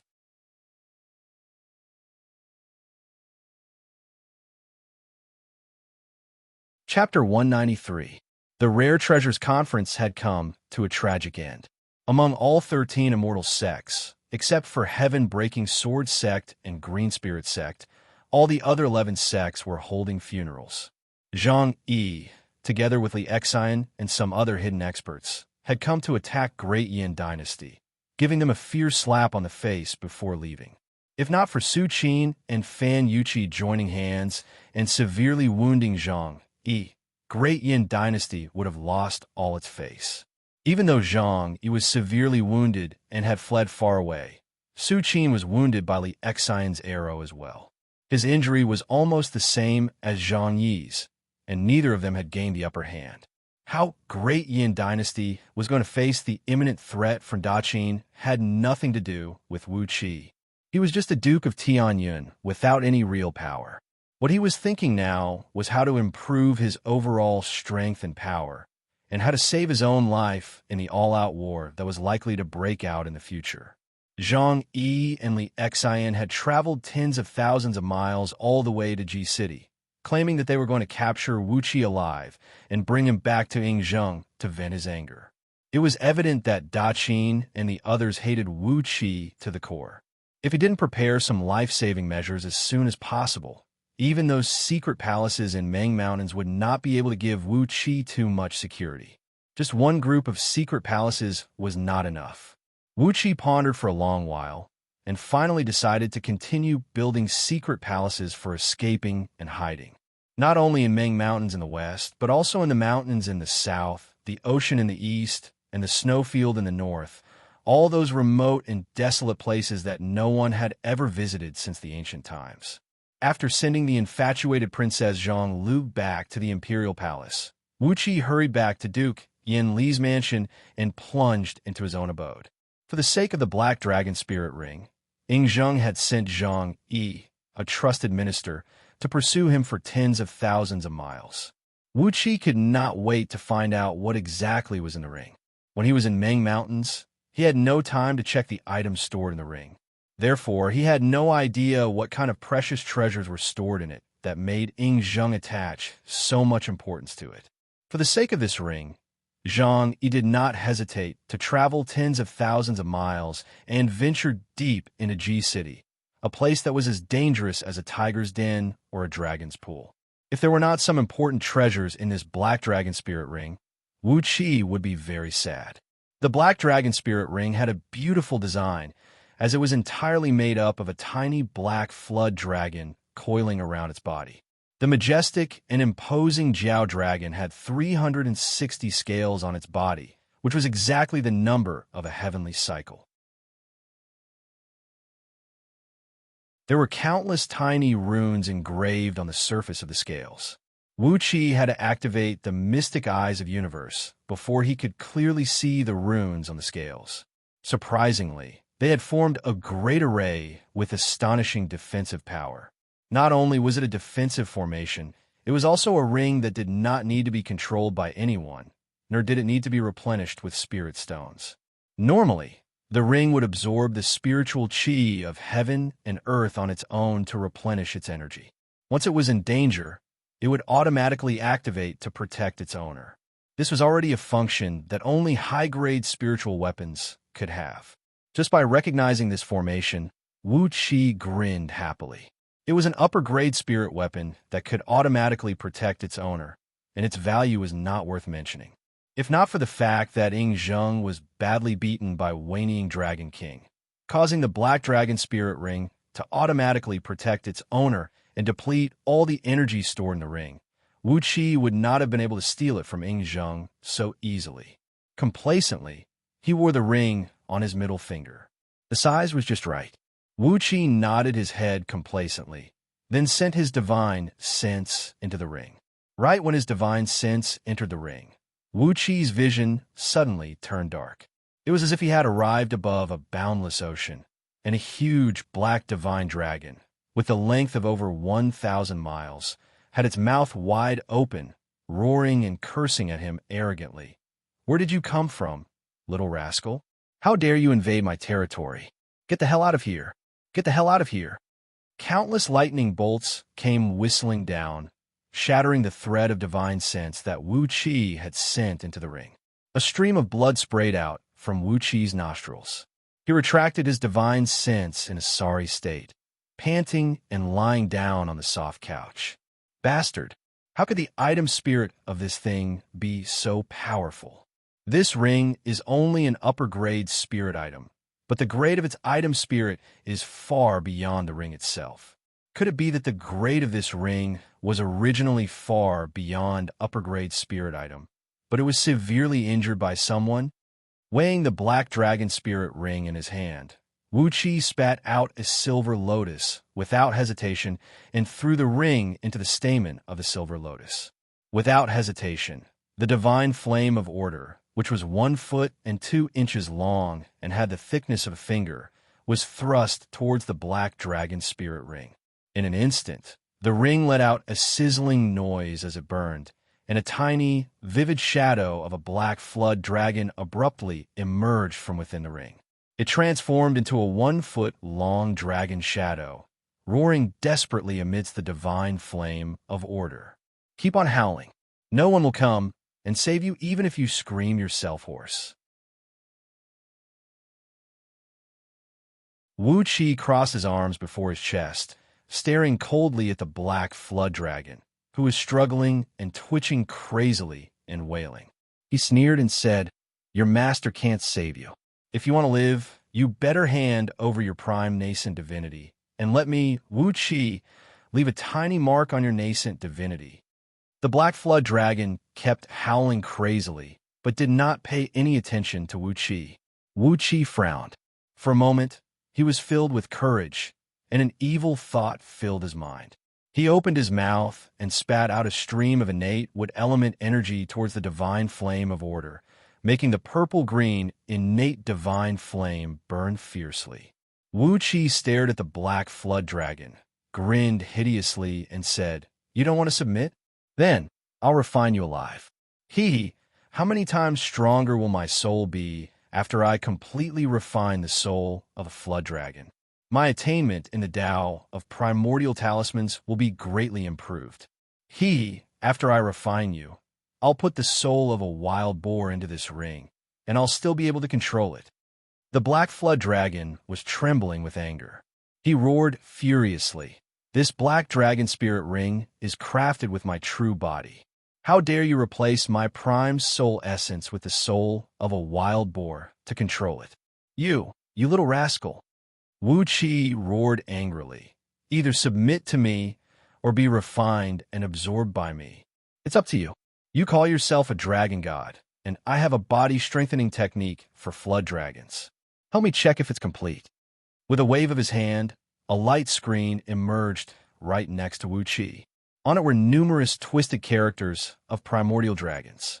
It was the body-strengthening technique taught by Waning Dragon King to Catfish Flood Dragon, and then taught to Wuxia by Catfish Flood Dragon. The black flood dragon glanced at the body-tempering technique and couldn't help but sneer, "Laughable! What kind of body-tempering technique is this? This is just a body-strengthening technique for those hybrid flood dragons who have yet to step into the realm of Heaven Immortal. What I've inherited is the body-strengthening technique of the true divine dragon. But you can never make me hand over the body-strengthening technique of my clan. Even Yingzheng, the emperor of Qin Dynasty, failed to subdue me. I'm just borrowing his dragon energy to nourish my divine soul and restore my divine ability temporarily. You can never make me submit to you." "Refuse to submit? Fine, you could die now." Seeing that the black flood dragon was so straightforward with his words, Wuxia was even more straightforward. He sprayed out a huge amount of innate wood element energy, stimulating the divine flame of order and making it burn fiercely. In just a blink of an eye, 70% of the black flood dragon's body was refined, turning into a tiny, 3 inches long black flood dragon, twisting and struggling amidst the divine flame. A huge amount of pure soul particles shot out in all directions. Wuxia took a deep breath and absorbed all the particles into his body. To his surprise, the soul of this black flood dragon was at least 10 times stronger than Sufu's soul. After absorbing and refining the soul energy, the strength of Wuxia's soul skyrocketed once again.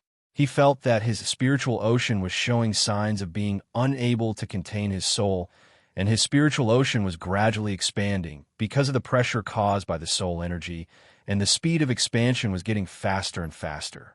Meanwhile, his divine sense had become stronger as well, showing signs of materializing. Just from the strength of his divine sense, Wuxia was now comparable to an Earth Immortal of peak stage nascent soul realm. Not even in his wildest dreams could the black flood dragon expect that Wuxia would be so ruthless. He let out a miserable howl, and 70% of the soul energy that he had spent thousands of years to recover was devoured and refined by Wuxia. He kept howling, glaring at Wuxia with hatred and roaring, "Little brat, what makes you think you can order me around?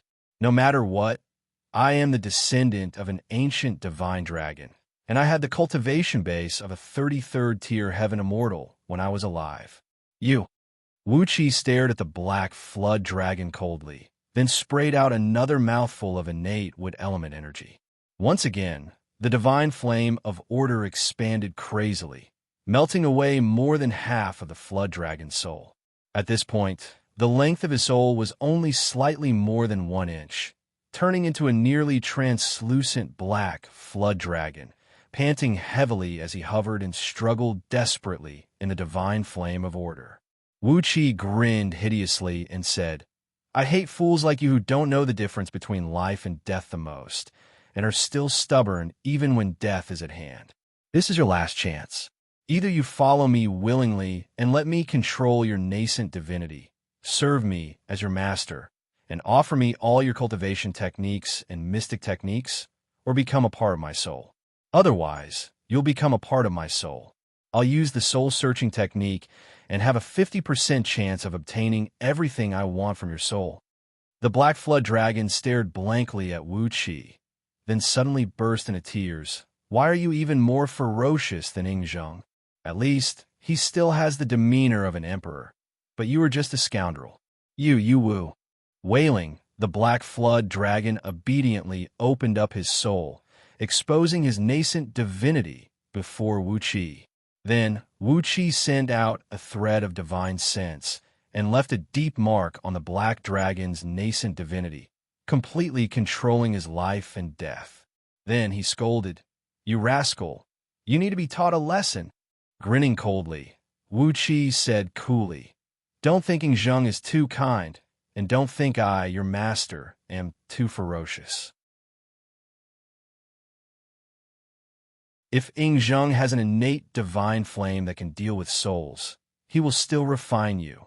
Sneering at the dying black dragon, Wuxia shook his head and said, "The demeanor of an emperor? That is bullshit." After giving the black dragon a harsh lesson, Wuxia was too lazy to ask for his name. He had sent his divine sense into the black dragon spirit ring. An enormous storage space appeared before Wuxia's eyes. Wuxia took a deep breath and was struck dumb by what he saw. The storage space of this black dragon spirit ring was shockingly huge, so huge that it made it difficult for him to breathe. According to the records and scroll of stealing, a storage space of over 10 miles in length, width, and height could be ranked as a lower-grade immortal item. The enormous storage space was nearly filled to the brim. All kinds of rare herbs, blood essence of demon beasts, demon cores, skins, bones, muscles, and many other materials of demon beasts were piled up like mountains. Among them, the most precious items were located right in the center of the storage space, where 3 large golden water vats were stored, each containing several tens of thousands of kilograms of flood dragon blood essence. They were the flood dragon blood essence that Yingzheng was cultivating with the 9 dragons cauldron grand magic, but due to the lack of strength of his fleshly body, he could not absorb them. Therefore, they were all stored here. The amount of these blood essences was a few times more than the ones Wuxia had extorted from Catfish Flood Dragon, except for a few energy stones of various colors. The rest of the precious materials in the ring made Wuxia feel like he was a starving mouse that had fallen into a rice coop. The black dragon murmured under his breath, "All the precious herbs and demon beast materials that Yingzheng had spent 300 years collecting in Meng Mountains are all here." Wuxia felt his hands trembling. All the precious herbs and demon beast materials that Yingzheng had collected after spending 300 years exploring the new territory in Meng Mountains were all here. The painstaking collection of Yingzheng for 300 years. No wonder Zhang, you would come all the way to G City to hunt him down. Rich. Wuxia suddenly burst into a loud laughter.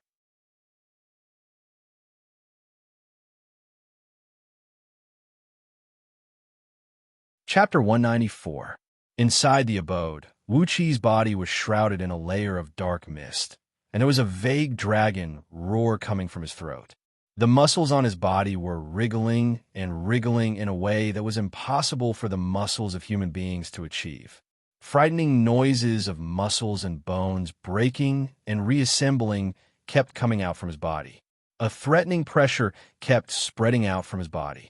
At this moment, Wuxia did not look like a human anymore, but more like an ancient beast that came from the primordial era. He spread both of his palms, which looked like the claws of a dragon, and kept forming one strange incantation gesture after another. Slowly, he guided the enormous blood essence of dragon in his body and made it flow in his body, strengthening himself. After cultivating the Dharma body of an earth immortal with the enormous energy essence and medicinal strength from Shi Tianma and his son, Wuqi's body had become as strong as an alloy ingot. However, the secret body strengthening technique, the dragon transformation script, taught to him by the item spirit, the black dragon, had gradually transformed his body from an alloy ingot into a divine weapon that had been thoroughly tempered. It had become denser, tougher, and sharper. In other words, it had become stronger and more lethal. Especially the blood essence of dragon, which contained an enormous amount of life force, had made Wuqi's life force stronger and more vigorous. No matter it was the flow of his qi and blood, or the recovery ability of his fleshly body, all of them had been improved by several orders of magnitude. In just 7 days of cultivation, the functions of Wuqi's fleshly body had gone through a tremendous transformation. Back then, with the cultivation base of Jindan realm, Bai Qitian was able to fight equally with Wuqi by relying on the secret body strengthening technique. But now, if Bai Qitian dared to fight Wuqi with his fist, his body would definitely be smashed into pieces by Wuqi easily. Sensing the power that was surging and flowing violently in his body like a great river, and sensing that the density and weight of his body had increased greatly, Wuqi clapped his hands and slowly rose to his feet from the soft couch. The dark mist that coiled around his body was gradually absorbed by his body. Wuqi swung his fist, and the air in front of his fist exploded abruptly, producing a loud and clear popping sound. Compared to 7 days ago, the strength of his fleshly body had increased by about 30%, and his meridians had expanded by more than 10%. The total amount and quality of energy that his body could hold had improved. All of these would bring great benefits to Wuqi's future cultivation. The reason why the magical power and divine ability of dragons were stronger than the immortals of the same level was because their strong of fleshly body could hold more powerful and pure magical power.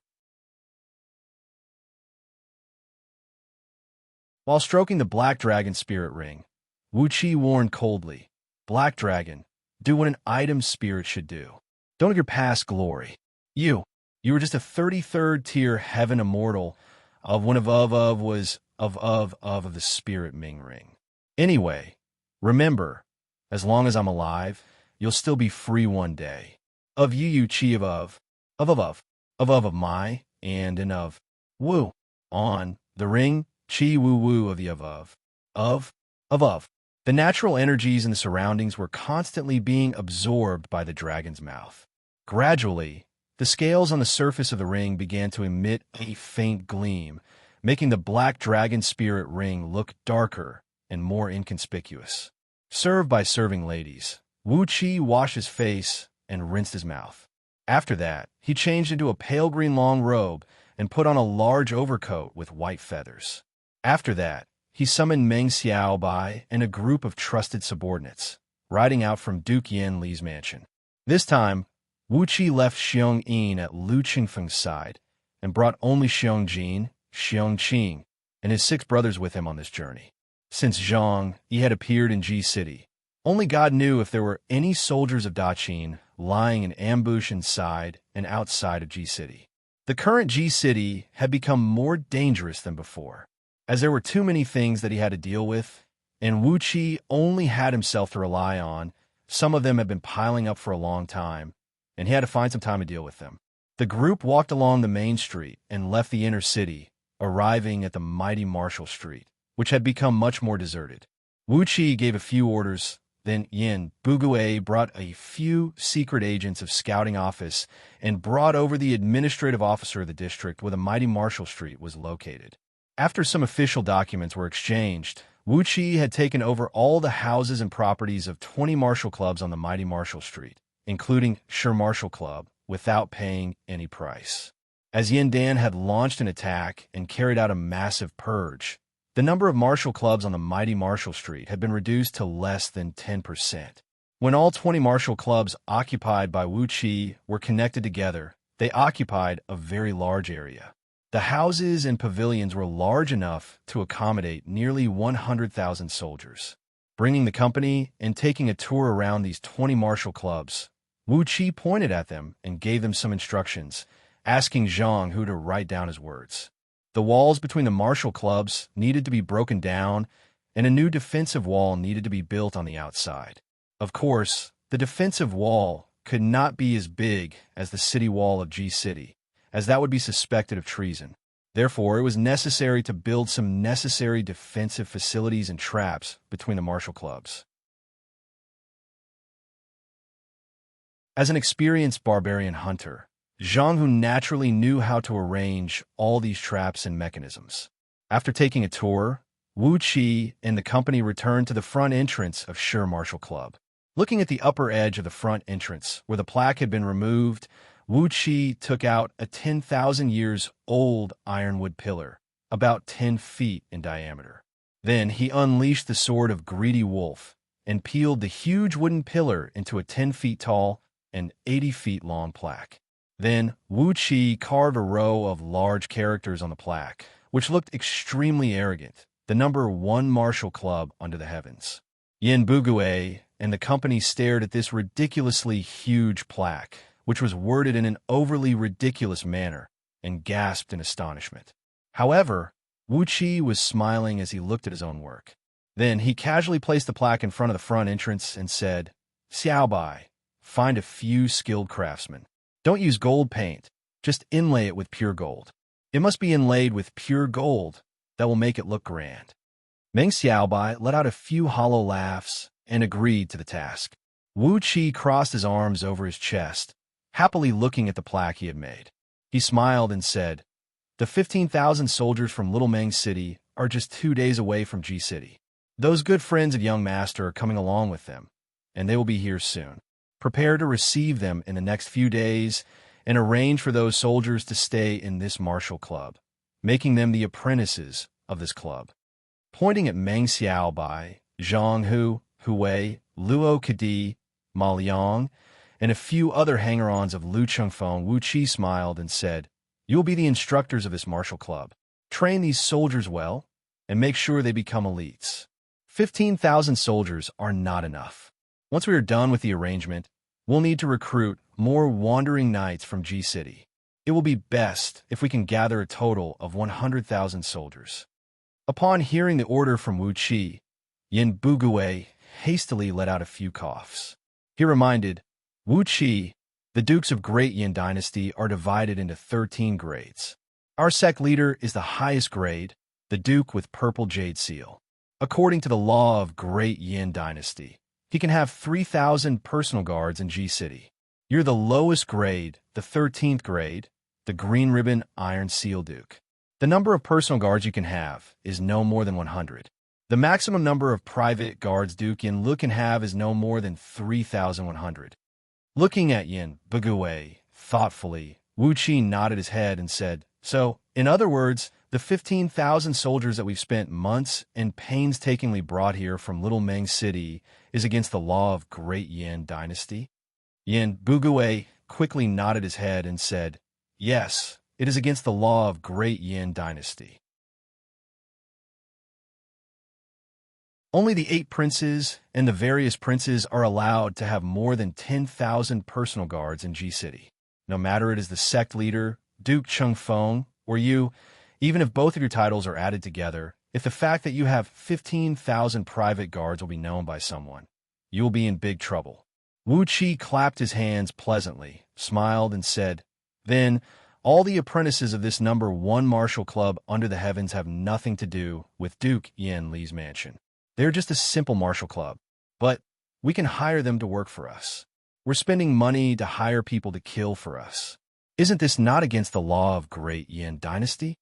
Yin Bugue remained silent, and nodded his head helplessly.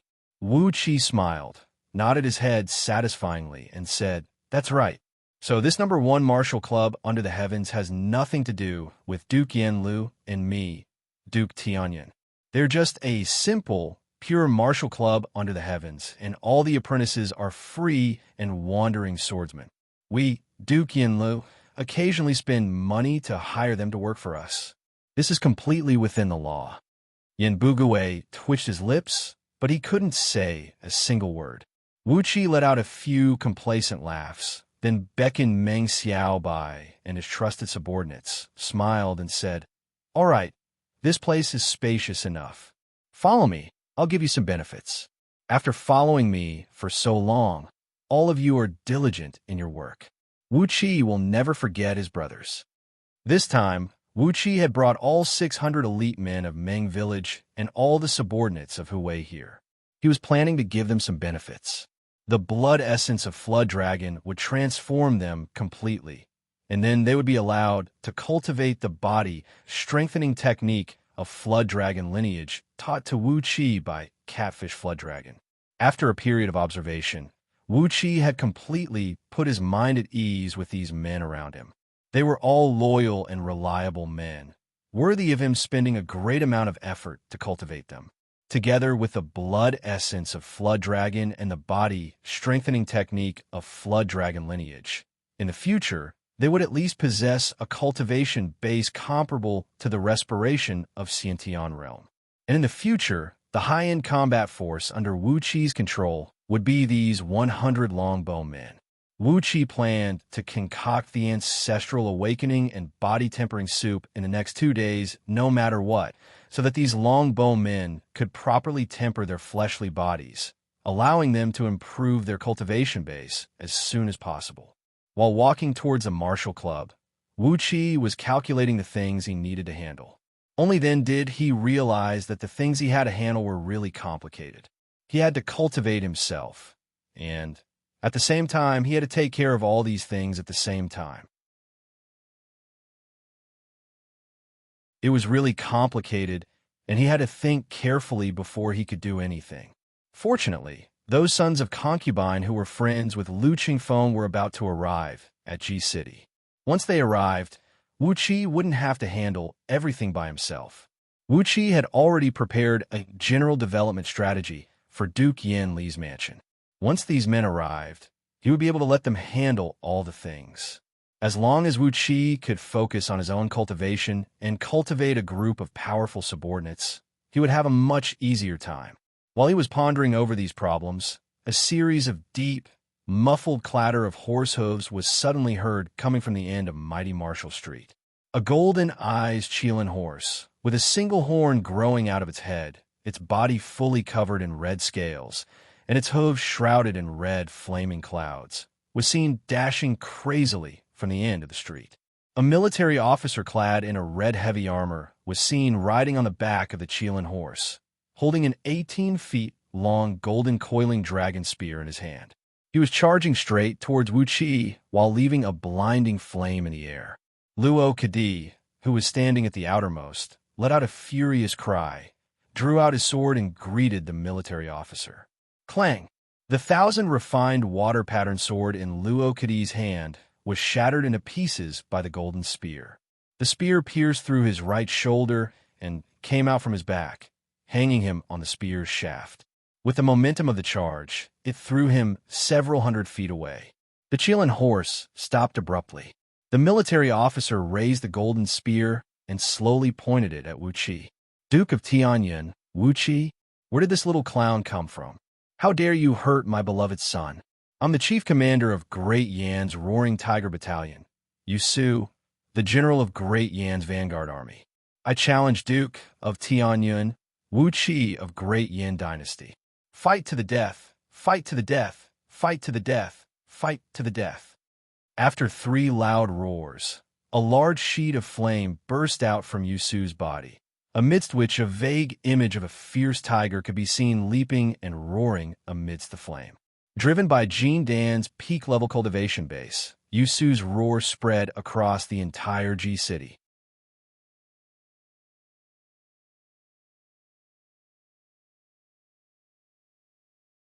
Chapter 195. Yusu raised a spear up high, pointed it at Wuxia, and cried out, "Wuxia, you're a filthy pig. How dare you hurt my beloved son? You've been hiding in Duke Yin Li's mansion for the past few days, and I didn't have the time to pay you a visit. How dare you parade your men through the streets today? I'll never forgive you." Then he forcefully swung the spear, causing a large amount of blood to splatter in all directions. Yusu roared furiously. "What are you waiting for? Accept your death." Meng Xiaobai brought a few of his clan members and rushed forward, helping Luo Kadi up from the ground. There was a bowl-sized hole on his left chest, and tiny flames were still burning on the wound, filling the air with a pungent burning smell. Luo Kadi had lost all his senses, and his body was leaning limply on Meng Xiaobai's body. Only the slight rise and fall of his chest proved that he was still a living man. Wuxia gave Yusu's arrogant and domineering look a glance, then turned to look at Luo Kadi, who was nearly killed by him with a single spear strike. Suddenly, his eyes narrowed into two fine lines. Taking a deep breath, Wuxia said in a cold voice, "General Yusu, what did you just say? You want to have a duel with me? Just for that useless son of yours, who had the audacity to attack me with his spear." Yusu stared coldly at Wuxia, his razor-sharp eyes filled with a strange and unfathomable expression. He sneered and said, "Yes, since you have the audacity to hurt my beloved son, you should be prepared to die. How dare you, a lowly bastard who has been raised by pigs and dogs, touch my child? You're courting death." Wuxia tilted his head and stared at Yusu for a while, then suddenly laughed and said, "You want a duel? Fine. Somebody, bring me a brush and ink." On the same night, the atmosphere in Duke Yin Li's mansion was solemn.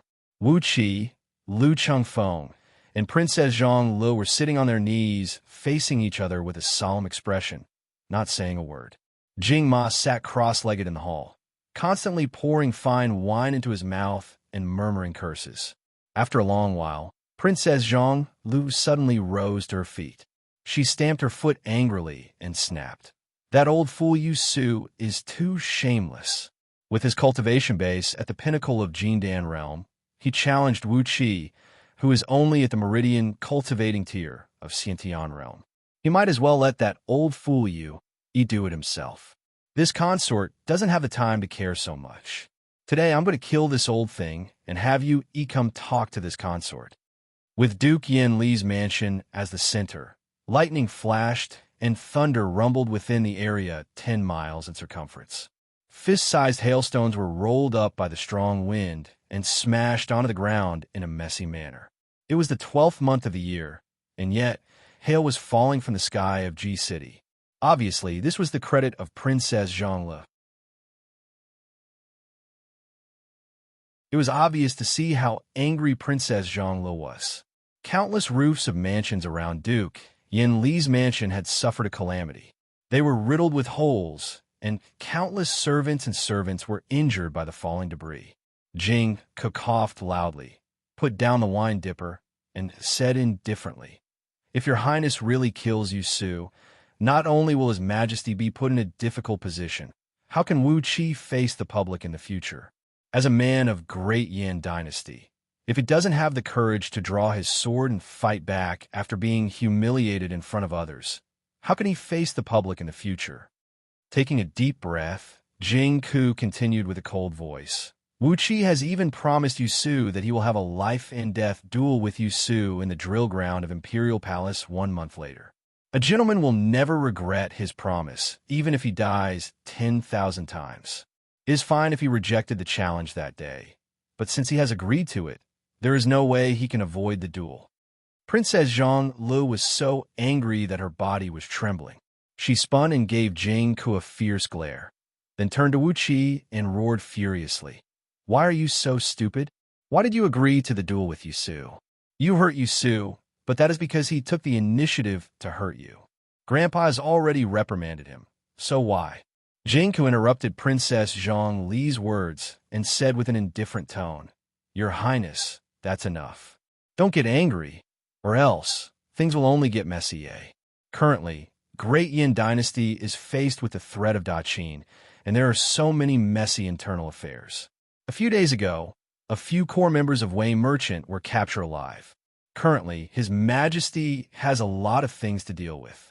If Your Highness continues to add more troubles at this moment, I'm afraid Your Highness will be dragged into it. Sighing, Xianxia looked at Wuxia curiously and said, "But I'd like to know, Wuxia, why did you agree to the duel with Yusu? The gap between your cultivation base is too huge. If you refused his challenge, he would not be able to do anything to you." Wuxia smiled faintly, then said with a cold voice, "But he hurt one of our men right in front of me. Under such circumstances, I have no choice but to fight him."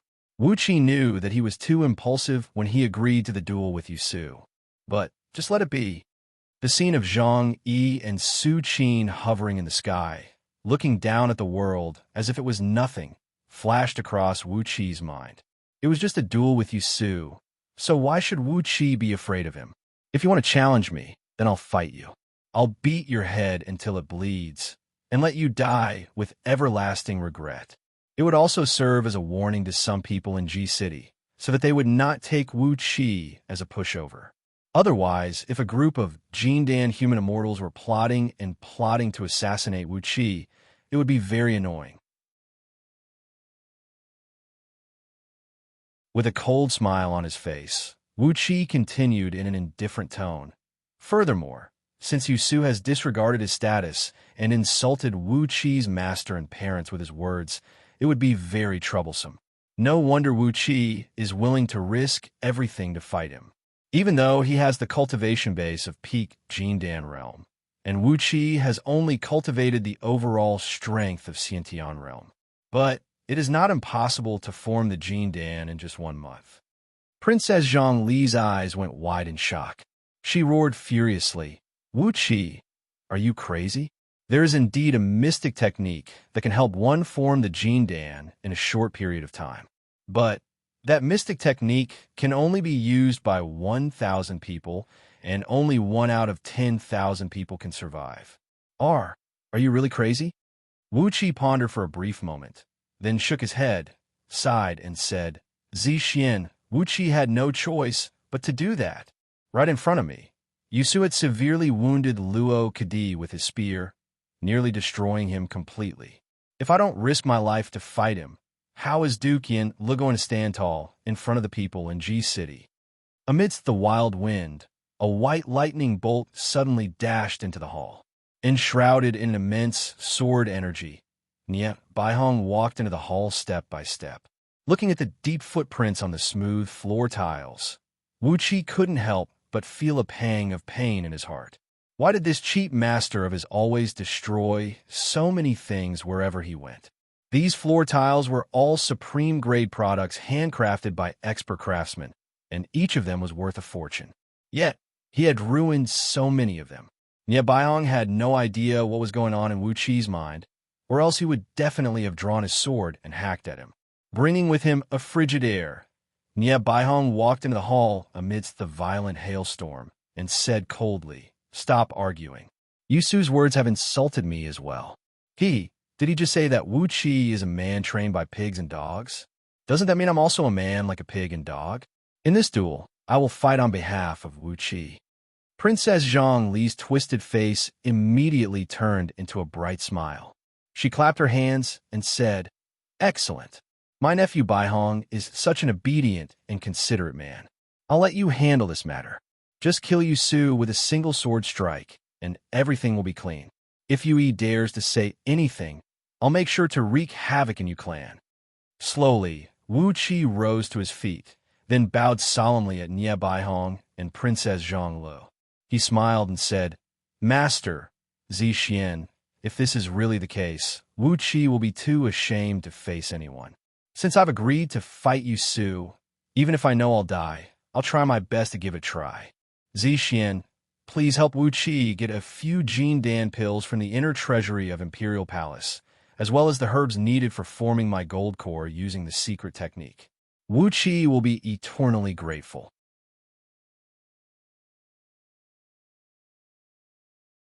With a proud smile on his face, Wuxia looked at Princess Zhonglu, whose face had turned pale immediately, and comforted her when forming a gold core using the secret technique, as the corporeal body cannot withstand the impact of the Jin Dan and the medicinal strength. The fleshly body will crack and die. However, Wuxia has saved a catfish flood dragon in Meng Mountains and asked her for some blood essence to strengthen his corporeal body. With that, I can guarantee the success of forming my gold core. With a loud laugh, Wuxia suddenly thrust his fist out, thrusting it towards Jing Ke's face. For this punch, Wuxia had only used less than 10% of his strength. Carelessly, Jing Ke countered with his palm. Shaking his head, he sighed and said, "Blood essence of dragon can strengthen the corporeal body," but before his words could fade away, Wuxia's fist had already landed on Jing Ke's palm. Abruptly, Jing Ke's eyes went wide, and he let out a strange cry due to fear. With just one punch, his burly body was knocked flying backward, smashing through the curtain behind him, and rolled like a ball into the back hall, unable to stabilize his body for a long while. After a long while, Jing Ke finally came out from the back hall, rubbing his swollen right palm. He stared blankly at Wuxia and said angrily, "How could your corporeal body?"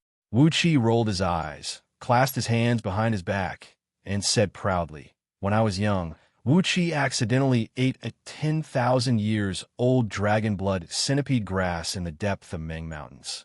Since then, my corporeal body has been 100 times stronger than ordinary people. And now, I have obtained the blood essence of Flood Dragon, which has strengthened my corporeal body even further. The corporeal body of an ordinary Jin Dan human immortal is definitely not as strong as Wuxia's. Using the mystic technique to form my gold core, Wuxia has full confidence in succeeding." The eyes of Princess Zhonglu, Jing Ke, Nie Baihong, and Lu Chengfeng immediately lit up. Four of them came up to Wuxia at the same time, sizing him up from head to toe for a long while.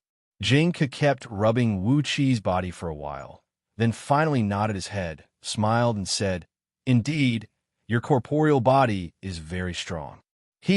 Forming your gold core using the mystic technique is definitely not a problem. You don't need to steal Jin Dan from the Imperial Treasury, as there are over 30 upper-grade Jin Dan left behind by human immortals of Jin Dan in Jingming's mansion.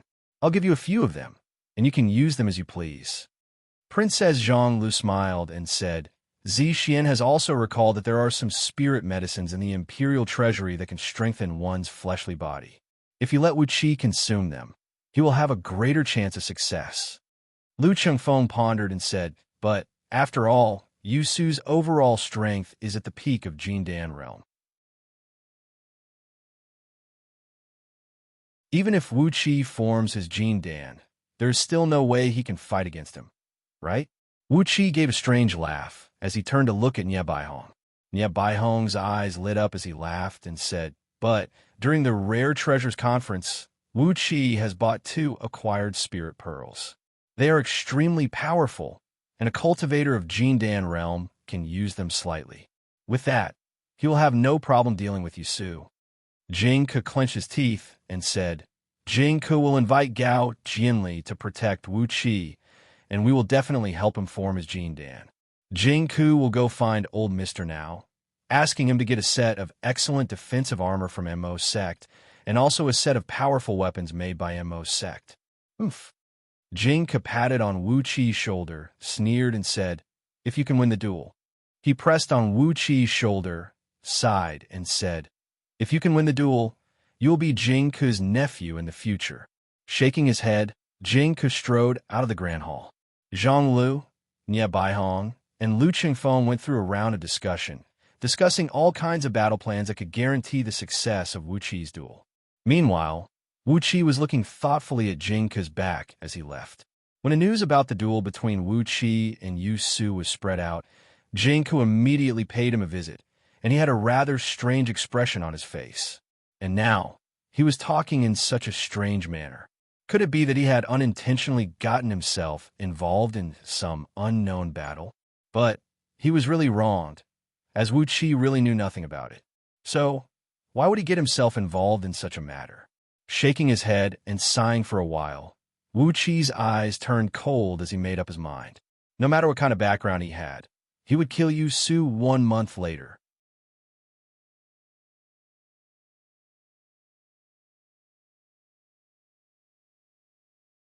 Chapter 196. Once again, Yu Su answered with the utmost respect. His face was filled with an insatiable smile of hunger and thirst.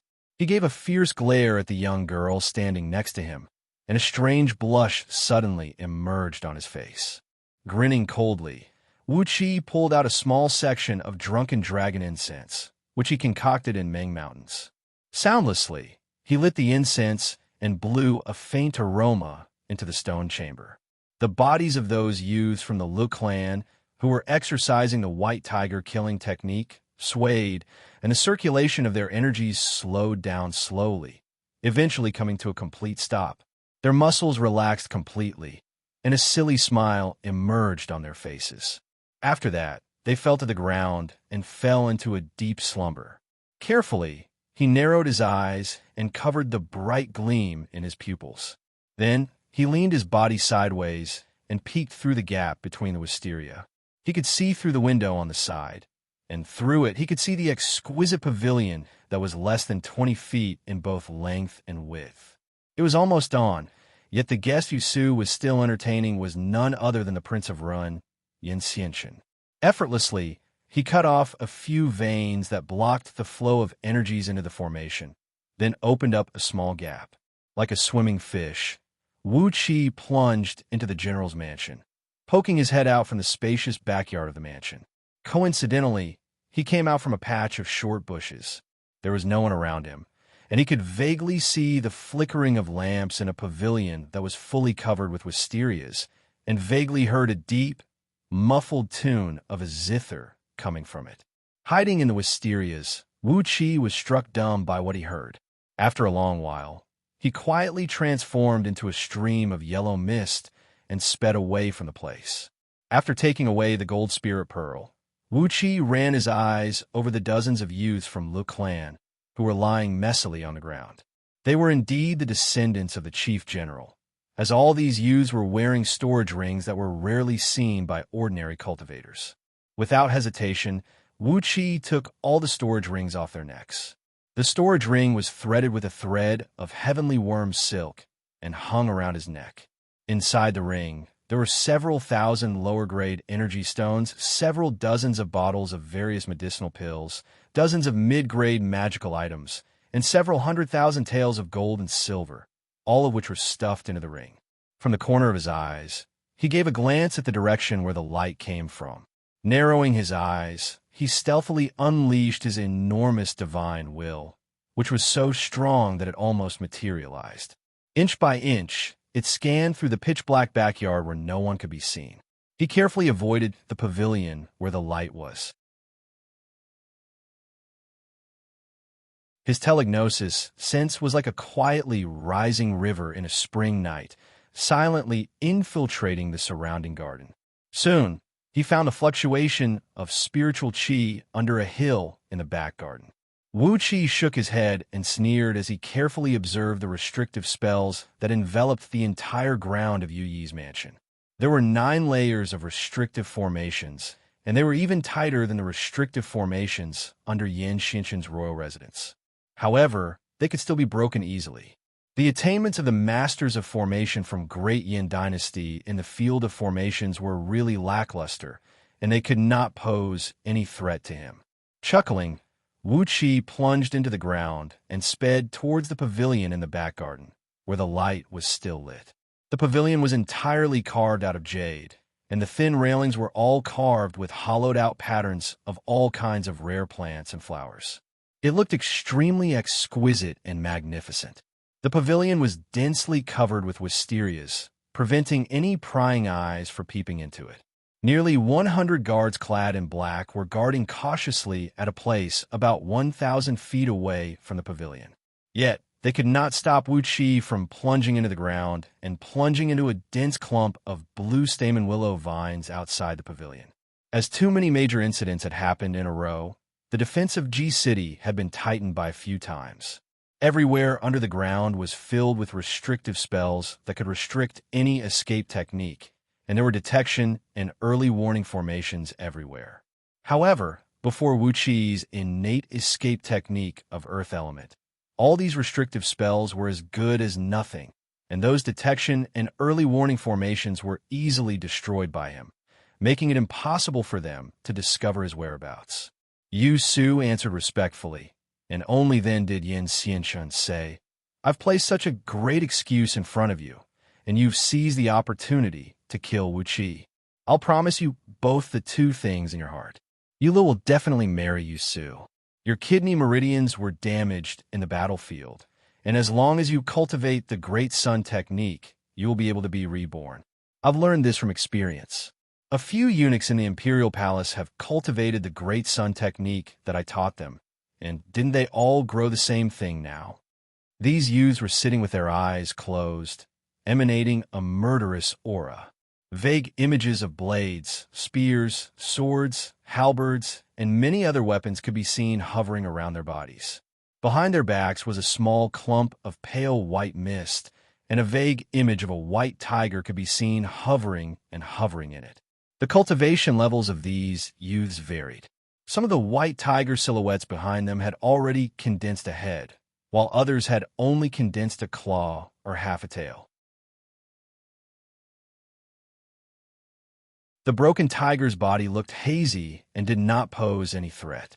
When he acquired spirit pearls of metal, wood, water, fire, and earth element were gathered, a tremendous transformation immediately took place in Wuxi's dantian. His energy became more compact, and when it circulated, the energies of 5 elements intertwined with each other, forming a flawless balance. Suddenly, his 5 internal organs were filled with energy essence, and they were brimming with life force, constantly transforming the energies of 5 elements into his meridians and resonating with the 5 acquired spirit pearls. There were even a few hundred great yin cultivators who were also exercising the escape technique of earth element and roaming around underground. However, the speed of these cultivators was like a fish that was dying from lack of oxygen, while Wuxi was like a pike with the fastest speed in the ocean. These cultivators, whose movements were slow and the circulation of their energy was sluggish, could not detect his movement at all. With light steps, he walked past these patrolling cultivators and came to the underground of General Yu Yi's mansion. "It has saved me a lot of effort." Smiling, Wuxi sprayed out a mouthful of flame, burning and refining the gold spirit pearl for a while. After that, he opened his mouth and swallowed the pearl, which had shrunk into a tiny speck of light. A thread of energy wrapped around the pearl, slowly bringing it into his dantian. Together with the 4 acquired spirit pearls that Wuxi had collected earlier, they formed a perfect formation of 5 elements in his dantian. These spirit caves were more than enough for Yu Yi's family members to cultivate in the mansion, and their progress would not be any slower than those of the 13 immortal Dao sects outside the city. Through his divine sense, Wuxi discovered that right underneath the small hill was the largest spirit cave in Yu Yi's mansion. Furthermore, it was emanating a sharp aura, and vaguely, there was a murderous aura that pierced through the clouds. Using the mystic eyes of universe, Wuxi gazed at the small hill from afar. He could see a cloud of white mist shooting up to a height of over 100 feet, but it was firmly restrained by a restrictive formation near the top of the hill. A complacent smile appeared on Wuxi's face. Yu Yi didn't refine this pearl into his prime magical treasure, but used it as the core of the spirit cave, boosting the cultivation speed of his descendants. He nodded his head, shrunk his body back into the soil, and carefully made his way towards the bottom of the small hill. At the darkest moment before dawn, the overly enthusiastic Princess Zhang Lu and the others finally left Duke Yanli's mansion, rushing to the surroundings to prepare for Wuqi's forcefully forming the gold dan with a mystic technique. Meanwhile, Wuqi returned to his own abode, then plunged into the ground at the first moment, transforming into a stream of yellow mist and flying towards Yu Yi's mansion. The acquired spirit pearl that Yu Yi bought with the price of 30 sealed cities must be in that spirit cave. The cultivation technique that Yu Yi was cultivating was a gold element technique the white tiger killing script, which emphasized on the slaughtering aura of the battlefield the most. All his clan members were cultivating this technique. By using the acquired spirit pearl as the core of the spirit cave, by gathering the earth energies and transforming them into the energies of 5 elements, the spirit cave will be transformed into a pure gold element spirit cave, allowing the cultivation speed of the white tiger killing script to increase by a few times. General Yu Yi was currently leading an army on a crusade against the vassal kingdoms that had colluded with Wei Merchant. Right now, the man who was sitting in the general's mansion was Yu Yi's youngest son, Yu Su. Only Yu Su could be the only one who could play music in the backyard. Yu Yi was a strict man in managing his clan, and as all his other sons and grandsons were out on a crusade, Yu Su was the only one who had the right and the courage to make a scene in the backyard in the middle of the night. In the middle of the formation formed by the 5 spirit pearls, an enormous amount of energies began to interweave and gather, gradually forming into an extremely tiny that could not be seen with naked eyes. Wuxia knew that this tiny that was the embryonic form of the Gold Dan. As long as he cultivated according to the unity of sword energy script, he would be able to quickly form the Gold Dan. Noiselessly, Wuxia squeezed out from the ground and came before the acquired spirit pearl. Lightly pointing his finger at it, he crushed several dozens of runes around it into powder. A large sheet of spirit light exploded, and the pearl was caught in Wuxi's hand. Happily looking at the acquired spirit pearl, Wuxia sent his divine sense into it. Sure enough, Yu Yi did not refine this pearl, but simply used it as the core of the spirit cave, specifically used to transform the natural energies. Clad in a casual outfit, he was leaning lazily on a cushion behind the table. His right hand was placed on the thigh of a young girl sitting next to him, stroking it up and down while talking to Yu Su with a smile on his face. Yu Su was sitting on his knees behind the table, putting up a posture of listening attentively. It was hard to tell how respectful and obedient he was. Less than 200 feet below the mountain, a few energy veins were converging here. The dense natural energies had formed into a mist that could be seen with naked eyes, filling a stone chamber that measured over 300 feet in circumference. A silver-white pearl, about the size of a human head, was seen hovering right in the middle of the stone chamber. Several dozens of runes were seen wheeling slowly around it. The natural energies in the surroundings were being absorbed into the pearl, transforming into a sticky and glistening silvery energy that looked like molten silver. Slowly, it spread out from the pearl, rippling layer by layer, and was gradually absorbed by the tens of young men sitting cross-legged under the pearl. He sighed lightly, grabbed the long hair of the young girl, and pulled her to his side. While fondling her delicate body, he shook his head and said, "The thunderclap is too fast for us to cover our ears, and the power of the thunderclap is truly frightening." TSK. Initially, everything was peaceful, but when Wuxia came to Ji City, His Majesty suddenly carried out a great purge. Could it be those few old fogies who are behind this? In short, Wuxia has to die. 2 long tables were placed in the pavilion, and on top of them were dishes, fruits, and fine wine. A thick mattress made of silver fox fur was placed on the ground, and a young girl, who only had a thin veil wrapped around her waist, was seen kneeling in a corner of the table. She was concentrating on playing a zither, which produced a melodious tinkling sound. 2 other young girls, who had the same thin veil wrapped around their waist, were seen kneeling beside the table, serving Yu Su and another young man. There were 81 huge energy veins converging under Ji City, and these 81 main energy veins eventually converged under the Imperial Palace. Therefore, the Imperial Palace of Great Yin Dynasty was the place with the densest natural energy in Ji City. As one of the few chief generals of Great Yin Dynasty, and one of the most powerful men in Great Yin Dynasty's army, there were 3 main energy veins flowing under Yu Yi's mansion, and 18 smaller energy veins converging here, forming a few spirit caves with abundant natural energy. Of course, it was impossible for him to form his gold core in Yu Yi's mansion. He needed the protection of Jing Ku and a few other men, and the help of Princess Zhang Lu and Nie Baihong, using that overbearing and evil mystic technique to form his gold core. Otherwise, if he, an itinerant cultivator of Xianxia realm, somehow managed to form his golden core by himself, it would attract all kinds of strange gazes and intense attention, and that would not bring any benefits to Wuxia.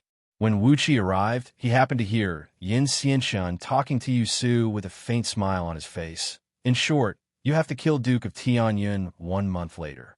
I'm getting more and more suspicious that this young man is not some commoner who came from an itinerant cultivator family, but someone sent by Jing Ku and Gao Jinli to stir up trouble in Ji City. Since they are trying to muddy the waters, we will have to kill Wuxia first. Let's see what other tricks they have up their sleeves. Wuxia gave the man a careful glance, and his heart immediately thumped.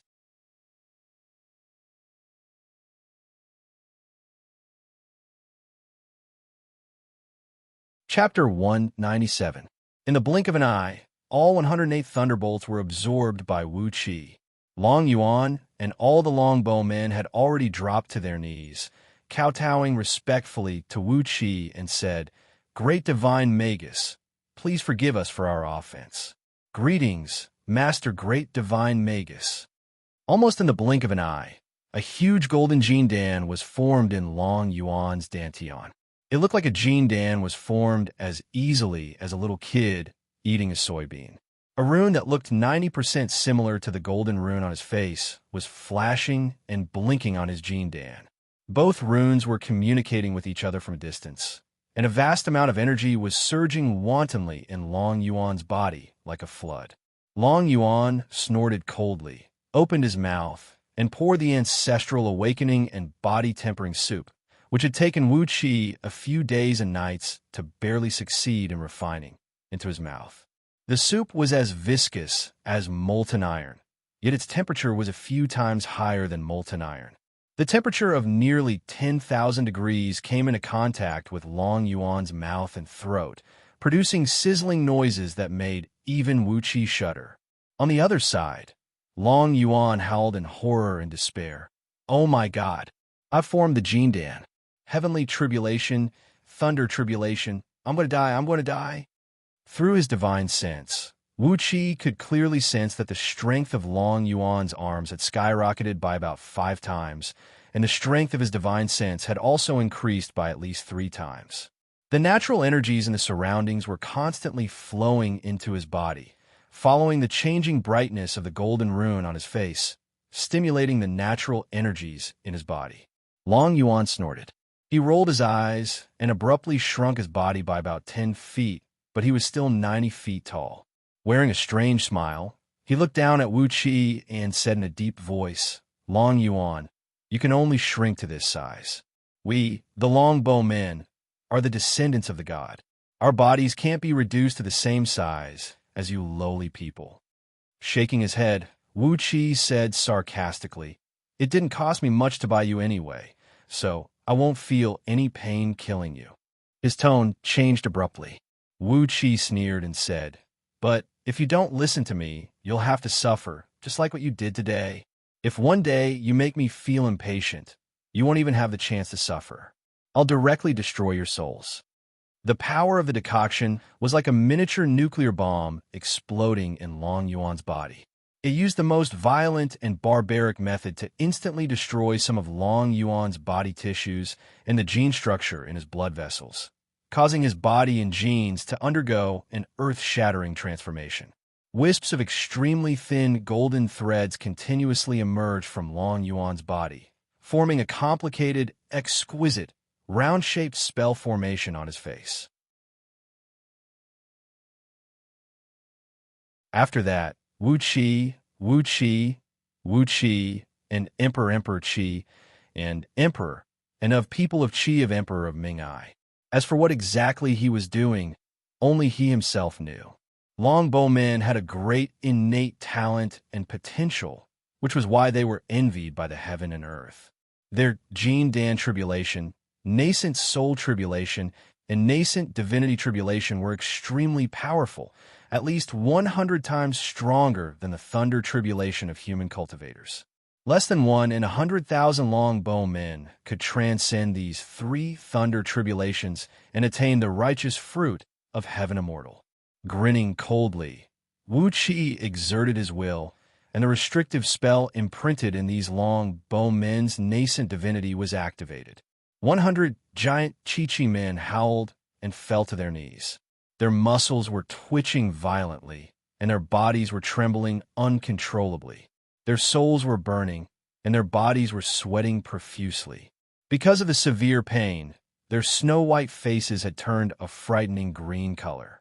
Holding the small earthen jar, Wuxia raised his head and looked at Long Yuan as he said coolly, "I know you can shrink your body a little. As a slave, you must have the awareness of being a slave.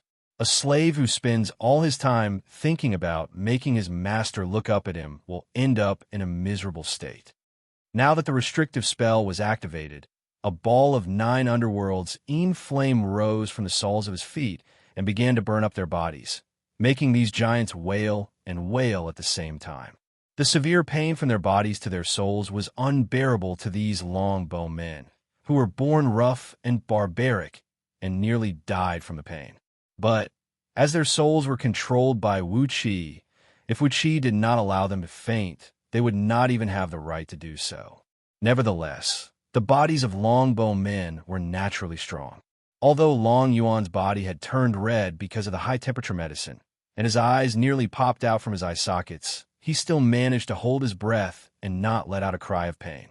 He held his breath, clenched his fists tightly, and hissing noises kept coming out from the gaps between his teeth. Almost instinctively, he began to exercise the energy circulation technique passed down from the ancestors of longbow men. These longbow men were captured alive by the slave traders of Great Yin Dynasty from an island in the East Sea where longbow men lived. In order to control them, an extremely vicious mind control spell was cast in the depth of their nascent divinity. After they fell into Wuxia's hands, Wuxia did not take a liking to the restrictive spell cast on their nascent divinity. Therefore, he used the mystic control spell recorded in the Scroll of Stealing and gave these giants a hard blow. A wicked man must be tortured by another wicked man. After Wuxia's brutal and bloody threats, these unruly longbow men became much more obedient. Under Wuxia's order, they rose to their feet one after another. With a sway of their bodies, they shrunk their bodies to about 10 feet using the mystic technique of their bloodline, which made them about the same height as the tallest burly warriors of Great Yin Dynasty. However, their bodies were much more muscular. Sticking out his chest, Wuxia began to put on an act. After torturing these giants for a full 15 minutes, only then did Wuxia let go of the restrictive spell and said coldly and mercilessly, "Let me remind you again, you are now my slaves, and by the looks of it, you will be my slaves for the rest of your lives. Be obedient, and I can guarantee you a limitless future. You will be able to eat well, drink well, and use well. If you need beautiful girls, I can even go to Longbow Kingdom and kidnap a batch of beautiful girls for my clan for you." A cold breeze began to blow in the surroundings. Water vapor soared high into the sky, while large dark clouds kept rushing over from all directions. The faint rumbling of thunder made one's eardrums hurt.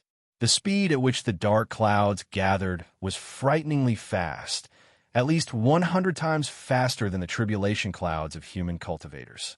Almost at the moment when the dark clouds appeared, 108 purple thunderbolts, each as thick as a water tank, smashed down towards Long Yuan's head amidst deafening rumbles. Wuxia shrugged indifferently, sneered, and said, "Don't talk nonsense, just drink it." Activating the thunder-stealing spell of 5 elements with full force, Wuxia absorbed the thunderbolts, which contained the opposing aura of creation and destruction, into his body.